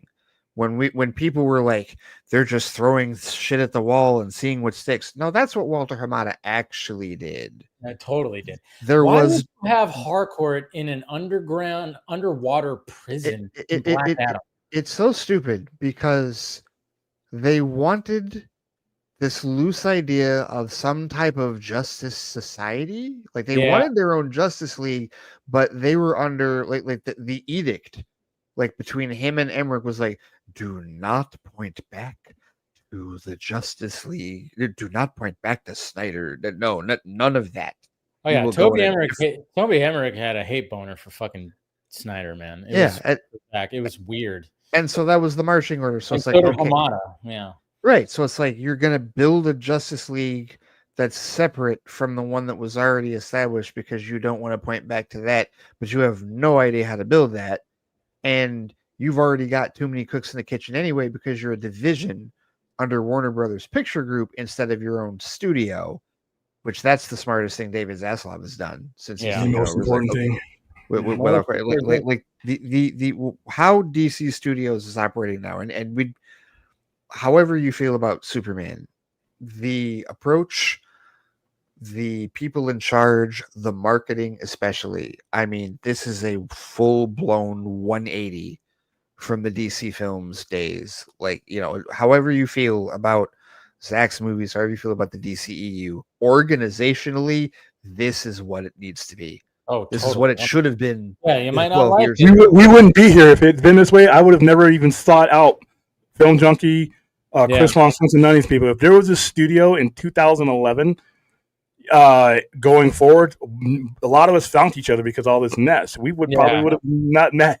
That's how important that position is. I know it is kind of interesting, which is good. I mean, I'm glad we found each other because. And plus, those guys, what those guys were trying to do with Black Adam and Shazam and all these things, they had made the mainline characters so radioactive that they couldn't go back to them again. But problem is you started out with them. That's why people turned their heads to you. They turned their heads to you for better, for worse. BVS, Man of Steel, all these things. And then, like I said, if you serve prime rib for the first couple of weeks, and then the following subsequent weeks, you give me bologna, spam, and top ramen, I might not come back. Yeah.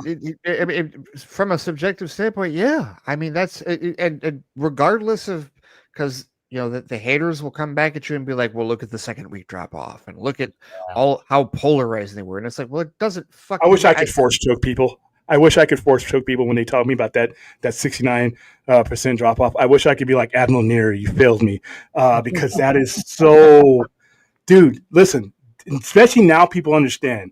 The people who leverage this money do not stop counting the money until the money is made. They don't give a shit about that drop off. They want the total. What did you total? What did you leave with? What's our cut? And now in the streaming area, they second week drop off. The fuck out of here with that. They don't care about that. Superman. Well, I mean, sorry. I was just saying, like, I mean, how many times, like, have you been on this panel, William, and you said, if Superman makes over the $500 million, pop the corks of the champagne. Pop the cork. It's a champagne. Yeah. In this era of this fucking genre, of course. Yeah. And Superman is currently, as of I think earlier today, 607 and some change. And mind you, you know, 15 days ago, all the conversations were they put it on digital too soon. It's going to affect, and yet it was weird. The Friday, like the Thursday before it dropped on digital, it did like 880,000 like on that Thursday, like domestically, and then on that Friday, the day that it released digitally, it did like 1.6 million, and then got back up to like 2.2 million on that Saturday. It's like, okay, wait a minute. So more people went and saw it in the theater the weekend that it released digitally. Like, that's insane, right? Like, it's, but again, it goes to show you, like, it actually. Thank you. This is a segue. I could talk about this because I did a Patreon episode earlier today because Thunderbolts just came out on Disney Plus, right? Yeah.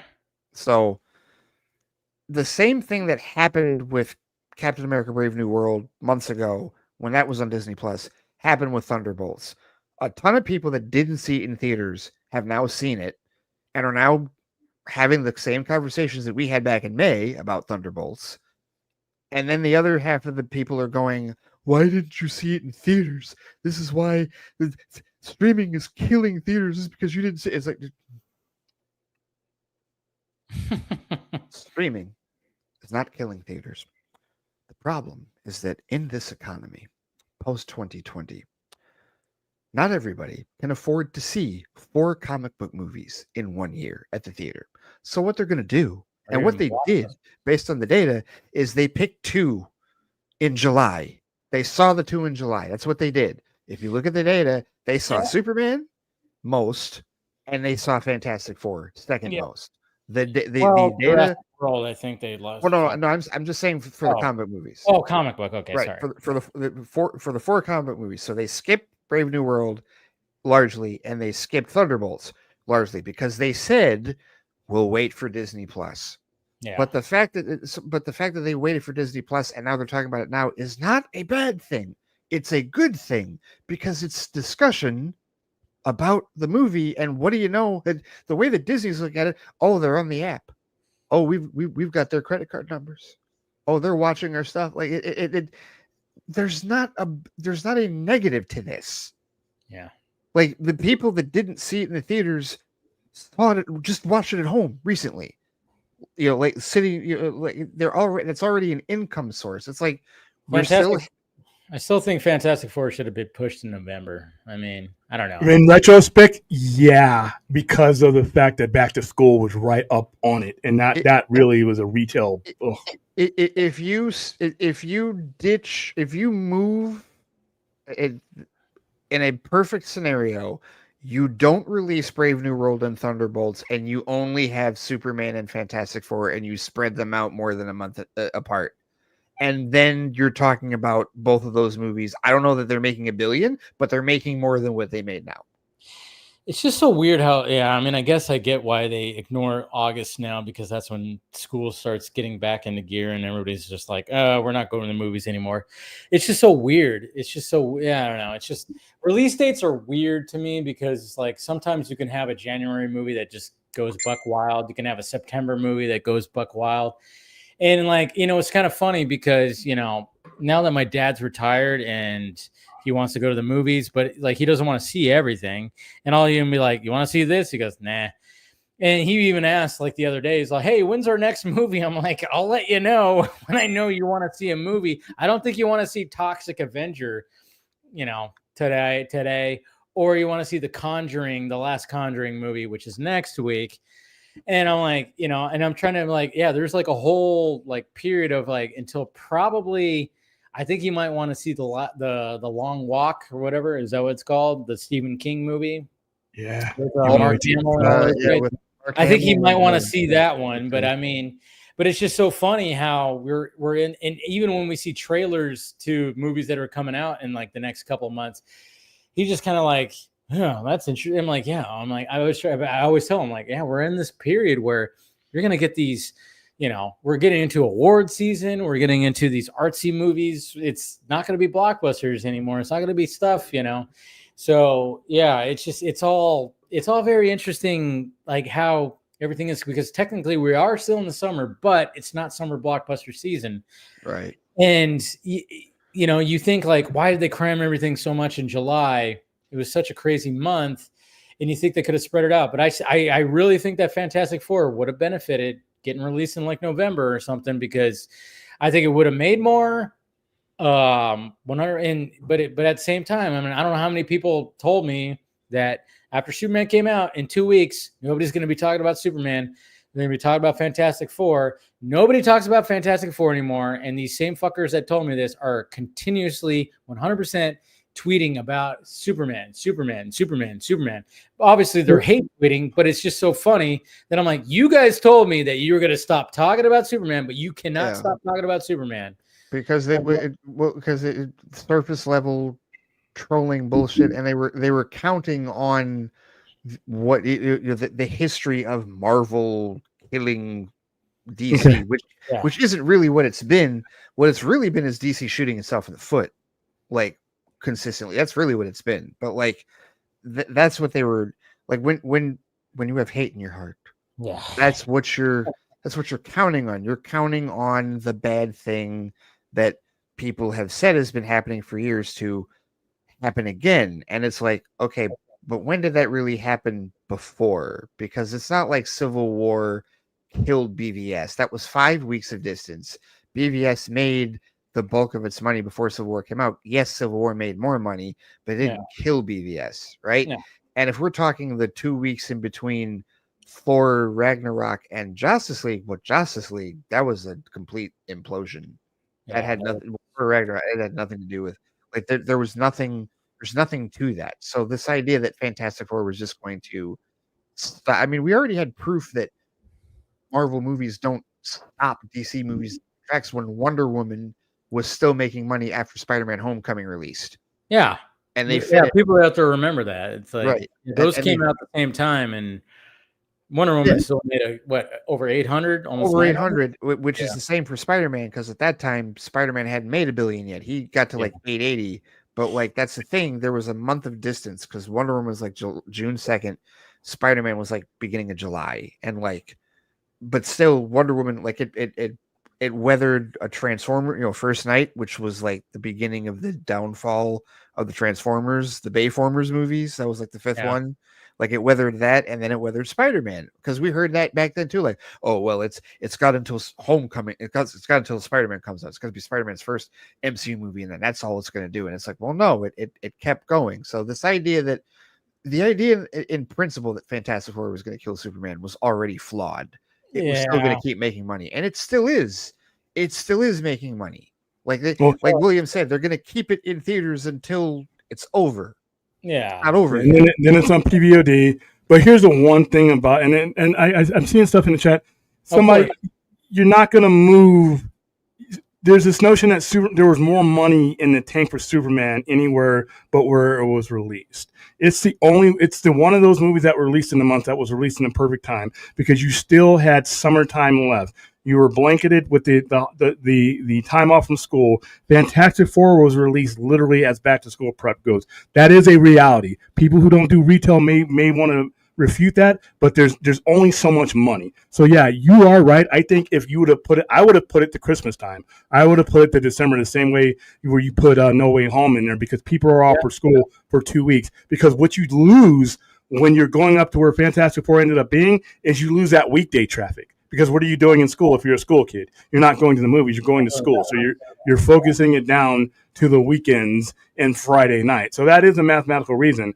But people are using dinosaur logic and old school measuring sticks to determine whether Superman, Fantastic Four, or any of these movies were a success.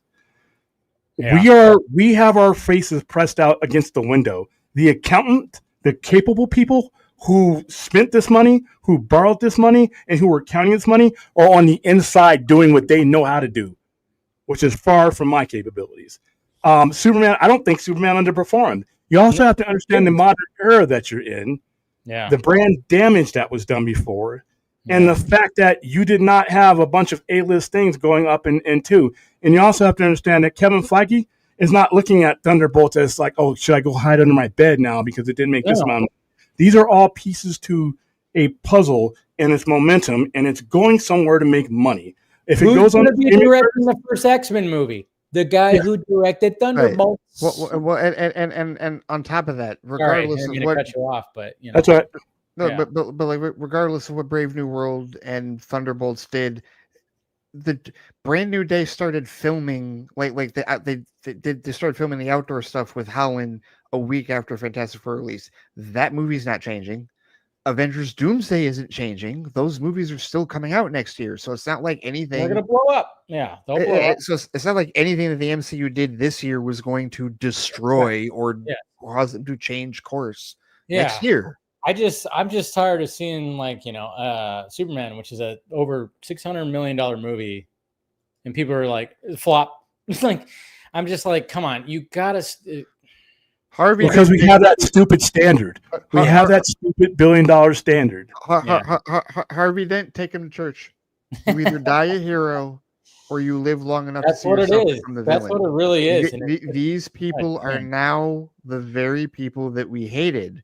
And they're the same people that said nobody's going to be talking about Superman, but they cannot stop talking about Superman. That's what's so funny about it. They are literally keeping. It's just like keeping the word amount alive. Both of the cults, the Snyder and the anti-Snyder cult, are keeping the things they hate alive. Because the anti-Snyder cult can't shut the fuck up about the DCEU. They need that cash. They can't stop talking about it. They hate the Snyderverse so much, but then they can't stop talking about it. Right. And then the Snyder cult can't stop talking about Superman. Yeah, even though they hate it so much. It's like, like you guys are like cut from the same cloth. That's what's so weird about it. They deserve each other in the same dunce corner, far away from the rest of us. Yeah, I just wish they would actually go there, but they I don't even follow something, and I pick up recommended for you. I'm like, why did you fucking recommend this to me? But and to $600 million, people are saying that's a flop. The qualifications of the people who are saying that if you look at today's financial situation, like I always said, minimum, if you're taking a family of 4 to a movie that is a family-oriented movie, like a superhero movie, not an R-rated movie, but it's 125 minimum. Yeah. All right. So if depending on when those movies come out and when your budget is, and it's the average family will go as a family unit to the movies one time a month. That's even the theaters will give you that info. So you got to pick one, and the rest of them are going to be on your streaming service. Does that mean that the one you didn't pick was any lesser quality? No, it's convenience and math at this point. So $600 million. Okay, so what? The fanboy is counting 600 million. That brain stops at 600 million. The educated person who actually spent the money is counting that money on PVOD, where they get way more of the yield than they get in the box office. That they're counting any physical media they made. They're counting, like, if you're Sony and you hoard your movies out to 3 or 4 streamers before you spent $1 on the movie, you're counting that money. So that's why the Madam Web universe, or the whole Sonyverse, is profitable. William, like if Zack made, Man of Steel 2 with Henry Cavill, $1.4 billion. I mean, what are we talking about here? No, it would have probably done the same thing, and these same people would have said, success, all success. And I'm like, yeah, I've said that before to some of these guys. That adjusted for inflation nonsense. That whole thing. Of course. I mean, and that's the thing. Like, every argument, they don't adjust the production budget, by the way. Anyways, go ahead. Right. They never do. Right. They never adjust the production budget. Never mind the fact that it would have been a $300 to $400 million movie, but whatever. Right? No, but like it's just. That's how you know these arguments are bullshit, because they literally skip the most logical explanation for why things are happening, and they go for the narrative. The most logical, it's always a narrative. Like, okay, it clearly it's superhero. Like, there was a stat that comicbook.com came out with where, like, no comic, this first time since what year? 2011, or I forget what year it was. I think it was 791.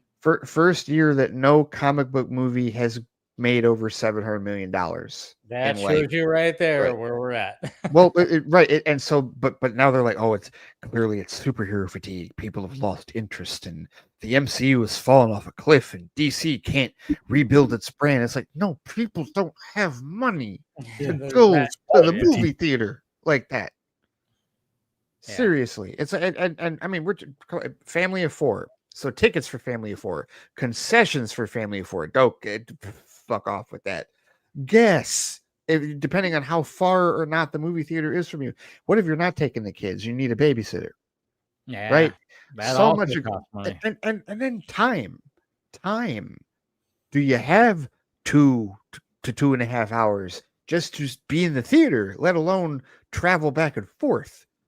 4 times out of it, twice in 1 month, or if you count Jurassic World, 3 times in 1 month. And then that's not even counting the fact that, because the other thing, when they compare the worldwide number, I literally broke this down. Man of Steel made 63 million and some change in China in 2013, right? And that's literally, if you added that difference into Superman's money, like if Superman's made like almost 9 million in China, because China has basically said, no, we're done. Pulling away from Hollywood movies, and we're focusing on our own stuff.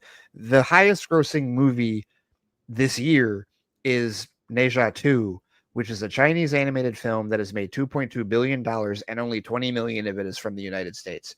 It didn't even release in the United States until a week ago. So China on their own has a $2 billion film, the highest grossing animated film of all time. And they have decided they're not going to take in more American imports. If China showed up now the way that they did before, Superman would have outgrossed Man of Steel globally weeks ago. Yeah. Not even a question. So what? And that's one country. Never mind UK, never mind Mexico, never mind France, Germany. One country changed their perspective on how they were spending money on movies. One country affected it. If China reversed course and went back to what they were doing pre-2020, Superman would be closer to $800 million right now. It's interesting. And then, of course, people are talking about the F1, not F4. F1, who now, I think F1 is now gone past Superman. And I saw some of that roaming around, and I'm like, Okay, so well, I mean, the purported budgets for both were about the same. That also was out. Although F1, I've heard, I thought there was a lot of things where like the budget. But there's a lot of offset there. There's a lot of offset. F1 also came out earlier. It also had an IMAX re-release. It had a but the thing is like when I see people comparing that, I'm like, why you're comparing the Superman movie to an original movie about racing? That very popular brand. F1 is globally popular. It's very, that's why like 60% of the gross is overseas, because obviously that's they love F1, right? And I'm like going, okay, but then when I see people use that against Superman, I'm going, all right, you're just being, I don't know what you're doing here. Just want to fight. People just want to fight. They want to fight. But I'm like, what? One's a flop and one isn't. One's a huge success, and I'm like, but then I'm going like, yeah, but we were hearing things about F1 being like the budget got really ballooned, and then but then I'm like going, well, they have Apple to back it up. There's so many things that like go involved. I mean, even today I saw the thing, like James Gunn posted it. There's like an Applebee's ad with Harcourt and Chronos. Yep. Or what was his name? Chronos? Is it Chronos? Economist. Yep. Sorry, I said Chronos. But I mean, like, I was like, oh, we're gonna hear like, and I'm sure I didn't look, but I'm like, oh, we're gonna hear like, look at how desperate they are. I'm like going, oh my god. You guys forgot. I think some people forgot that this whole thing is a business. Yeah, exactly. And I think like especially when it came to Superman, remember last year was like the biggest thing, like, and I still see these fucking idiots using it like, oh, the budget was actually 363 million. And they went, they had to get all this, like the tax write-offs, and like, yeah, they do that. Everything, there is so much that goes into the economics of a film, especially a big film, that where they want write-offs, they use like placement, obviously product placement. I mean, Michael Bay movies are full of that, and that's probably why Michael Bay was able to make these big movies that were full, and then they made money. They always made money because they were fucking had product placement. Yeah, it was kind of annoying, but at the same time, that it was just part of the brand, especially when it came to Michael Bay movies. It's like, yeah, put a product placement here, put that there, and then it's like, I don't know. There's so much that goes into like these big blockbusters that we don't even know like the economics of it all. Where I'm just like going, I'm starting to now be more aware of it now because we're in this era of streaming and everything. Where I'm going, now there's like different ways that now these movies are looking at, being profitable that we just don't really know about. It's not, don't be fooled by the ad budget. Yeah. When people bring up, you got to count in $152 billion for advertisement. Yeah. Here's where that's a little bit of misdirection. All right, so Superman. So let's say there was $100 million spent on advertising, right? It benefits more than just the theatrical release, because when you are advertising for Superman, you're not just advertising for the pennies that you're making in the box office. You're advertising for the PVOD. You're advertising when it hits on HBO Max. You're advertising for physical media. You're advertising at everything that you put that red S on. So you can't really put the entirety of the burden of what Superman may have cost to advertise, because so many aspects of Warner Brothers and DC Studios are going to benefit from that. That's not really a fair number. You know what I mean? Yeah, people forget about the other things too, like the merchandise. Especially with these big movies, especially with a superhero movie, there's so much merchandise that gets purchased as well. And then, of course, when it comes to the PVOD, and I'm surprised like we haven't really gotten those like numbers when it comes to Superman. I don't know if you're not getting them. You ain't getting them. We'll see. Not yet. You're not going to get those? You don't think we're going to get those? Not for a while? No, because of the unions. Here's the thing. Remember when we had these strikes? Those jackasses are greedy. They're going to fudge those fucking numbers. They're going to make money, but they're going to give you some bullshit. So when the WGA and all these other people with the royalties people want a bigger cut, they're going to be like, well, we only made $12. What are you talking about? Yeah. See, and that's part of the problem, is because part of the reason that we're still like in dinosaur mode with our numbers conversation is because we're only working with the dinosaur numbers that are being reported. That we're given. Yeah. True. Right. Good point. We're like Forbes and the Hollywood Reporter, the trades, they only talk about box office. They don't talk about home sales. They don't talk about PVOD. They don't talk about merchandising in that regard. So, and no studio releases a marketing budget. Production budgets get listed. Marketing budgets do not get listed. People just guess at that. And where do they guess at this shit from, by the way? I don't know. You know what else? What else is currency too is just the social media hype. I think one of the reasons why, like, I mean, yeah, some people might look at Thunderbolts like, you know, coming in just under like 400 million, flop. But I'm like, did you see the social media hype from it? Again, this is why I go like, I forgot his name, who directed it. Kevin Feige's like, you want X-Men? You did a good job. Yeah. So you're getting X-Men now, which is going to be much bigger. And then, of course, you know, people don't, I mean, that's the thing is like social media, like when it comes to, I mean, Fantastic Four, I don't see anything about Fantastic Four anymore. And I've seen so many people say, I forgot about it. Superman, I still see Superman. And right there, that's the other thing. Schreier is directing X-Men, right? Yeah. That was announced not too far after Thunderbolts release, right? Yeah. Okay, so it's the studios are even taking victory laps. Like that was essentially Feige's victory lap. Thunderbolt, I'm giving him X-Men. Yeah. And then Zaslav's victory lap was the statement he posted the Sunday of Superman's opening weekend. The studios are because the whole reason that we follow box office at all from the beginning is to gauge whether or not we're going to get more of what we just saw. And that decision rests with the studio heads. And if they're telling you from the beginning, we're good, why aren't you listening to that? David Zaslav had this settled. This hasn't been an argument since the Sunday of Superman's opening weekend because he wrote a letter that said, we're excited for Supergirl and Clayface and the DC Studios plan and the DCU plan for the next 10 years. He said that on opening weekend. That killed every argument anybody could possibly have about Superman being a flop. The boss said, we're good. Keep that was going. A perfect thing to do, by the way. If we could imagine if someone would have came out in May of 2013, or someone would have came out in November or whatever whenever BBS 2016 was released and stood behind their creative that you hired.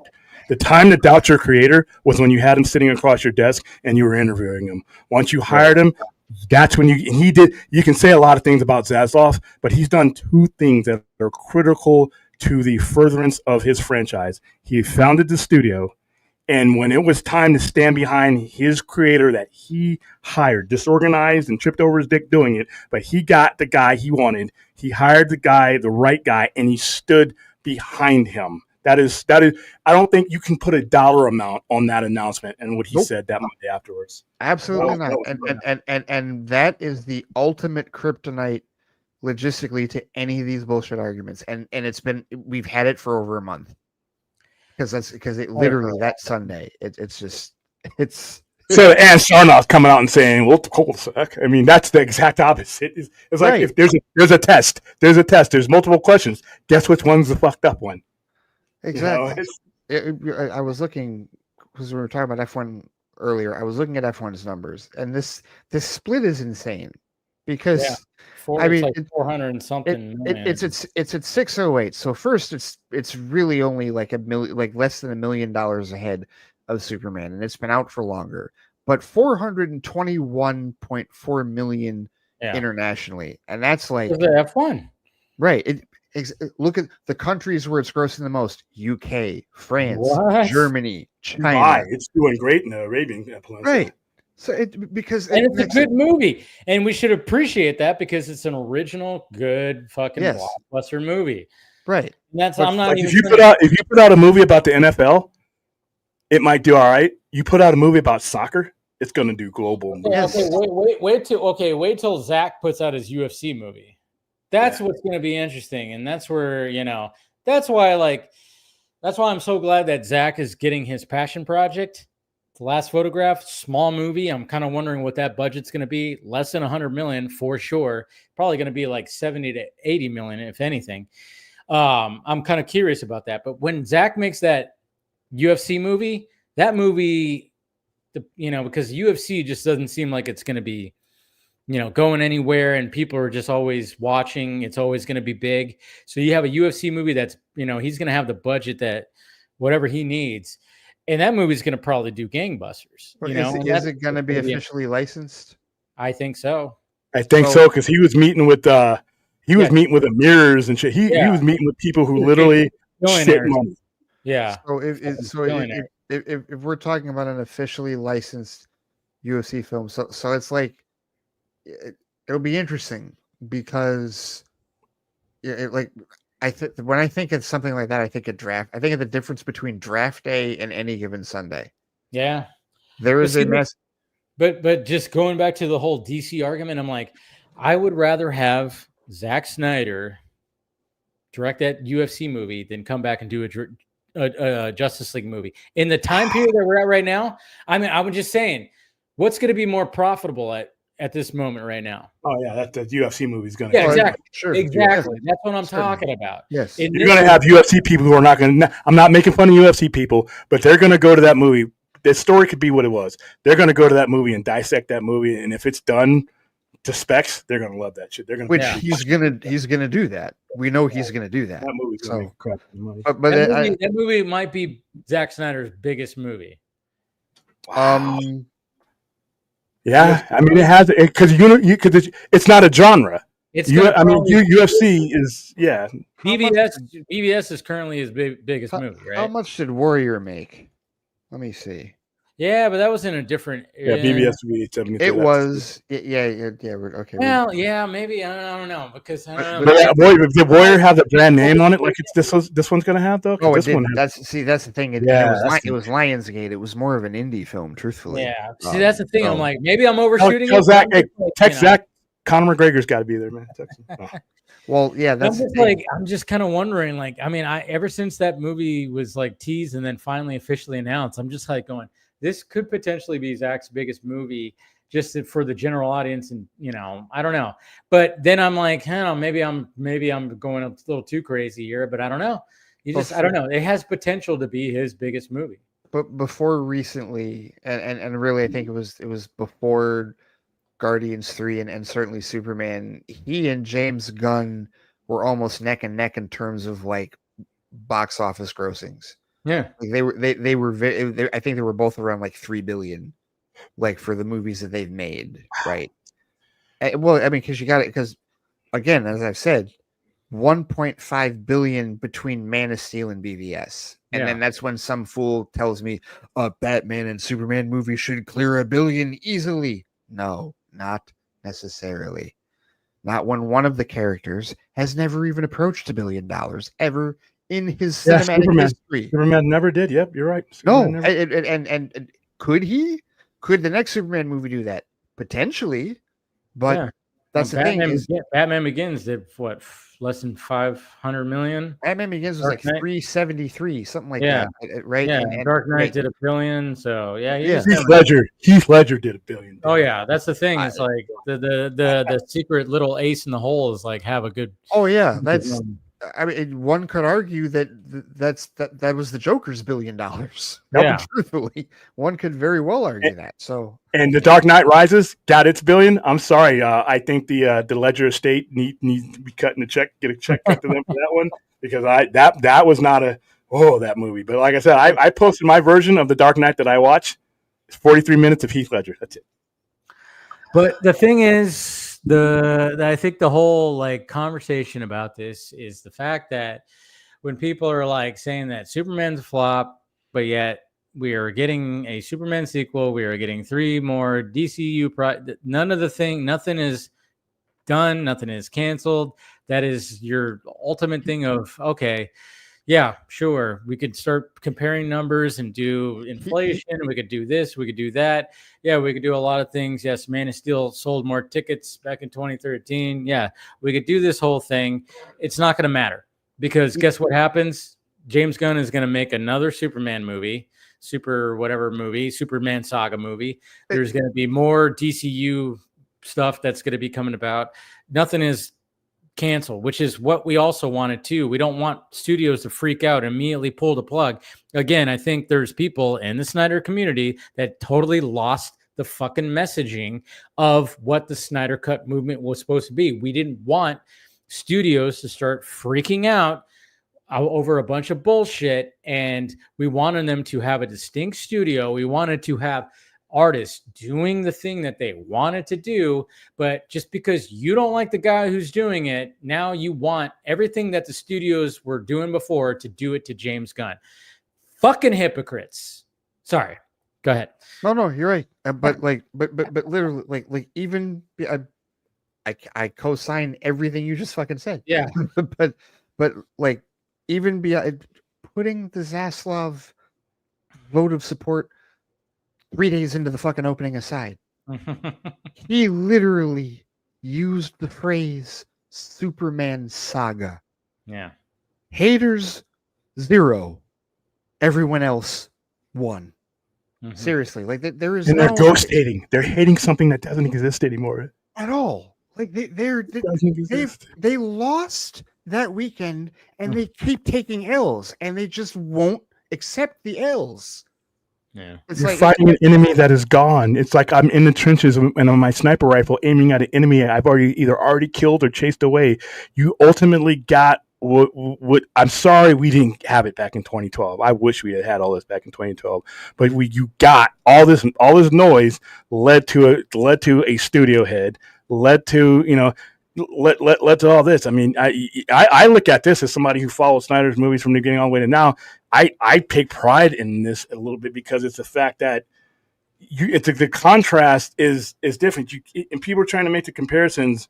Whenever you start making comparisons from this Superman to that Superman, you're talking about 2 different eras, 2 different worlds, and 2 different management structures. You're totally dismissing the fact that you had shitheads from left to right running that company from 2013. The people in question that said Batman versus Superman wasn't, didn't make what they thought it was, were literally the people that helped take $73 billion Warner Brothers down to $43 billion, enough for the pimple popper guy to buy it. So we have different people now. We have somebody at the head of the studio that's not Walter Hamada, who is not qualified to do what they were asking of him from. James Gunn's a lot more qualified. He has a business person. Plus, there are lessons learned. So they're literally fighting an enemy that is not there. The enemy, there's no fight to have. You kind of won already. But I don't know. It's all because they just don't like the guy. That's all. I mean, and that's what Slav and I were talking about before everybody came on. It's just, people just don't like the guy. What do they hate it for? It's tweet. I still never. Well, what tweet. it is, it's not the tweets. They use the tweets as ammunition to try and attack. Oh, totally. I get those sent to me. Yeah.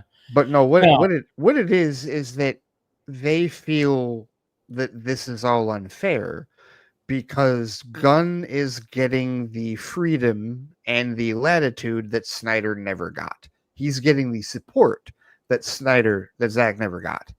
And that's where. Yeah, so okay. It's a win, but yeah, I see what you're saying. William, we're in lockstep on this, right? Like this is a case where, I hate what happened to Zack. I hate what happened to the DCEU.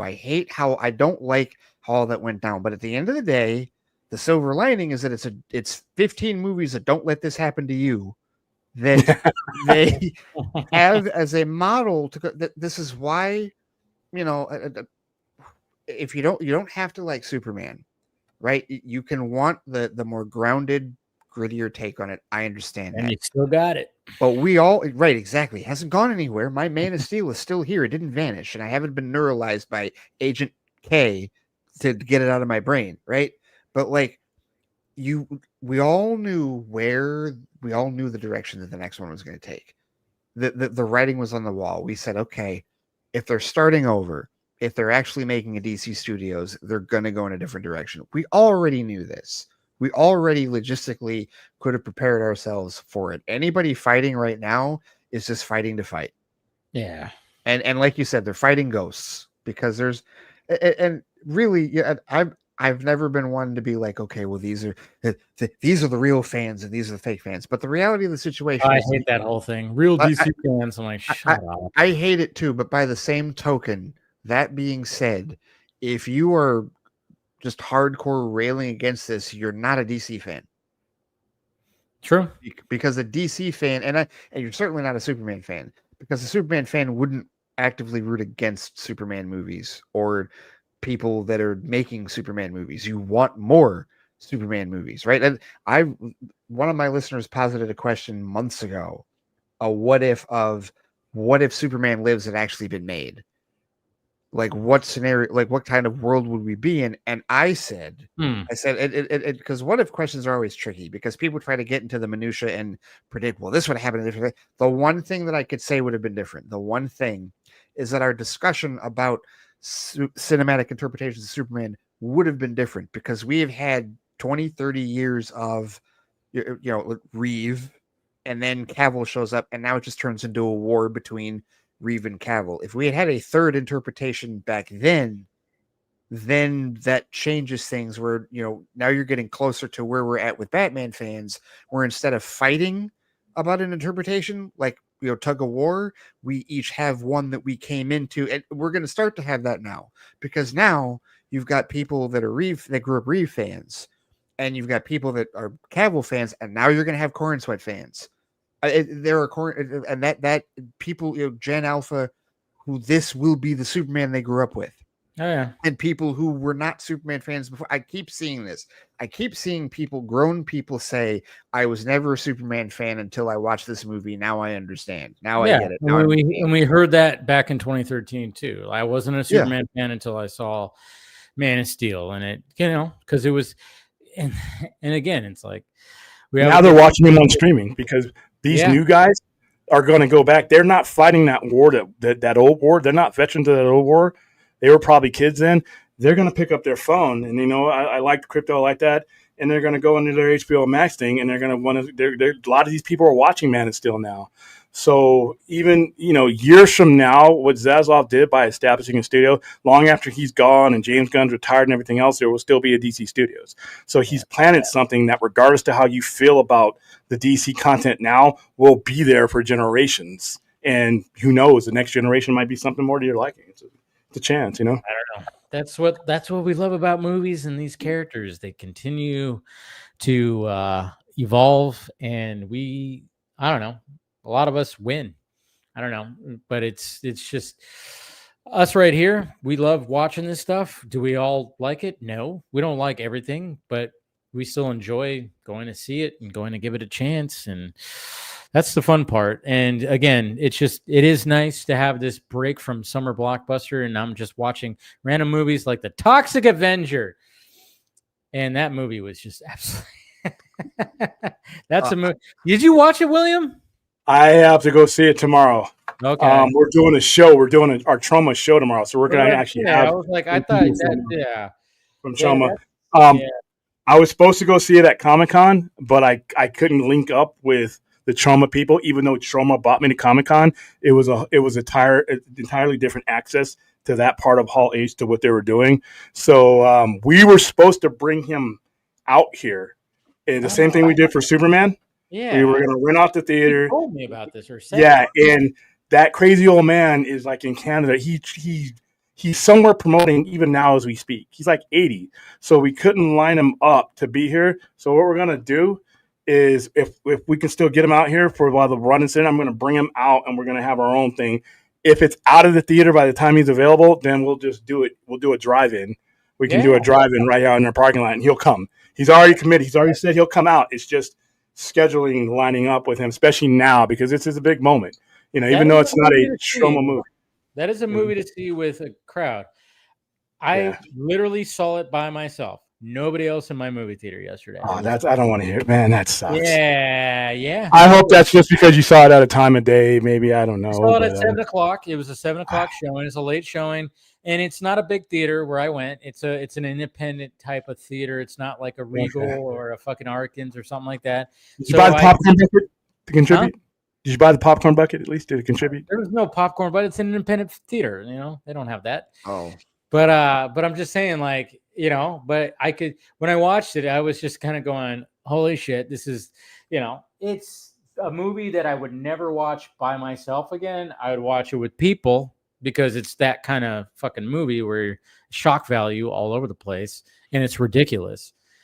But yeah, I don't know. It's one of those movies where I'm hoping that I hope that it does get traction, even though I'm disappointed that Peter Dinklage was not in the prosthetics or anything at all. That was a whole other fucking actor when it was like, Jesus Christ. Are you surprised about that? I was not.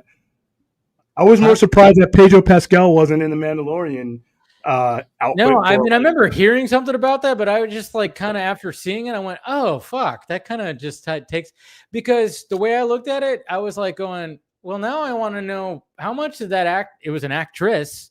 Yeah. How much did she get paid to endure the prosthetics in the 100-degree weather that you were talking about? How much did you get paid to endure that while you were sitting cozy in a booth just doing the voice? You know, I'm like, that's where, and Peter Dinklage has not been, you know, the Snow White thing. He helped fuck up the whole Snow White dwarfs thing because of what he said, and Disney fucking, you know, folded and did VFX, you know, and the community, you know, they were not happy about that because they're like, hey, we're losing jobs. So now I'm just kind of going, well, how much did you get paid compared to her? Yeah, but he's Tyrion Lannister. You can't make that. Come on. I know, but he drinks and he knows things. Putting all that shit on probably took about 3-4 hours, and then being in there in the heat, I just started. I don't know. It just left a bad taste in my mouth when I was like, yeah, I think I did hear it before, and I just didn't think about it until I saw the video today, and I was like, oh yeah, he didn't do that, and I don't know. Just but there's some movements from when we got to see it. I don't know if I'm Peter Dinklage, if I'm insuring him and all that. Do I want him and all that? You get somebody. That's fine. I mean, you know, you got stunt people. I just hope she got paid well. I just hope she got paid well. Well, it's a $40 million. What, $40 million? Well, it wasn't. It's a big budget for a trauma IP, but not really a huge budget. I know. I'm not saying that she got paid like millions, but I'm just saying I just hope she got paid. You know, I hope when he wasn't gonna be in the prosthetics, they docked some of that and sent it over. You know, I'm just saying. I'm not saying she needed to make the same, but I'm just saying. I just hope that, you know, she didn't get paid like shit. You know, I don't know. She gets to show up now at conventions and literally legit say she was a Toxic Avenger. And in charge and sign and dude, King Hodder, the guy, he wears a mask the entire time. He's playing Jason. That guy, people line up around the corner to sign that guy. Michael Myers doesn't say a word. Anybody who plays Michael Myers doesn't say a word, doesn't utter thing, don't see his face. So and so who played Michael Myers lining up with their pictures. Nope, she'll be all right. I don't know. It's just, I hope she got paid well, but yeah, it was just kind of like, oh yeah, that's right. He wasn't really in all that, so he did, you know, 20 minutes on screen before he, you know, turns into the whole thing, and then he just does voiceover for the rest of the time. I was just kind of like, you know, like, I don't know. It just kind of left a bad taste because how many times have we heard these other actors? You know, Jim Carrey getting in the Grinch. I don't know, name anybody. Mike Myers doing Cat in the Hat. You know, all these other who like, you know, I mean, fucking Colin Farrell doing the Penguin makeup. You know, they had to endure, and Peter Dinklage is like, nah. It's like, okay. You know, it just left a bad taste. And I'm like, who's this fucking guy? You know, I like, who's this fucking guy? After the whole, you know, Snow White and the Seven Dwarfs thing, it was like, really now this? And I'm like, I don't know. It just left a bad taste. By the way, no more Ace Ventura. We don't need no more Ace Ventura posts. No, I know you hate Ace Ventura so much. But what's wrong with Ace Ventura? You brought up something by that return meme you sent, dude. Right. Jim Carrey is Tony Montana. Let's do it. I'd see that. I don't need one more second of Ace Ventura. But you want to do it? Give me Brian De Palma. Is he still around? Brian De Palma and Jim Carrey. Tony Montana. What's wrong with Ace Ventura? Oh. Well, he doesn't like it. But you know, there was like there's a Twitter account that says awful movie posters, and they made like Ace Ventura 3 Lost in Time thing. Oh, he's got them all. He's like Brad. Brad has all that shit. Brad goes at me every night. Ace Ventura is a classic. Yeah, William doesn't appreciate a good comedy. This just released. This steelbook just came out recently. Yeah, I saw that cover and I thought that was a really good cover. Listen, I have all the respect in the world for Jim Carrey, and if you like those movies, that's fine. But I'm not. I mean, When Nature Calls, I'm not really that big a fan of. But this is funny. This first one is legitimately the first one's a classic. Yeah. Yeah. So I think that I wonder if he's been typecasted because of the type of movies he's done. And if that cost him like roles, like more roles, like Truman Show, or my favorite movie of his, Eternal Sunshine of the Spotless Mind. Oh yeah, that's nominated for that. That's his best movie. I would say his best movie. Yes, that's his best movie. It's not my favorite movie, but it's his best movie. Yeah, it's one of my favorite. It's like top 5 Jim Carrey movie for sure. Comedic actors definitely get pigeonholed because there's this stupid belief, and it really is stupid. There's this belief that that's all that they can do. And the reason that's stupid is because what you got to understand about comedy is if you don't have range, you can't be funny. Yeah, it's true. You can't have a dramatic actor try to be funny. That doesn't always work. Exactly. But a comedic actor can be dramatic. And that's we why have we have decades of evidence of that. Robin Williams alone proved Jesus Christ. Yeah. So he made the switch though. He made the turn a lot sooner than like what Jim Carrey did. Okay. Well, maybe. I mean, I guess I want to know what was the time period like Mork and Mindy until like Awakenings. So you had 1979, 1982. That was Mork and Mindy. But by 1988, you had Good Morning Vietnam. And within the next 3 years, he did literally Academy Award level performances. The only reason he didn't walk away with a statue is because Hannibal Lecter was Hannibal Lecter that year. That he should have won for Fisher King. He would have won. Also, to be fair, he was also like Lord of stand-up. He was still doing stand-ups up until he died. So like that's he never lost the comedic edge. He was still doing still one of my favorite stand-up routines of his is not a stand-up routine. It's his episode of Inside the Actors Studio. Which is one of the longest episodes of Inside the Actors Studio because it went an hour and a half because he wouldn't stop. Oh yeah, anytime that Robin Williams was going to be on Leno or Letterman, you tuned in because you were going to get a performance where he was going to probably be sitting in the chair 35% of the time. You know, he was going to be like jumping up and doing all this kind of. I mean, he was always amped up, and you knew you were going to get a show anytime that he showed up on those late night shows. It was so great. Yeah, and so that's the mecca, right? But comedic actors all have that range, so it shouldn't have surprised anyone that Carrey could do Truman Show or Eternal Sunshine, just like it shouldn't have surprised anyone that Will Ferrell could do Everything Must Go or Stranger Than Fiction. They can all do that.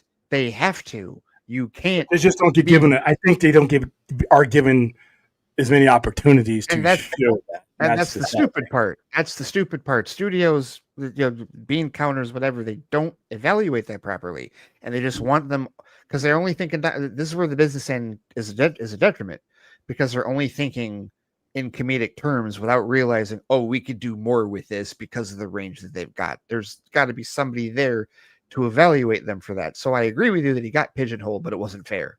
It wasn't fair at all that he got pigeonholed. He always had that range. Yeah. And Robin, anybody who I say this on our show, if you haven't seen The Fisher King, you're missing Robin Williams' best movie. That is his best movie. Mercedes Rule won for that. Jeff Bridges. A long time, yeah. Oh my goodness! I watched it a long time, but it's really good. I remember it being really good. Awakening was also really good. Awakening. Robert De Niro, or was it Robert De Niro? It was Robert De Niro. That movie. That was like the first. I remember watching that with my mom. I was like fascinated by it. I was like, "What the hell?"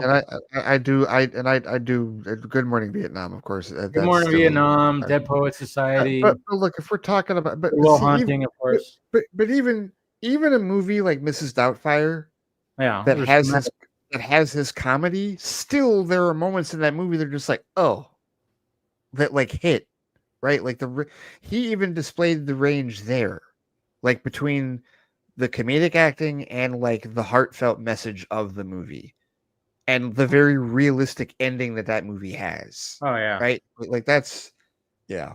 So Yeah, that movie was made so well. And then of course you have a movie like 1 Hour Photo, like with Robin Williams. That's a creepy movie. That is the creepiest movie, boy. Oh God, he was so good in that. And then even in Insomnia. Yep. Going back to the Christopher Nolan, the only Christopher Nolan one that he really based it off of a book. That it wasn't like 100% like him, and it was still good because it was him and Al Pacino, for fuck's sake. Right.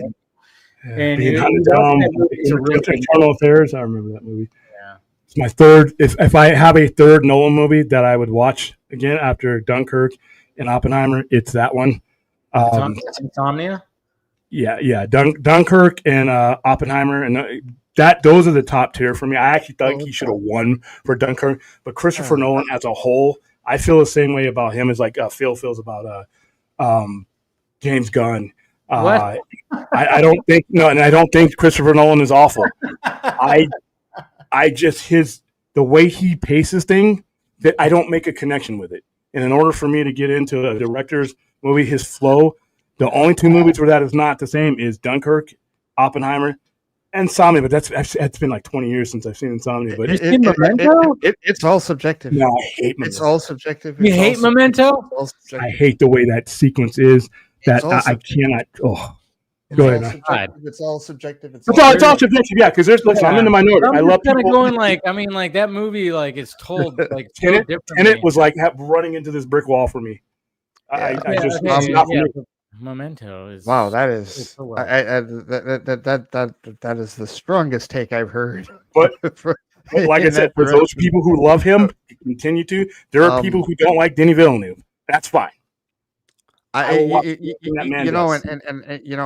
mean, with Nolan, I mean, listen, I am definitely critical of his fight choreography because historically he doesn't use the second unit. He's a one unit director, and it's like, okay, dude, you at some point you should hand off the action to someone that can handle that. But whatever, he does what he does, and I hear you in terms of pacing. I understand that, but like, yeah, I guess, I mean, he's an auteur.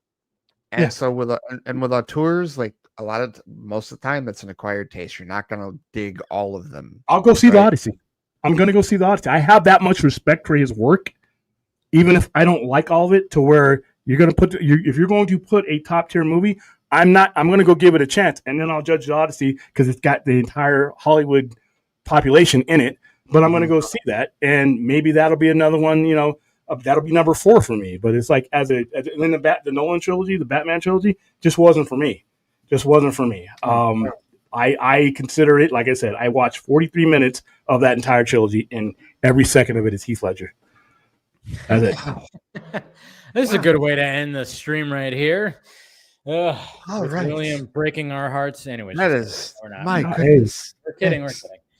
Yeah, but no, this was again a good stream, and thank you to Slavs, of course. Slavs free talk, great talking to him, and getting to know him and subscribe to his channel. Of course, he talks a lot of DC, a lot of pop culture, all the stuff, and of course, thank you to Phil who was on here, and I think that was it. There was nobody else besides you guys, yeah, because Chris, the reason why Balga wasn't here, he's in Mexico right now.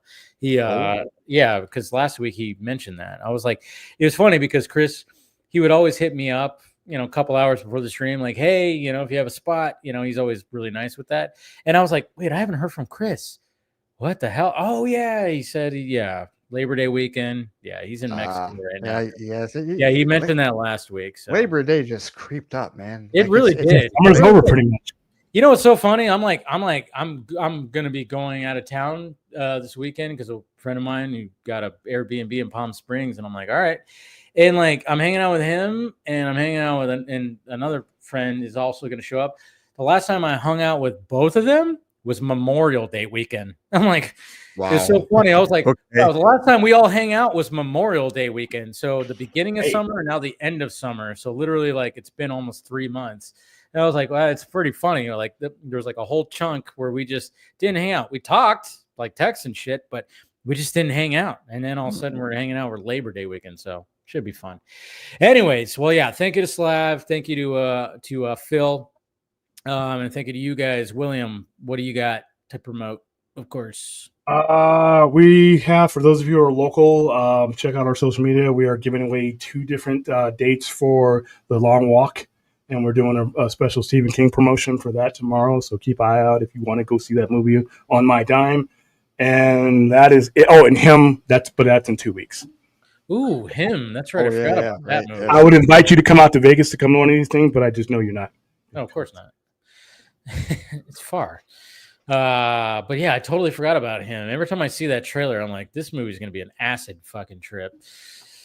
But I'm looking forward. Yeah, I'm looking forward to it. I'm looking forward to it. I mean, hey, you got an unhinged Marlon Wayans. Why not, man? Produced by Monkey Paw, so we got Jordan Peele behind it, so you know it's gonna be probably goddamn good. Hopefully I get an ending of a Jordan Peele movie for the first time. You hope you what?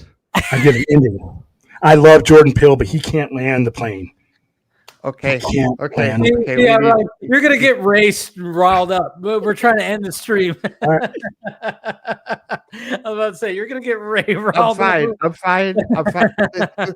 This is why I embrace it's all subjective. Yes, I have to, because I mean we all should, because otherwise we're just gonna fight like the idiots we were talking about earlier, and I don't want to do that.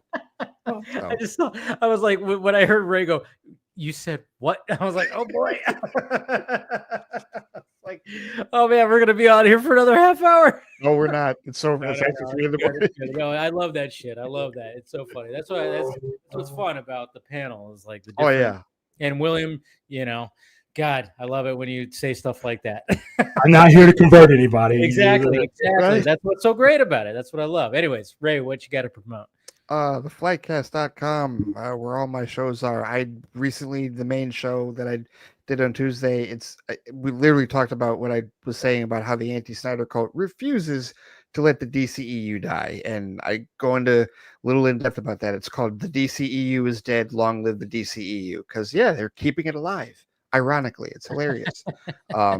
Tomorrow will be my review of episode 2 of Peacemaker. I'm going to watch it and review it for Flightbox. That'll be popping up tomorrow at theflightcast.com. And you can, it's on Spotify, it's on Pandora, it's on Apple Podcasts, it's on the Flightcast YouTube page. And then of course we'll have the feedback show, Flight Chat, this weekend, listener feedback. We have some pretty good discussions with respect to all of this. We had a really awesome discussion last weekend. It was like 90s nostalgia for like an hour. Ooh, like I got 5 questions, just like 90s this, 90s that, and I was like, I love that. We should have a whole vodka stream just talking about 90s. Dude, yes. Now that one will be 8 hours. 90s music. We will go well into the morning on that. Oh my God, yes, absolutely. Yeah. But that's what I've got cooking so far lately with the Flightcast. Cool. Well, I appreciate you guys. And again, thank you to Slav, thank you to Phil, and thank you to you guys. Thank you to Ray, thank you to William, and thank you to everybody who's stuck around for this discussion. We love you. Hit that like, thumbs up, subscribe to the channel. And guys, see you Monday on Film Junkie Live, and we will talk to you later.